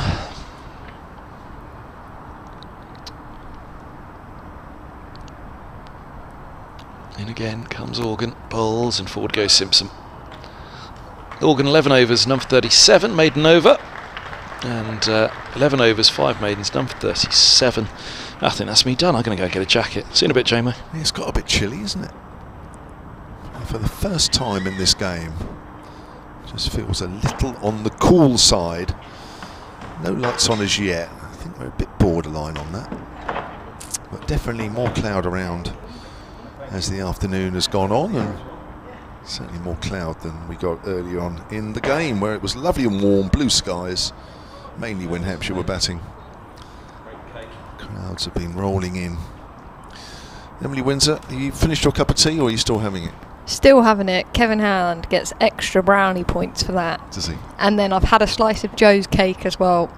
There's a little bit left, isn't there? I'm set for this session. Dawson comes in, sweep shot from De Carey's, and that's a beautiful sweep shot, gone for 4. Behind square, nobody's on the boundary. Abbott's up on the 1, and De Carey's moves on to 6 with that shot. And that will be 153, I think, if the scoreboard moves on. Well, no, it's showing 149. He's not on 2, that's for sure, because that was a boundary. Slow, it's behind. The umpire was having a laugh there, wasn't he, at square leg? Just put his hands up as if he was going to catch it. Yeah, 150 up for Middlesex in the 49th over of their second innings. 150 they made in total in the first innings as De Carey's on the back foot, hammers that away, and that's going for 4. 2 boundaries. Is Liam Dawson getting a little tired? We're at that passage of play, aren't we, where credit to Middlesex, they've done it well. They've built partnerships between wickets. They've not let it be easy for Hampshire. And they are battling out here. De Carey's, who does traditionally open the batting as well, so he does know how to spend time at the crease. Dawson in the game, bowls, De Carey's forward. It's just turned a bit as it goes out towards backward a point. Yeah, I mean, he's got a very correct technique, hasn't he? I mean, he's got something about him. Yeah, and obviously with a dad like Michael Atherton, Well, you would think that you know cricket pretty well. Yeah, you would have thought he might have taught him a few shots. It's quite full. Again, he's well forward. That'd be like you, granddad teaching your little grandson a few shots. You reckon? He's got a few years to wait. He is a Kevin Hearn Have I not doesn't know told you're you a that? granddad. Has Emily not? Emily brings it up every time I'm on commentary with her. I'm surprised you haven't heard that, Kev. I haven't actually had any picture updates this game, so I have to you get not? them. Oh, I'll show you a couple. It's turned away on the onside. Hopefully go down there in the next few days. Have a look. See what's changed. Tomorrow? No, it's not. I'm not planning tomorrow. No. Well, obviously, originally I was planning to be here. I suppose I could go down tomorrow, actually, thinking about it. I think we were planning more a few days' time. Always beaten outside the off stump on the back foot. Another good delivery there from Liam Dawson, just to remind everybody that the ball is turning. But I think as this ball's a little soft, it's got a little easier to play, isn't it, really? And spinners having to work that little bit harder to get the ball to turn. It is quite a slow turn. But that was a goodie to end that over. 157 for 6. The deficit, though, is still 112. So whilst we might not finish it this side of tea, still every chance that this game will finish in the evening session. I wonder what Liam Dawson's tee looks like. He's literally been pretty much on the pitch for the majority of the 3 days so far. He was in, just after lunch on day 1 with the bat. What number did he bat? Number 6, I think. Was he 6? So he would have come in with Hampshire, 4 down? There's Organ in, bowls, left alone outside the off stump by Simpson. Yeah, when Ben Brown was out, I guess. 4th wicket down? Yep. And that was at 5-2. Day 1. So he's been out there for a long old time. There's Organ, quicker bowls, flat, and there's a half shout, but a bit of bat on it. Just got a moderate 141 off 247 balls. And then he comes out with a ball. And again, just a average temper. An average temper. Is there such a thing? Felix Organ in, bowls off the back foot by Simpson. They think about a quick single. Is that man Liam Dawson? He's getting down, picking the ball up. The ball's just following him. There is no such thing. It's been a phenomenal performance, a match-winning performance. I'm just trying to think if anybody at any stage has said, "Oh, we got 10 wickets in the match." He said, "Yeah, it was pretty average." Organ in, off the back foot cut, but straight to Gubbins to extra cover. 10 wickets in the match, yeah, but it was an average performance. And have you ever had anyone as well just getting 100 and been like, oh yeah, it was pretty average? Probably more likely than 10 wickets. I don't know, actually. Organ into Simpson, left alone outside the off stump. Ben Brown takes it cleanly. I mean, there are better hundreds than some. Let's But be you'd honest. have to be pretty brutal to be like, yeah, that was average. Lucky. No, it's exceptional. And credit to Liam. I think a lot of talk around England this week as Simpson advances, but in defence, the cover will be no run. Maiden over from Felix Organ. Yeah, there's been a lot of conversation around his name, and I guess as professional cricketers now, you've got to be really good at shutting that noise out. But I know you interviewed him, and he said he's not thinking about it. He's not expecting to play Test cricket, Ashes cricket for England at the moment. But when you come and reply like that, that's something special. You're not selected. You've gone for a young Raheem Ahmed who isn't playing, and they're going for an extra seamer anyway, the leg spinner. Not having his place, Moeen Ali not having his place, but this, you can't ignore it, can you, Kev? No, you can't. No, you can't. Well, it's almost impossible to ignore. Here he is again, round the wicket to De Caires, off the back foot, thick outside edge, past the Vince, the diving Vince. Probably somewhere around second slip would have been. And Barker will retrieve that at the far end of the ground at third. And that will be 3 runs, I think that'll be. Yes, it is, to De Caires. Moves on to 13. You're right. I mean, and sometimes performances like that, can come exactly the right time, wouldn't it? I mean, I suppose some people would say maybe a week ago would have been the right time, or 2 weeks ago, I don't know. But you couldn't really. Well, obviously there was a championship game last week, but there's been a lot of T20 cricket in the middle of it as well, wasn't there? And he's been good in that as well, hasn't he? Yeah. To be fair to him. I think Gloucestershire last week, where he went for a few off a couple of overs, is about the only time where he hasn't really been on top of things. But yes, well, I think when people are saying, why isn't people mentioning Dawson? Why, he's he should be the like for like, and then you go and put in a performance like this, and it certainly keeps the pressure up, doesn't it? I think is the right word. On the England selectors, over the wicket, Simpson comes down, lets it hit him on the thigh pad, top of the pad, balloons to Vince at slip. Simpson's played this quite well, actually. I mean, that's an example where he comes down the wicket, and then when he's nowhere near the pitch, knows it's going to come into him and just lets it hit his pad or thigh pad, or doesn't try and get the bat there and push it down. Organ comes up a little closer at mid-on, although he's still about halfway back. Simpson on the back foot works it up to Organ, and there is a single every time there. Simpson moves on to 33, 161 for 6, still 108 runs behind Middlesex. They've got a sub-fielder on again. It's not John Turner. No, it's our man from South Africa. I think Joe Weatherly just ran off the previous over. Oh, is he? Sub-fielders have been busy. I have. Forward to Carey's, goes into the ground, fielded by Fletcher Middleton at silly mid-off. Yeah, they've been worked hard, the 12ers. John Turner. Getting ready for Friday. Yeah. Big one, that one. Morgan here. Probably not one of the teams chasing the 4th spot. De Carey's is right back off on his stumps, playing it off the pitch.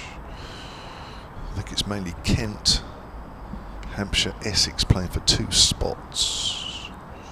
I suppose if Glamorgan won their last 2 and one of those 3 teams slipped up, they might just sneak in, but generally I think it's the 3 I mentioned. Exciting climax towards the south end of the South group. That's played out on the offside again. It's a thick outside edge. Dawson to settle for another wicketless over. We haven't said that too often. 21 overs, 4 for 81 to go with his 6 in the first innings. 10 wickets in the match. We've mentioned it several times. Just to remind you, if you're just joining us, the last time a Hampshire player scored an individual 100 in one innings and took 10 wickets in the match was 122 years ago, which is remarkable. Certainly is. What a player. I think he just holds his hand up for Hampshire time and time again. He knows he didn't have a great run of form in Championship cricket at the start of the season, but he's come back strong. There's Organ in, that's a bit of turn outside the left-handers off stump, but left alone. Well judged by John Simpson. He's on 33 now off 100 deliveries. He's played well, hasn't he? Higgins played well for his 54. These two have played particularly well. There's Organ. It's his slow approach bowls. That's on his leg stump line, and they come through for a quick single. Bass tidies the ball up. Fletcher Middleton has to come and see the skipper, James Vince, to get a helmet on. He's done a lot of squatting in there, hasn't he, Fletcher Middleton? You need good thigh muscles for that, didn't you? I mean, it's rare, isn't it, that realistically in Championship cricket we see so much spin in the game. And I mean, we're using a Kookaburra ball. We expected it on this dry pitch, but there's a lot of work in there for Fletcher Middleton under the lid. Yeah. Ben Brown stood up to the stumps as well as Organ in bowls. That's off his pads. Worked 2 square leg for a single. Liam Dawson stops that with his boot. I feel like that's richly deserved. Yeah, he doesn't have to bend down. Deficit of 106 then for Middlesex. They have made to follow on by James Vince. As Vince is still standing there at first slip. As into Simpson, and that's played to mid-wicket. Will be no run. Just wondering, I mean, Organ hasn't done an awful lot of bowling in this game, so I suppose he's relatively fresh, but I suppose it's Liam Dawson, isn't it, you've got to think about. Organ round the wicket with his off-spin bowls, fuller length and driven up to mid-on. Will be no run. It's very low key feel at the moment. Do you feel? It's one of those where both teams are almost just waiting for something to happen. Yeah, I agree. The fielders just look like they're waiting for something to happen, and here's a very quiet hum out there as Organ in bowls. Racked him on the pad, appeal for LBW. Organ's on his knees, James Vince hands on head. And it's given not out, and I think that was sliding on the angle down the leg side as we watch the replay. Tight shout, but would have to have been doing a lot. The off spinner. Was it inside edge onto the pad maybe? So, just trying to watch the replay on that one. Tell you what, there's one thing Hampshire are good at though, that's an appeal. Oh, aren't they? If it hits the pad, they're going up. Kev, on that, obviously we spoke about it on day one, Mason Crane not selected in this team. Hampshire trying really hard to find a way, and we couldn't find a way to, I guess, drop a player for him to make a space. You've got Felix Organ who's bowled 13 overs now. Do you think the leg spin of Mason Crane could have had more impact? Well, it wouldn't have had any worse, I don't think, would it? It's cut away by De Caires out to deep point. Start of a new era from Dawson. I suppose it's just what would three spinners do that two can't, although they had three spinners up at Southpaw. I suppose if you just look at things in a plain black and white, Mason Crane would look at this pitch and saying, well, if I'm not playing in this game, where am I going to play? Just looking at that and nothing else. Here's Dawson. Simpson off the back foot, pulls that around the corner. Not timed. Goes out to Fuller at backward square leg. 165 for 6, deficit down to 104. I'm going to have to leave you for a couple of minutes in a minute, or a minute or so. That's the only thing, isn't it, really? I mean, you can understand why Morgan's got the nod in this game, because he got 6 wickets in the last game, career best. And you've got the Barker rough, but difficult, isn't it? Left alone outside the off stump was quite a good leave. Knowing the ball's going to straighten a bit. Not sure it did straighten that much. I don't know. I feel sorry for him, actually. I'm not feel sorry for, that's probably not the right word, but I feel for him. Though he has played the last 2 championship matches in a row, which is more than he played last year. He only played the one. Dawson bowls on the back foot. It's very good like that, De Caires, doesn't he? Plays it off the pitch very late. Yeah, and Kevin Hand was saying when he first came to circuit, it was an opening batter and bowled part-time spin, and you can see that in his technique when he's batting out there today. Doesn't look like a classical number 8. He's got a technique and the mental attitude of a top order batter. Plays that into the ground, fielded at silly mid-off. Would you have paid Mason Crane in this? Well, if you had to make a decision, if you were a selector. Look, I would have liked to have seen him play, I think, a leg spinner in the side, but then I can't make the decision of who I would take out. I'm just looking at overs bowled. And I guess we haven't seen James Fuller at all in the match so far, but he contributed with the bat in the middle order, 40 of 55. So, I mean, it's a tough decision for selectors, isn't it? And that's the beauty of this Hampshire squad, and probably why Hampshire are so dominant across multiple formats at the moment. They have the depth in the squad, and just as I've said that, I think James Fuller is going to come on and have a bowl. So it'll be his first bowl in this game so far. He'll be bowling from the pavilion end. Middlesex 165 for 6 with a deficit of 104. Were asked to follow on by captain James Vince after an impressive 419 in the first innings. But the extra pace of James Fuller could be useful here. As we said earlier, it was just moving along slowly, almost waiting for something to happen. And James Fuller, with both the bat and the ball, he certainly does try and make things happen, and usually does. So the extra pace will be used by James Fuller. James Vince just getting his field right. And have a deep cover. And 2 fielders out on the leg side. Deep square leg and a deep fine leg. And Fuller's coming right arm around the wicket to Simpson. That's left alone outside the off stump. Hit a puff of dust as it pitched, and Simpson will do the gardening. 165 for 6. I jinxed it, Kev. I said Fuller hasn't bowled yet in this match. Here he is. Well, if you say, Joe Weatherly has bowled in this match. He's bowled one over. Yeah, I guess it's time for a bit of Fuller, just for something a bit different, isn't it, really? Yeah. It's going to be a tough wicket to get that extra pace on. Yeah. Dry surface as Fuller in, and that's played into the offside by Simpson. Will be no run. But if anything, it could make the batters think a little differently. It was just knocking the ball about, biding time. Previous few overs, but Fuller's something different in this attack. Yeah. He'll still get a bit of pace out there. It sometimes just some pace just gives the batters something to think about, even if it is the slow track. It doesn't matter. As Fuller past the umpire bowls, and that's pushed into the offside. In defence from Simpson. You can just hear it's hitting that bat that little bit harder. Simpson's on to 36 now. 166 for 6. Speaking of programmes, and Simpsons just remind me, did you watch The Simpsons when you were younger? No. You? I think I did. When I was not young old. Young old? What's that? What age is Teenagers. that? What age range is that? Oh, Teenagers. You're a Simpson person, were you?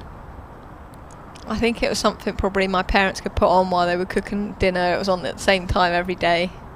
I'd sit there and watch The Simpsons, probably lowering my IQ in the process of doing it.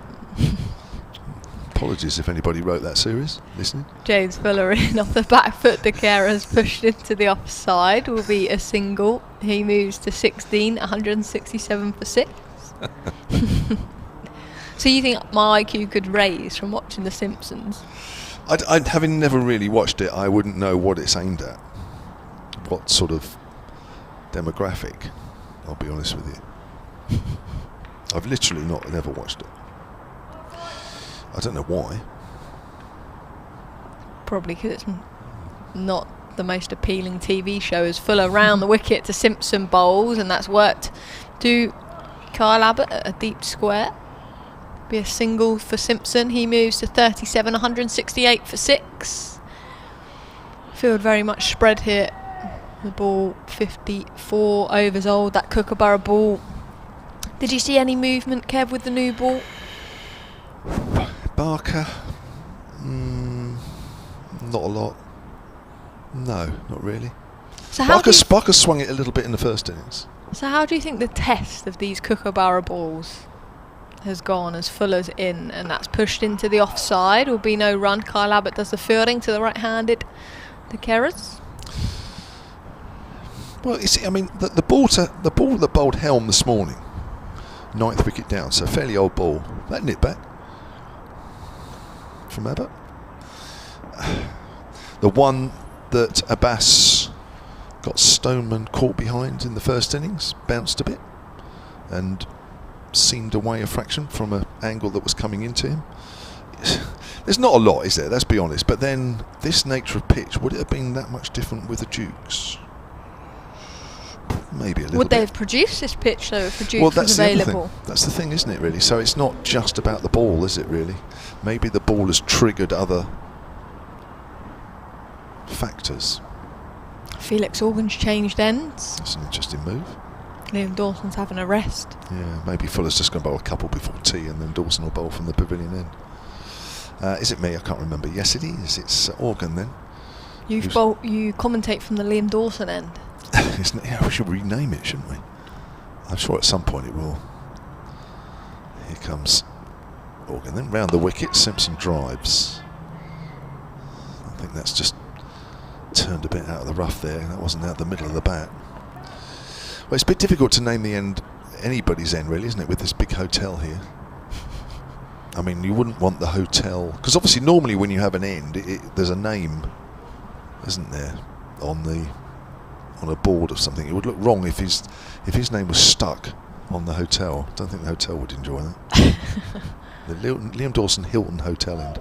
That's into the ground, fielded at gully. It looks like Liam Dawson sponsors Hilton or something. Other hotel chains available. Maybe we need to build more stands then. We've got a Yeah. Shane Warne stand, a Colin Ingle B. Mackenzie stand. Yeah. It's playing it out on the onside. Thought about a single initially. Well, I suppose, yeah, I mean, it's the Rod Brownsgrove Pavilion end, although it just says Rod Brownsgrove Pavilion. It doesn't say an end. But I think it's generally accepted. That's being the pavilion end, that's what that is. But I suppose it's more tricky this end, isn't it? Definitely trickier. Here's Simpson down the wicket, hits into the ground, I think, and Organ, I don't think, took the catch anyway, but he was trying to go for it, unless he thought it hit him on his foot as he was coming down. I mean, when you go to, and I don't want to name drop like Barbados, you've got the ends named, so you've got... That was a name drop. That was a name drop. Have you played there on that ground? No, I've never actually been to Barbados. I've never been to the Caribbean. Well, there you are. I'm sure there's time, plenty of time. As a player, maybe. There you go. Get a Vipers pre-season tour to Barbados. Hampshire used to do that for fun. Have a word with Charlotte Edwards. That's pushed up to middle. There you are. There's a task for you. I think we're trying, Kev. We are trying this Pre-season winter tour get to a pre-season Barbados. tour. Maybe not to Barbados, but I think there's potential in the pipeline. Is there? Where do people go now? Desert Springs or something, don't they? It's Dubai, not Dubai. India. There you are. South Africa. Been to South Africa. Yeah, you have. I remember you telling me a couple of seasons ago or so. That's pushed back. You played some cricket out there, didn't you? End of the over from Felix Organ. That's 2 overs to go until tea. 168 for 6 Middlesex following on, trailing by 101. Yeah, you played some club cricket out there, didn't you? Yeah, like state for Western Province, Western their Province, women's team. But their setup out there was obviously quite a few years behind in terms of standard of what it was here. But it was a great experience to obviously play in a different country. I've actually played cricket in 2 countries overseas. Do you remember? I don't know if I've told you the second one. Ooh, go on. And I think it would be a tough guess. I want you to guess. Oh, right, I don't think you'll get it, actually. I remember you telling me you'd played in South Africa when we did a T20 game at Taunton So one evening. And on the way back, to keep us both awake, you South were telling me Africa how is you'd played in South Africa. So South Africa is one. It's not Is it- somewhere that you'd immediately think of for cricket. Okay.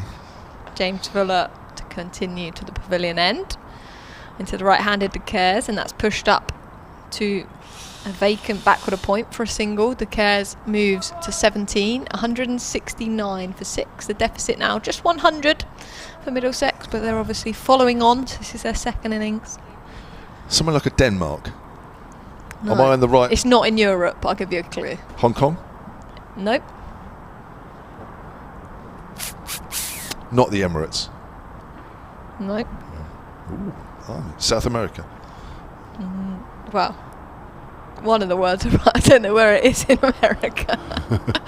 Fuller in bowl. That's left delayed outside the off stump. So it's America. So now Americas. we've made it Mexico. to America. Where in America? Mexico? Not Mexico. Oh, there's too much cricket there. I don't know. Although they did play those World Cup qualifiers, because I remember Tara Norris, former Viper, going out there for the USA, playing in Mexico.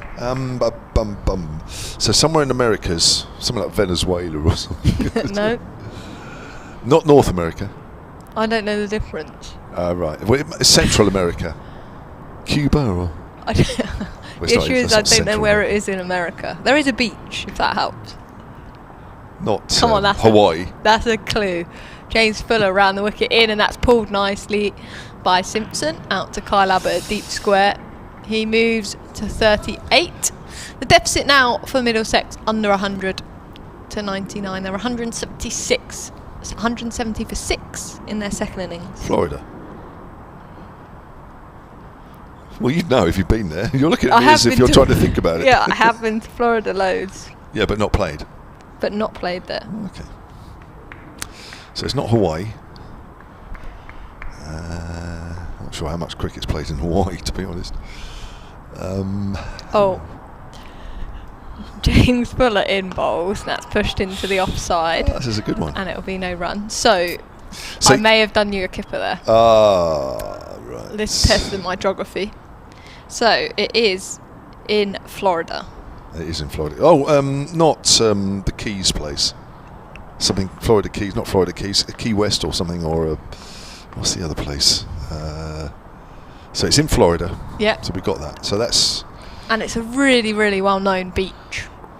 Well, I've not really been to. There was Florida. actually a Formula One race there quite recently. There's Fuller in, and that's pushed into the offside. Extra pace from him into De Keras, but plays in defence. 117 for 6. I don't know my Formula One stuff, to be honest. Should I break it to you? Well, how long we got? We got an over and a bit till tea, so let's do it right on tea. Okay. Listeners, of course, you can get in there first. At Silent Sport or at IMS Windsor, you got 7 balls. I had a great time. You're there to play cricket. So I was playing for a representative team Oh! against the USA. Was Fuller in, and that's racked him on the pads, but going down leg side. Will be no run. That's the end of the over. 56 overs gone of this Middlesex second innings. The deficit 99. De Keras at the crease on 17 and Simpson on 38. I think when you told me, or something, I did look up a scorecard, but I cannot remember exactly where it was. So 6 balls to guess where this well-known place in Florida is that Emily Windsor played. Is that the place where West Indies have played? You're asking all sorts of questions. Well, they've played something in Florida, So and they're due to play in Florida, or they were due, or I don't quite know. There's some cricket place in Florida, which I'm sure the West Indies played. Let me have a quick look myself. It's a lovely stadium, actually. It was very, very warm for cricket. Obviously, cricket is growing out there. There's Felix Organ, the pavilion end, bowls, and that's cut to cover for no run. I've just stolen one of your deliveries, because I'm going to look this up. Because we're running out of time. Felix Organ, again, on the top of his mark from this hotel end. 2 slips to the left-hander as the ball turns away as Organ's in, and that's worked to a vacant mid-wicket. Liam Dawson has to chase after it, but keeps it to a single. Simpson moves to 39. The deficit 98 now. Liam Dawson's dad saying Miami. Correct. There we go. Andy Mr. Dawson. Yeah, he's there. He's on the ball. He got there. I'm sure Dawson's dad's definitely tuning in. The way his son's played, absolutely phenomenal. Both the bat and the ball. And he's still got the energy to clap and applaud Felix Organ out there as he's in over the wicket. And that's in defence by De Keras. Will be no run. So the Broward County Stadium or something is an international cricket stadium located in Lauderhill, Florida, USA. That's First where I international cricket stadium in the USA. Hosted ODI and T20 matches, India and West Indies. Organ in off the back foot, and appeal for LBW. Outside the line, he got way over to that offside. A desperate cry from this Hampshire fielding unit. 171 for 6. See a picture of that. It looks quite a nice ground. It looks like the ground just outside the airport in Antigua. It's a lovely ground. Felix Organ in again, bowls a bit of turn into the right-hander, but played well by De Keras. He's still there on 17 off 56. Yep. That now I think is growing weeds and what have you. That tycoon that was found to be a bit of a crook. Can't remember his name. Anyway, Miami, lovely place to play cricket. Very lucky to go on that little tour. I went with Tash Farron and Fee Morris. Okay. She from looks a good England. player this year, Fee Morris. There's Organ in again, turn, but pushed into the offside. They're coming through for a quick single. Safely home in the end. So De Keras will finish on 18, Simpson on 39. And that's a tough session in the field for Hampshire. Middlesex making them wait for this expected defeat, but they are 6 down, a deficit of 97 in their second innings, being asked to follow on. Liam Dawson and Felix Organ bowled the majority of the overs in this session on a dry pitch. Liam Dawson 22 overs, 83 runs, 4 wickets to go with his 6th in the first innings, so 10 wickets for him. Felix Organ 13 overs, 39 runs, and then Keith Barker with two of the other wickets. And so Graham Mack also said Miami, so we got there. So thank you for those answers, and myself, Emily Windsor, and Kevin Hand will be back with you just after the tea, or just before the end of the tea break, in just under 20 minutes.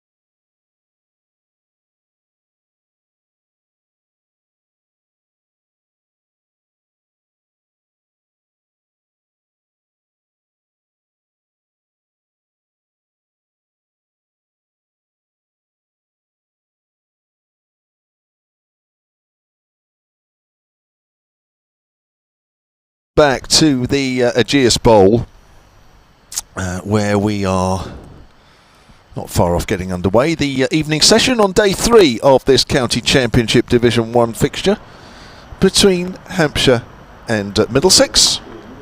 The state of play is that Middlesex, in their second innings and following on, are 172 for 6, but they are still 97 runs behind in the game. Now, it was a better session for Middlesex, that middle session. They only lost 2 wickets. Ryan Higgins for 54, Luke Holman for 8. Both those wickets fell to, yes, you've guessed it, Liam Dawson, who now has 10 wickets in the match. To go with that 100, just to repeat, if you're just joining us and maybe you've missed out on the stats that have been flying around, he's become the first Hampshire player in 122 years to achieve that feat. That's an individual 100, not 100 total over the course of 2 innings, plus 10 wickets. So well done to him. Higgins and John Simpson put on a 78 for the 5th wicket, showing a bit of fight. John Simpson is still there. He's 39 not out. Josh De Carys is 18 not out. Your commentary team for the evening session a little later. Southern Vipers batter Emily Windsor is still with us. And it's myself, Kevin James, and Kevin Hand to take you through this period. Evening, Chamber. Evening, everyone. 172 for 6. Well, the stat coming into this game, which still hangs at, well, 2 stats. No centurion yet this summer in the Championship, and only 1 score over 250. Yeah. Tough times with the bat for Middlesex.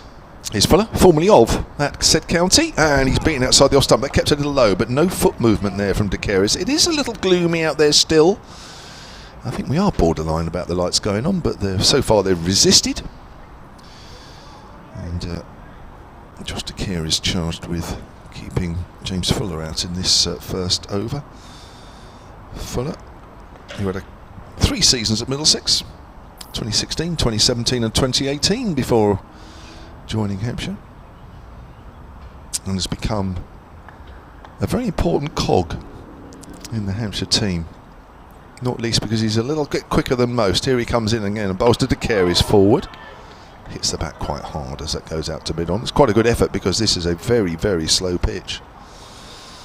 And it's been the spinners on both sides that have done most of the damage, chiefly because of the pace of the pitch and the fact that the way it's breaking up, and he's becoming very dry out there with the bowler's footmarks helping the spinners as much as anything, but also because we're playing with a Kookaburra ball, which the seamers have found, as if they didn't know already, then it doesn't do as much as a Duke's.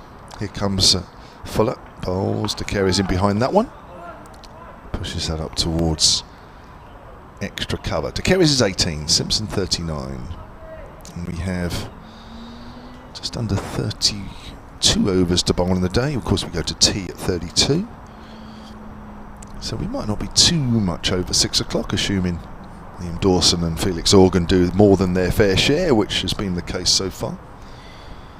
But Felix Organ has yet to take a wicket. 15 overs, none for 41 with his off spin. Here's Fuller bowls. De Carys plays that into the ground, plays that out into the covers. Definitely chillier, Yeah. isn't it? This is not the same weather that we started the game in. I went to get a coat and realised I hadn't brought one. How'd you know? Oh dear. School wearer.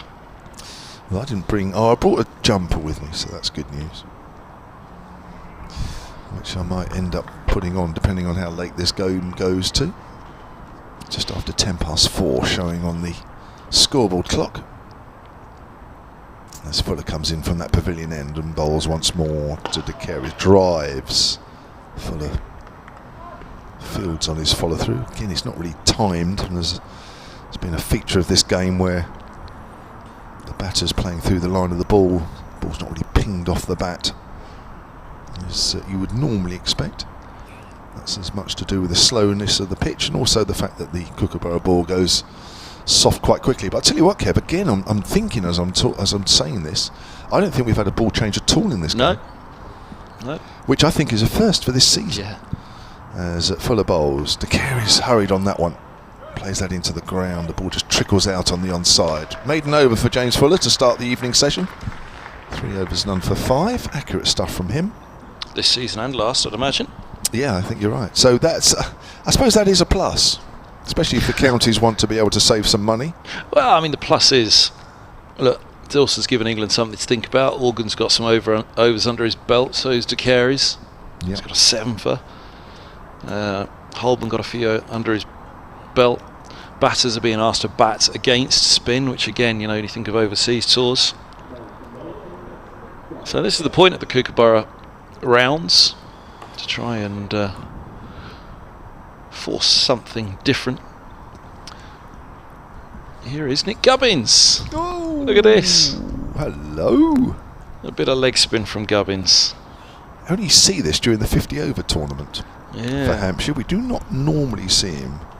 Picked I up a don't think couple. we see him at all. He picked up a couple in 2020 at the Oval, the first match resuming in COVID. I remember picked up a couple there. He's in. Leg spin from Gubbins right up there, and it's clipped to mid-wicket. There's no run. 59th over of the innings. Oh, this is a rare treat. Well, Dawson's got a century and a 10-fer. What can Gubbins get? And as forward goes, Simpson will be so desperate not to get out to Gubbins here, won't they? So his first bowl against his former county. I suppose that adds a bit of spice. Only 5 first-class wickets for Nick Gubbins. Oh, 4 of those came in 1 innings.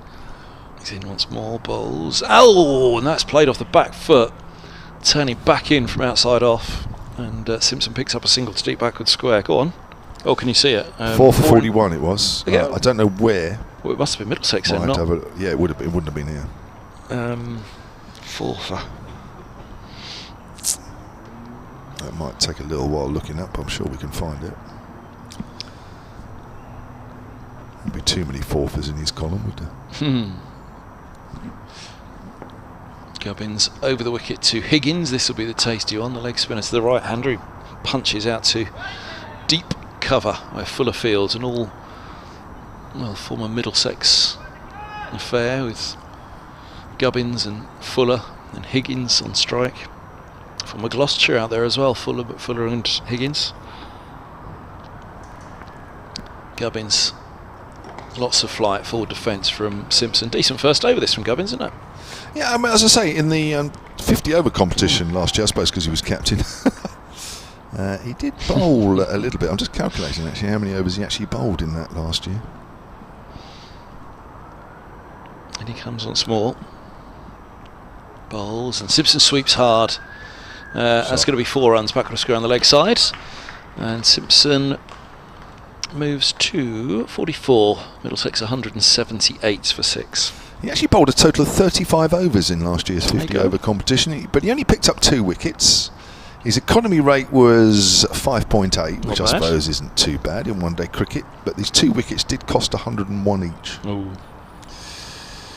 But it was, yeah. Do you know, it's got the feel as though it could rain, doesn't it? That kind of cold that's come in now with this cloud cover. You wouldn't be surprised if there was a spit of rain. There was early forecast, wasn't there, of some rain this week? Yeah. Do you know what? Wes, the media man here, he's on it today. I don't know what he ate for breakfast or lunch. He or got the what extra he's done. bacon that I didn't have in my Caesar salad. Yes, I had 2 helpings of that. He is so on it today, Wes. He was 4 for 41 for the Tuskers against the Eagles in Zimbabwe. Ah, there we go. That's why I January could think of it. 2022. There you go. Thank you, Wes. Full of bowls. This turn to mid-wicket. Me, sorry. I'm still.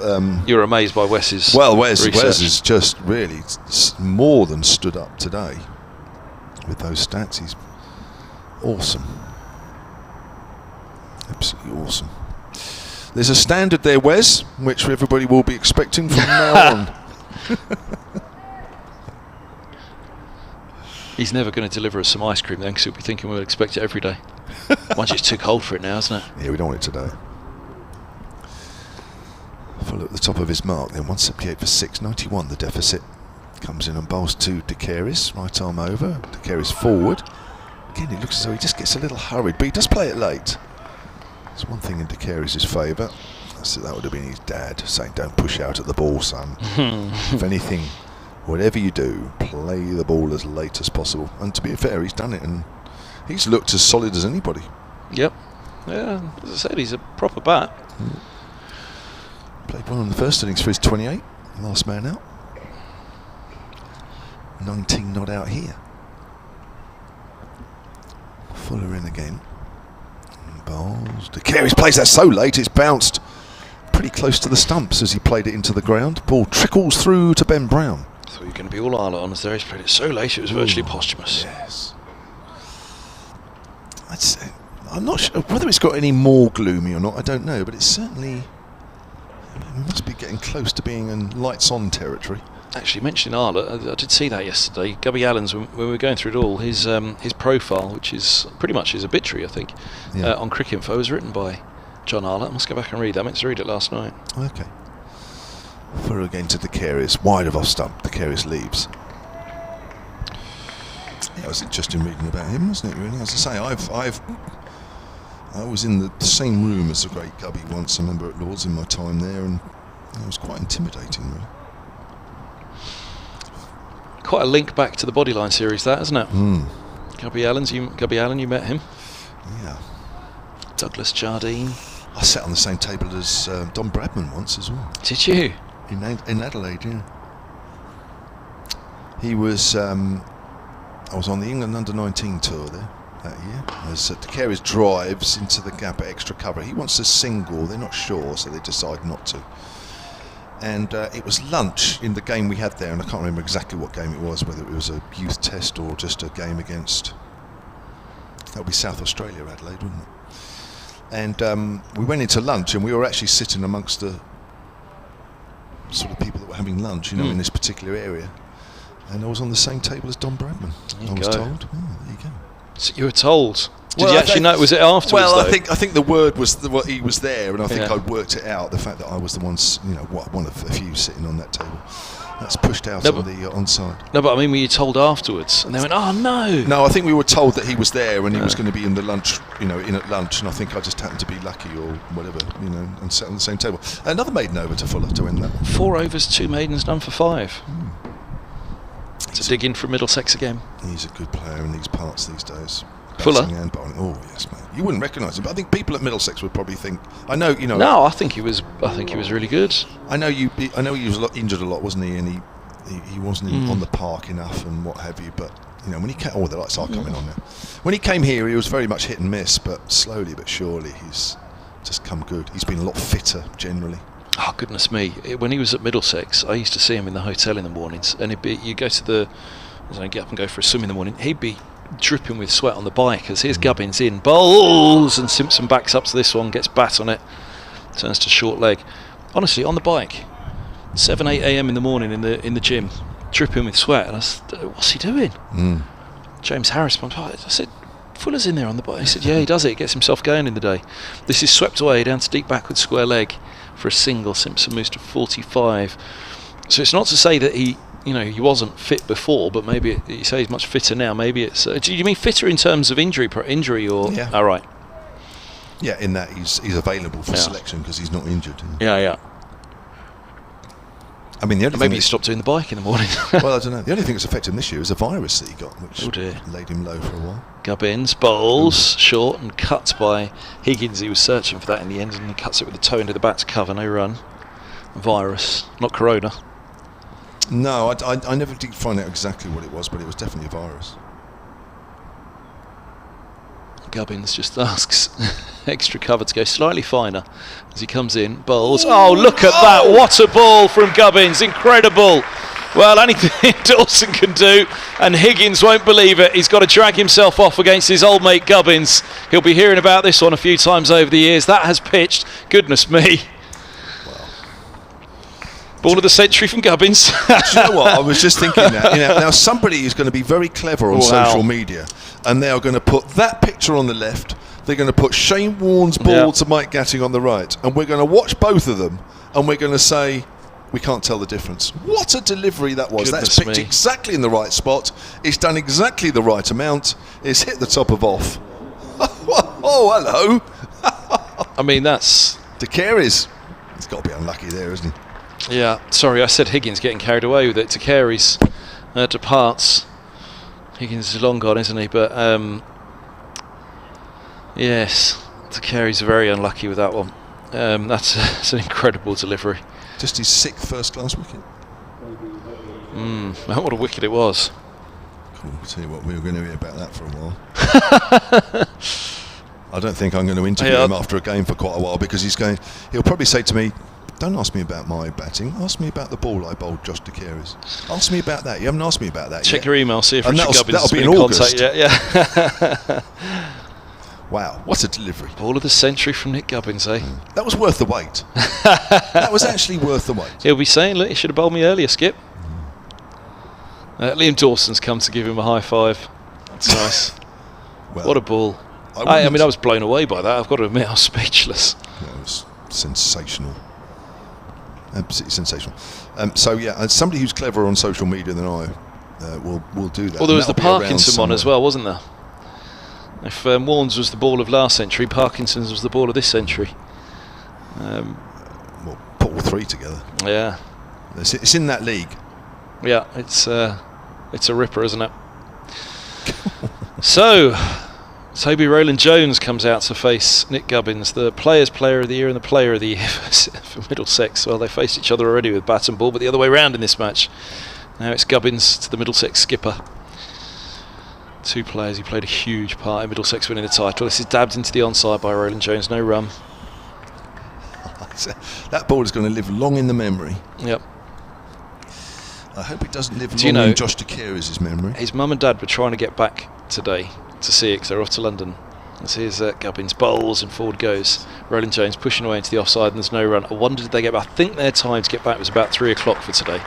But looking at the way Middlesex are batting, I wonder did they just decide to go straight home to Chichester and not bother coming here, because it could have been long done by now, couldn't it, this game? Yeah, well, where's the media man who's on it today? I'm sure is working on that piece of video as we speak, and I'm sure that will go on the Hampshire Twitter feed very shortly, because that is well worth a look. A bit like Brad Curry's catch the other day at Hove, whilst unfortunately it was against Hampshire, which contributed to them losing. This is a positive, and I could watch that.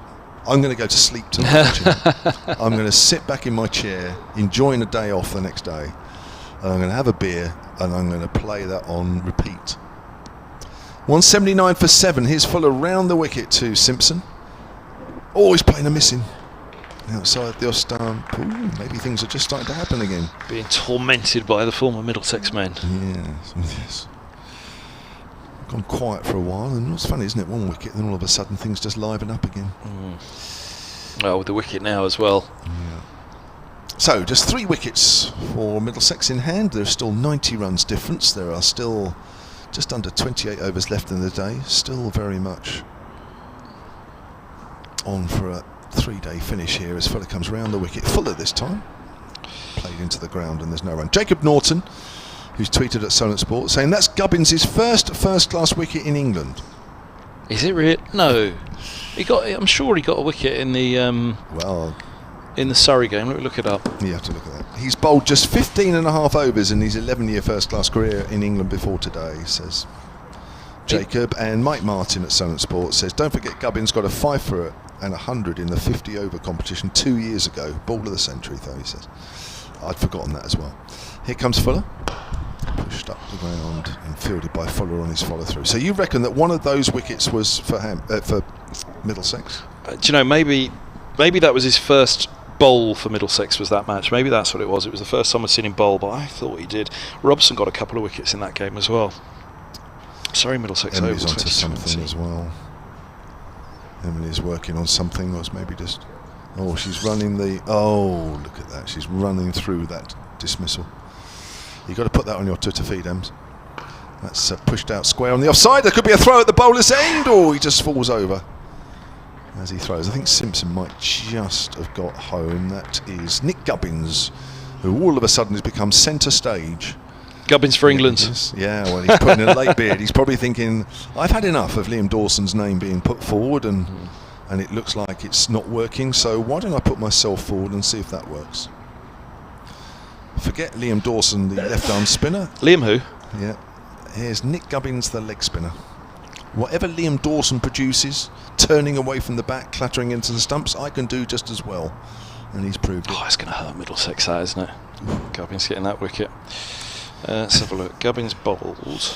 Rowland-Jones to face Fuller. Short. Ronan Jones just ducks underneath that at the last minute. He was going to play that standing on his feet and then realised it was just a little higher than he thought, but high enough that he could just tuck his shoulder underneath as the ball went over. Right, forget that. Gubbins got Robson got 2 for none from 3 overs, 3 maidens.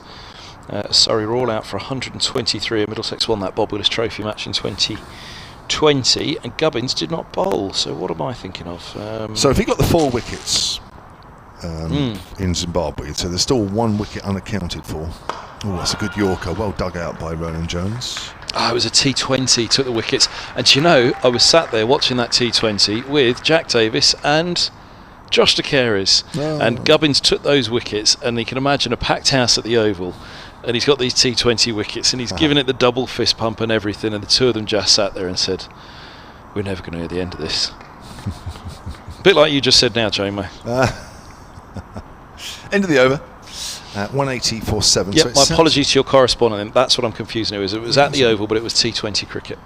Well, there's a lot to take in, especially when something out of the ordinary happens like that. Here he comes, Gubbins the destroyer. The ball won't come out of his hands now. For the rest of the season. He's going to bowl himself. Yeah, around the wicket he comes, bowls, and forward goes Simpson pushing into the offside. So will he captain the one-day side in the... he does, he captains the 50 overs, yeah. So he'll be captain against Middlesex this year then? Yeah, expecting to bowl 10 overs. Yeah. On the bounce from the off. Yeah. Open the bowling. Both ends. In he comes, bowls, drags that one short, Simpson slams him out to Fuller at mid-wicket, just a single. It's the kind of ball that takes a wicket though, isn't it? Drag it down like that, eyes lit up. Simpson got out. It's Essex, first game of the season. He dollied one back, backed really well, just pushed it straight back to the bowler. Low full toss. Here's Gubbins, bowled. Oh, goodness me, that's ripped off the surface, isn't it? Very short length. Ronan Jones went right back, saying, "Yeah, let it come, let it come, let it come." And he's still got a thick edge, which shot square of the wicket on the offside. Gubbins in. Bowls, and that's a beaut again. Well bowled, Ronan Jones. Doesn't have to get a big stride in, does he? 'Cause he's such a tall man. Just got a decent stride and defended that. Yeah, all 5 wickets were the Tuskers. Yeah, there we go. Here we go. Just found that. Drags this one short, wide outside of the off stump, rips away. I mean, he does get big spin on it, doesn't he? As you've seen in virtually every delivery here. It's the old shot put action though. Look, when he puts it under his chin before he runs into it. Oh, he stopped doing it. No, he doesn't. He slightly does it now. And forward goes Ronan Jones, and there's no run. He did this thing where he'd run in with the ball pushed up against his chin like he was a shot putter. But it seems as though that's he's not doing it so much anymore. 181 for 7. They trail by 88, Middlesex. Ronan Jones gets to get off the mark, 8 deliveries, and Simpson 47. So his last first-class wicket was for the Tuskers against the Mountaineers back in January and February of 2022, and his last wicket was a certain Mr. Chatara, LBW to Gubbins for 14. Tendai Chatara. Is that? I was going to say was that the Sri Lankan, but no, he was born in somewhere in Zimbabwe, which is unpronounceable. Mashonaland Eagles. That was one we struggled with. I can pronounce Mashonaland, believe me. Here comes Fuller. That's full into Simpson, who works it out square on the leg side. That's the place I'm asking you to pronounce. So look. It's not Mashonaland, I can assure you. Oh yeah, that one. And it's not Harare either. Are you going to have a go? Have a go. Bulawayo. No, it doesn't start with a B. You know it doesn't. Go on, I'll have a go. Go on, have a fun. Chimania Mani. Chimania Mani. Yeah, very good. Apologies if anybody's from there and they don't recognise it. Here comes Fuller. Edge down. It wasn't put down. It just bounced in front of James Vince. Probably Mania rather than Mania, isn't it? Chimania Mani. I'm wondering if the guy gave up after. Well, he took 5 for 41, Mr. Chatara, in that game. So he was definitely a bowler. If he gave up after getting out to Gubbins. I'm just trying to find out when his last sort of games were. Well, I speak to Dave Hatton. I don't think he's played in 2023, so maybe that did finish him off. He was really talking up the cricket in Zimbabwe at the moment. I mean, as he would, of course, Zimbabwe head coach. But he said the players have got coming in playing over there. It's Fuller again. was left alone outside the off stump by Roland Jones. Ireland won today, JMO. 3 defeats on the bounce, and then they beat the UAE today. Lost to Oman. Okay. Scotland, Sri Lanka, they're out. Irish are done, so it's all over to Zimbabwe to stop the West Indies or Sri Lanka. My correspondent the other day was telling us of that West Indies defeat in the Super Over to the Netherlands. Yeah. Well, it could be the Netherlands as well. It was a big super over as well, wasn't it? It was. The Netherlands hit. 30. Yeah. 3 sixes and... Oh, here we go. Typical. We left the Ageas today, says Richard Gubbins. Oh, no. At tea, just as they brought Nick onto bowl. Well, they'll be able to see it on social media. They've driven up to mid-on. It won't be as good as being here and seeing it out of the blue. You're kind of expecting it. If him bowling comes up on social media, you know it's something worth watching. Yep. Whereas we would have known. We wouldn't have known as he was running into bowl that we would have seen something that not many people have seen. I say it left me speechless. That was an extraordinary ball. He does have Ollie Pope as one of his victims in a Middlesex Surrey pre-season warm-up. There we go. We are scraping the barrel now. Here comes Fuller. And that's again left outside the off stump by Roland Jones. And 1 ball left in this over, which means there'll be 25 overs left in the day. 7 down are Middlesex. Will they claim the extra half hour? Will the light be good enough? Will the umpires decide they've seen enough and will come back tomorrow? Will they not have to make that decision? Or will become clearer at some point? Hampshire have 5 bonus points in this game, Middlesex just the 1. As Fuller comes in and bowls, and Roland Jones drives, gets a thick inside edge as the ball makes its way down towards fine leg, and Liam Dawson fields. He's not getting a look in. Liam Dawson, he can't get the ball back at this end, can he? Because Nick Gubbins is bowling rather well. 3 overs, 1 for 8. Fuller now completed 6 overs, none for 8 with 2 maidens. Middlesex 183 for 7 following on. Simpson is 48. He's played very, very well indeed. Roland Jones is 1. And Middlesex are 86 runs behind. Yeah, what a day, what a game this has been really. How many talking points are we going to have out of this game? Dawson's century, Gubbins' century. Or what's he going to have enjoyed more, the wicket or the century against his former county? I mean, obviously if anybody just tuned in and heard that, well, of course it'd be the wicket, of course it'd be the century, but if you haven't seen that dismissal yet, here he goes again to Roland Jones. He bowls and Roland Jones follows that. That's how big it turns for Gubbins. Was it 8 games in the 50 over competition? Yes. He's guaranteed 80 overs, isn't he? Yep. He's in now. Gives it a rip. Listens to the grunt as he releases. Ball's pushed through point for a single. And 1 for 8. 3.1 for Gubbins. Sorry, 1 for 9 off 3.2 for Gubbins. Goodness me. I tell you what, anybody that's keeping Liam Dawson out of the attack at the moment must be a good bowler.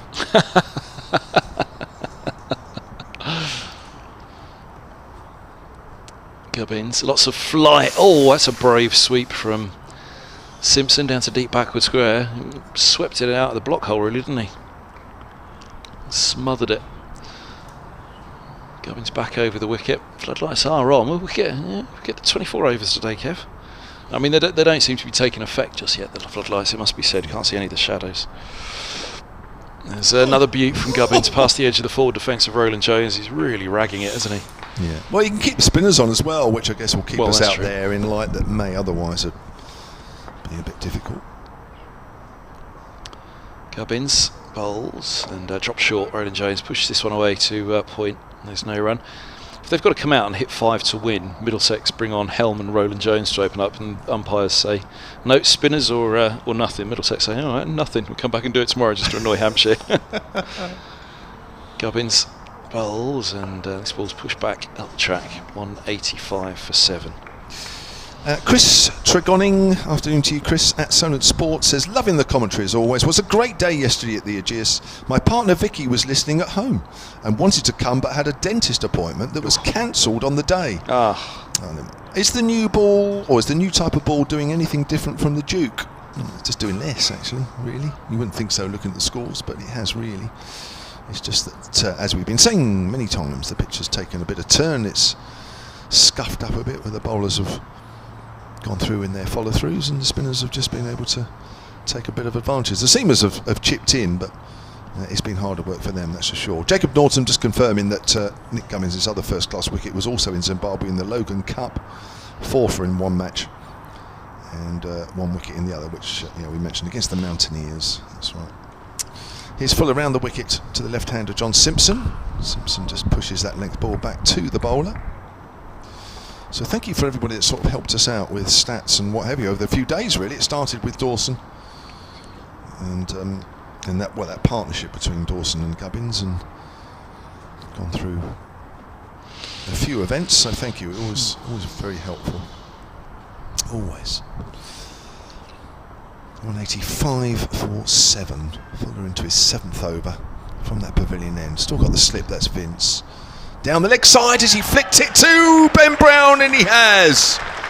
Well, that's a little bit of a death, I guess. It just bounced a little bit on Simpson. He looks really disappointed because he has worked very hard for his 49. That's off 136 balls. And he's probably thinking, what a way to go, having battled so hard in this second innings. But Fuller does it again, as he's so often done for Hampshire in the last season or so. Well, this innings, live as it is, had pushed him up to second in the Middlesex batting averages this year, behind Higgins, who's averaging 40. Simpson just shy of his 3rd 50 of the summer in his 14th innings.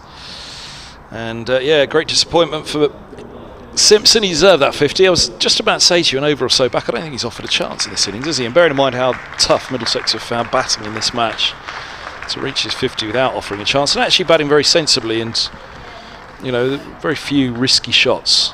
He batted with a lot of control.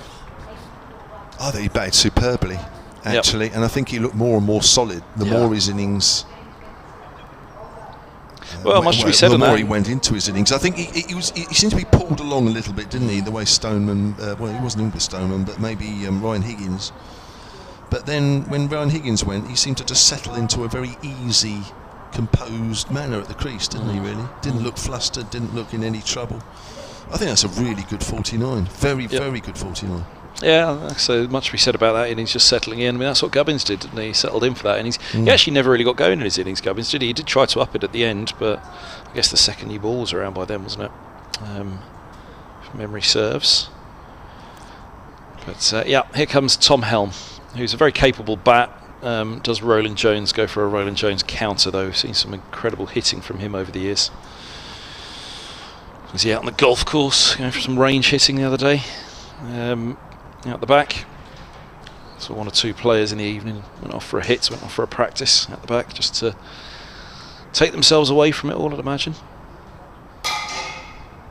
Oh. Emily Windsor just getting ready to come on commentary as Fuller bowls. Helm's in behind that one. This will be his 2nd bat of the day. He was 6 not out overnight. He was out for 9 after the first 15 minutes. Chris Hyde at Solent Sports says, "Afternoon, gents. Thoroughly enjoying the commentary as usual. Could you answer a question for me?" Probably not. Can you? What does the white ball? What do the white ball contracted players do during the red ball phase of the season, and likewise the red ball players during the limited overs phase? Well, try and find games for clubs, don't they? There's Fuller. Just pushes that out into the covers. Does help. Which is easier said than done.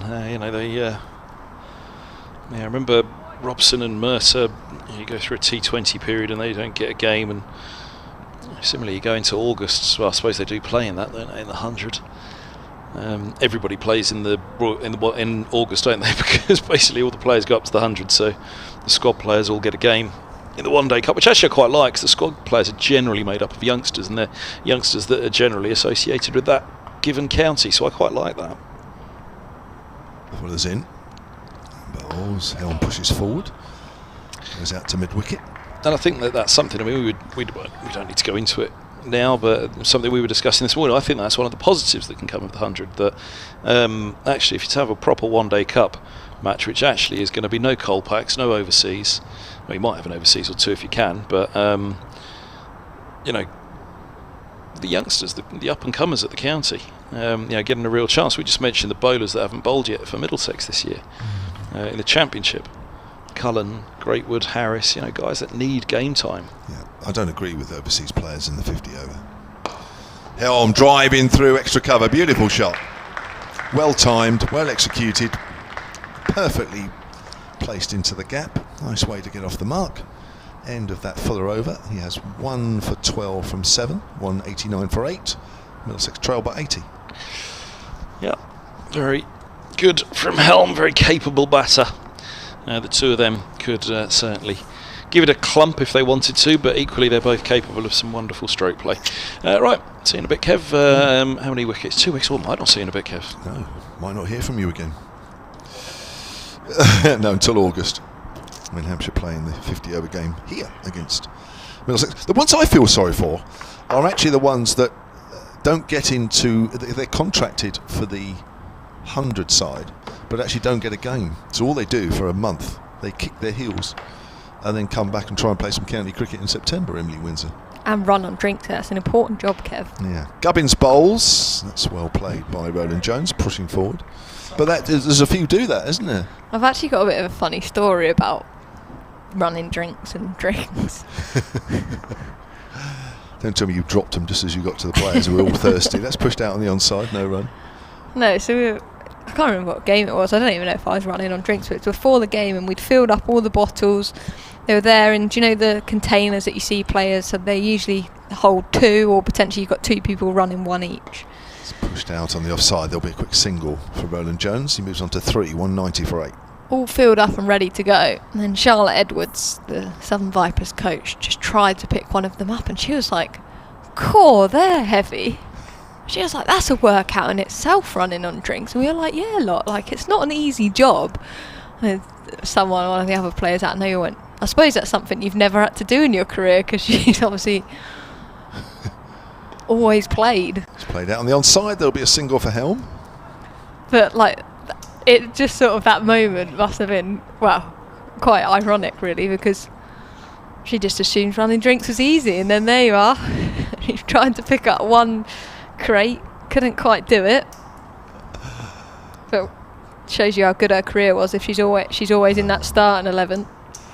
Off the back foot, slight outside edge as Barker fields there on the 45 on the offside.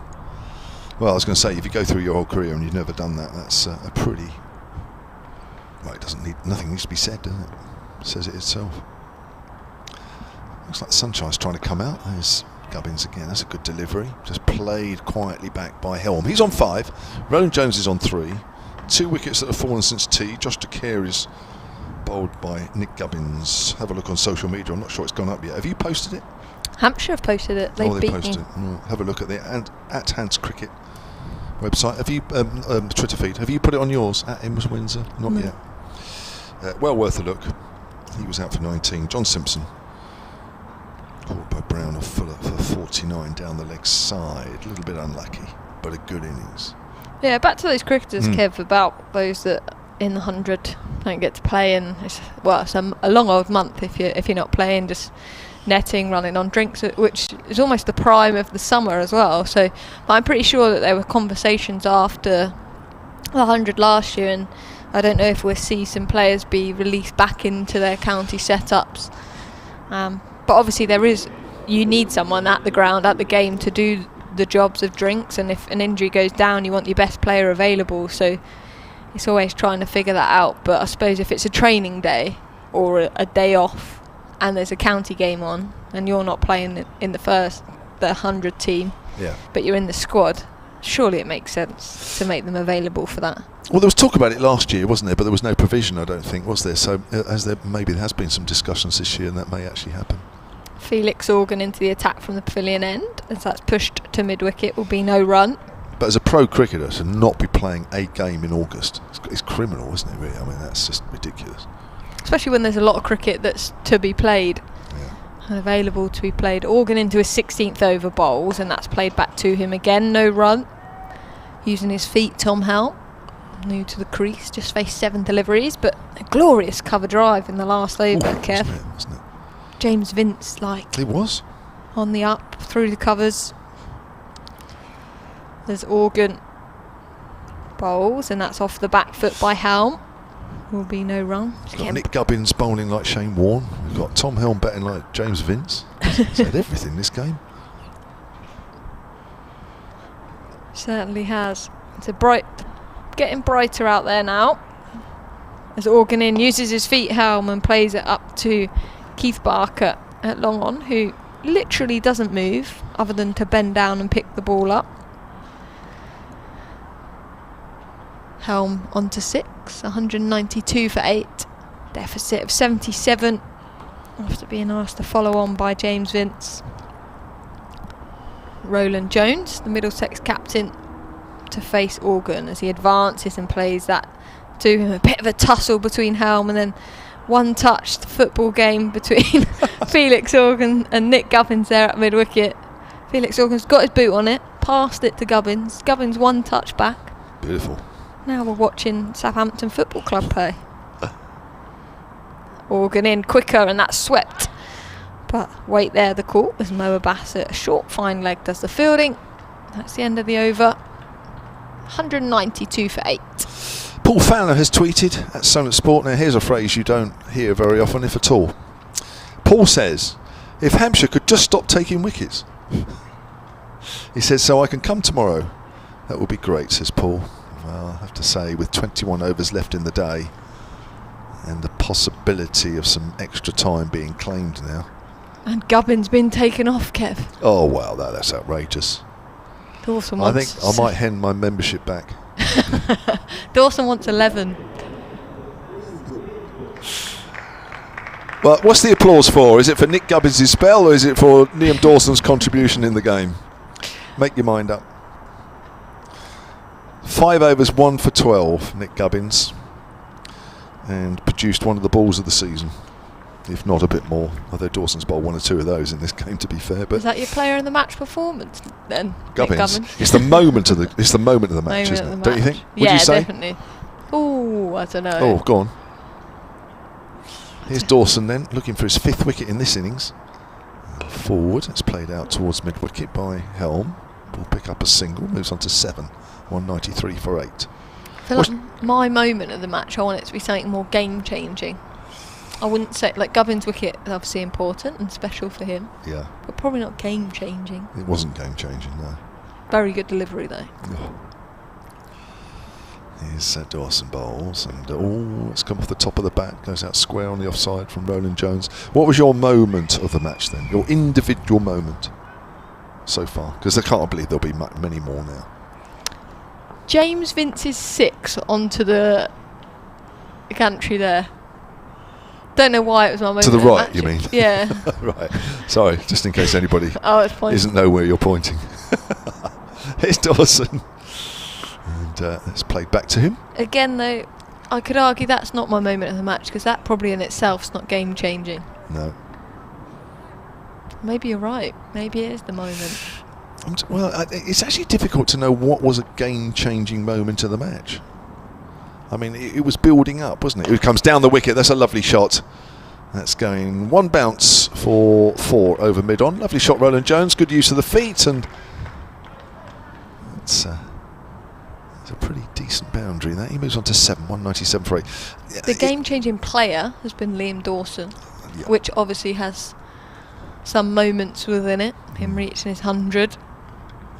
I thought he played beautifully on that first day. Applause for something there. I'm not quite sure what. 72 the deficit now. Yeah, well, yeah. You've got to pick a come on. We've got to pick a moment. As that's turned off the pad on the leg side. I'm not sure it's obvious. Some games it's obvious, isn't it? What was a turning point where somebody's put on a big stand and somebody's done something, got Or a them out. spectacular catch. Yeah. That's a difficult one. Oh, that's close. Yes, he's gone. From the moment that it hit Roland Jones on the pad, even though he was forward, he wasn't a long way forward. It didn't really turn.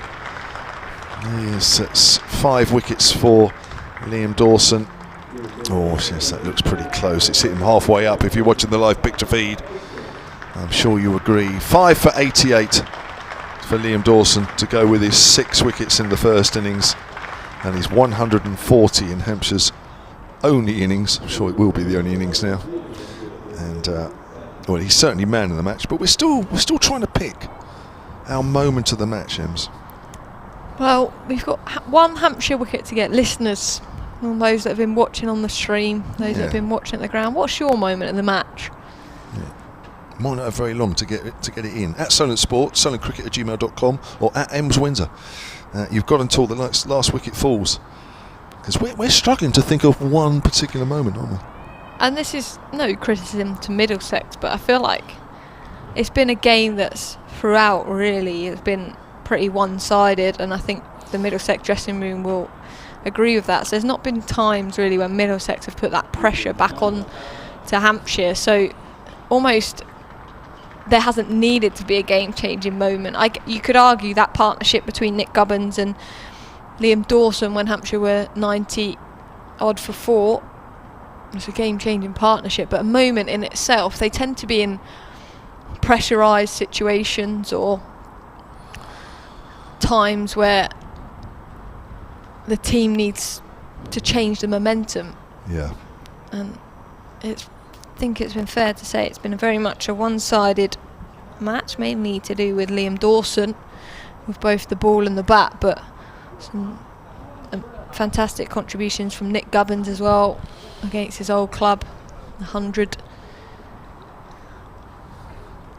It's been a real dominant performance for Hampshire. It certainly has.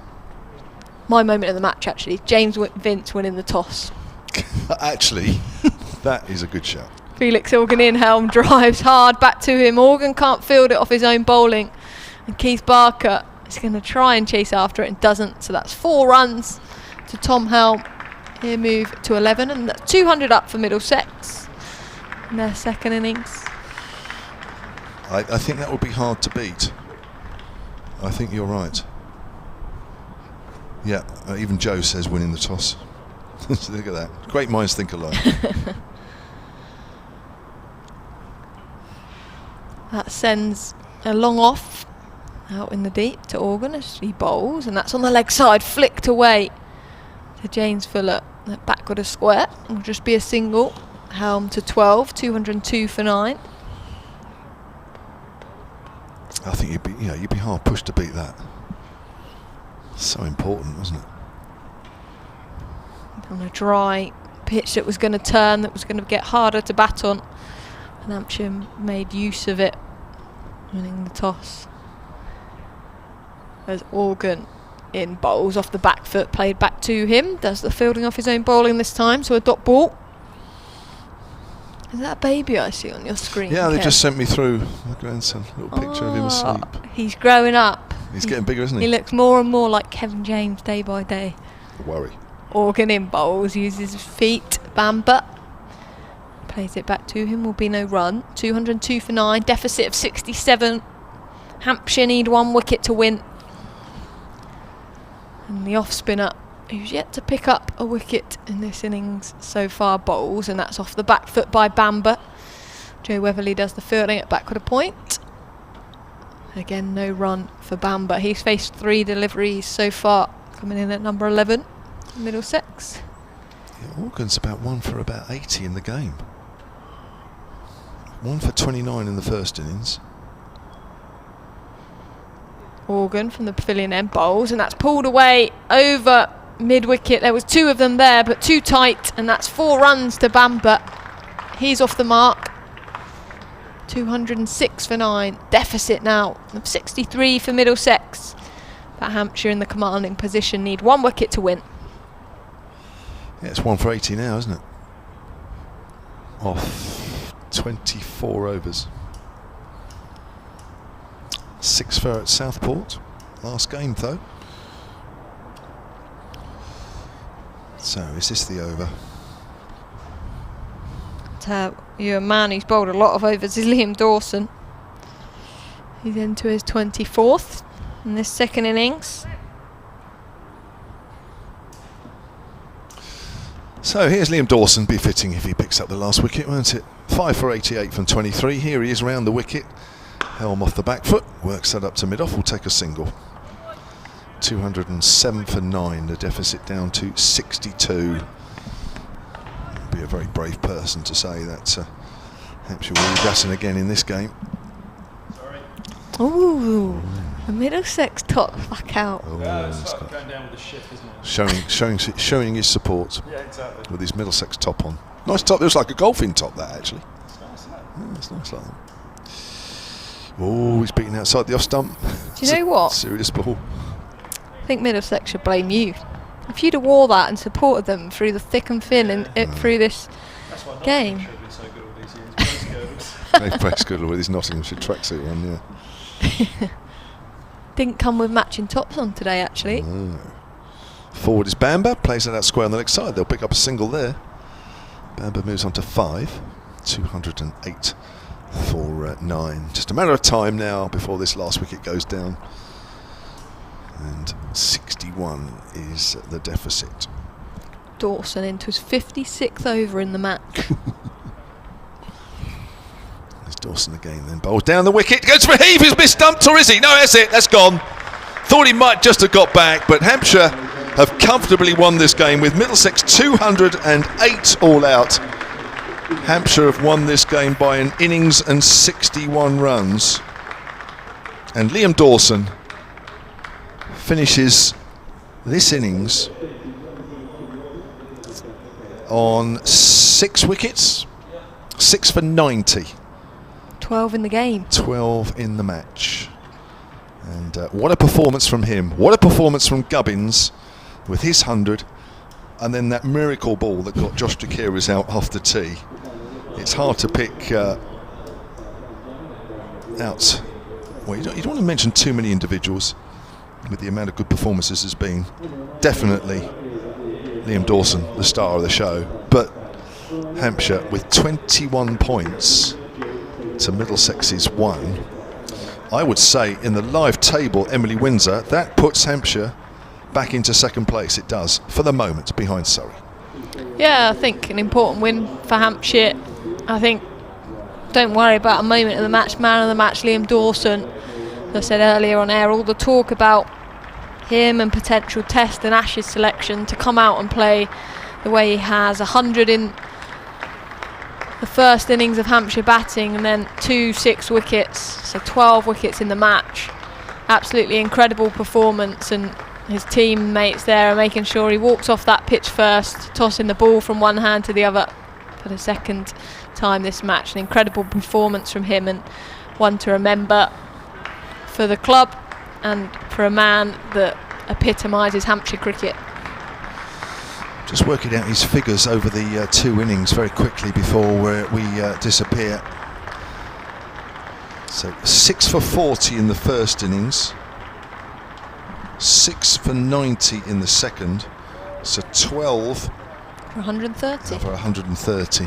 Absolutely super stuff. Yes, it was a wicket that gave him a bit of encouragement, but it gave the other spinners a bit of encouragement as well, and he was the one that came through. Thank you very much, Emily Windsor. Good luck on Sunday when the Vipers resume their Rachel Hayhoe Flint Trophy campaign against the Sunrisers. That's up at Chelmsford. There'll be live commentary of that one on the BBC Sport website.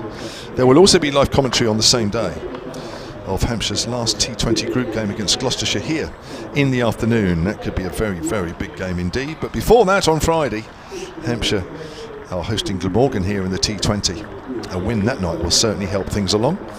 And who knows, Hampshire might again be in a quarter-final of the T20 competition. Hope you've enjoyed the commentary. We've enjoyed it. Of course, it always helps when it's a home win. But that's been a very special game for a certain Liam Dawson.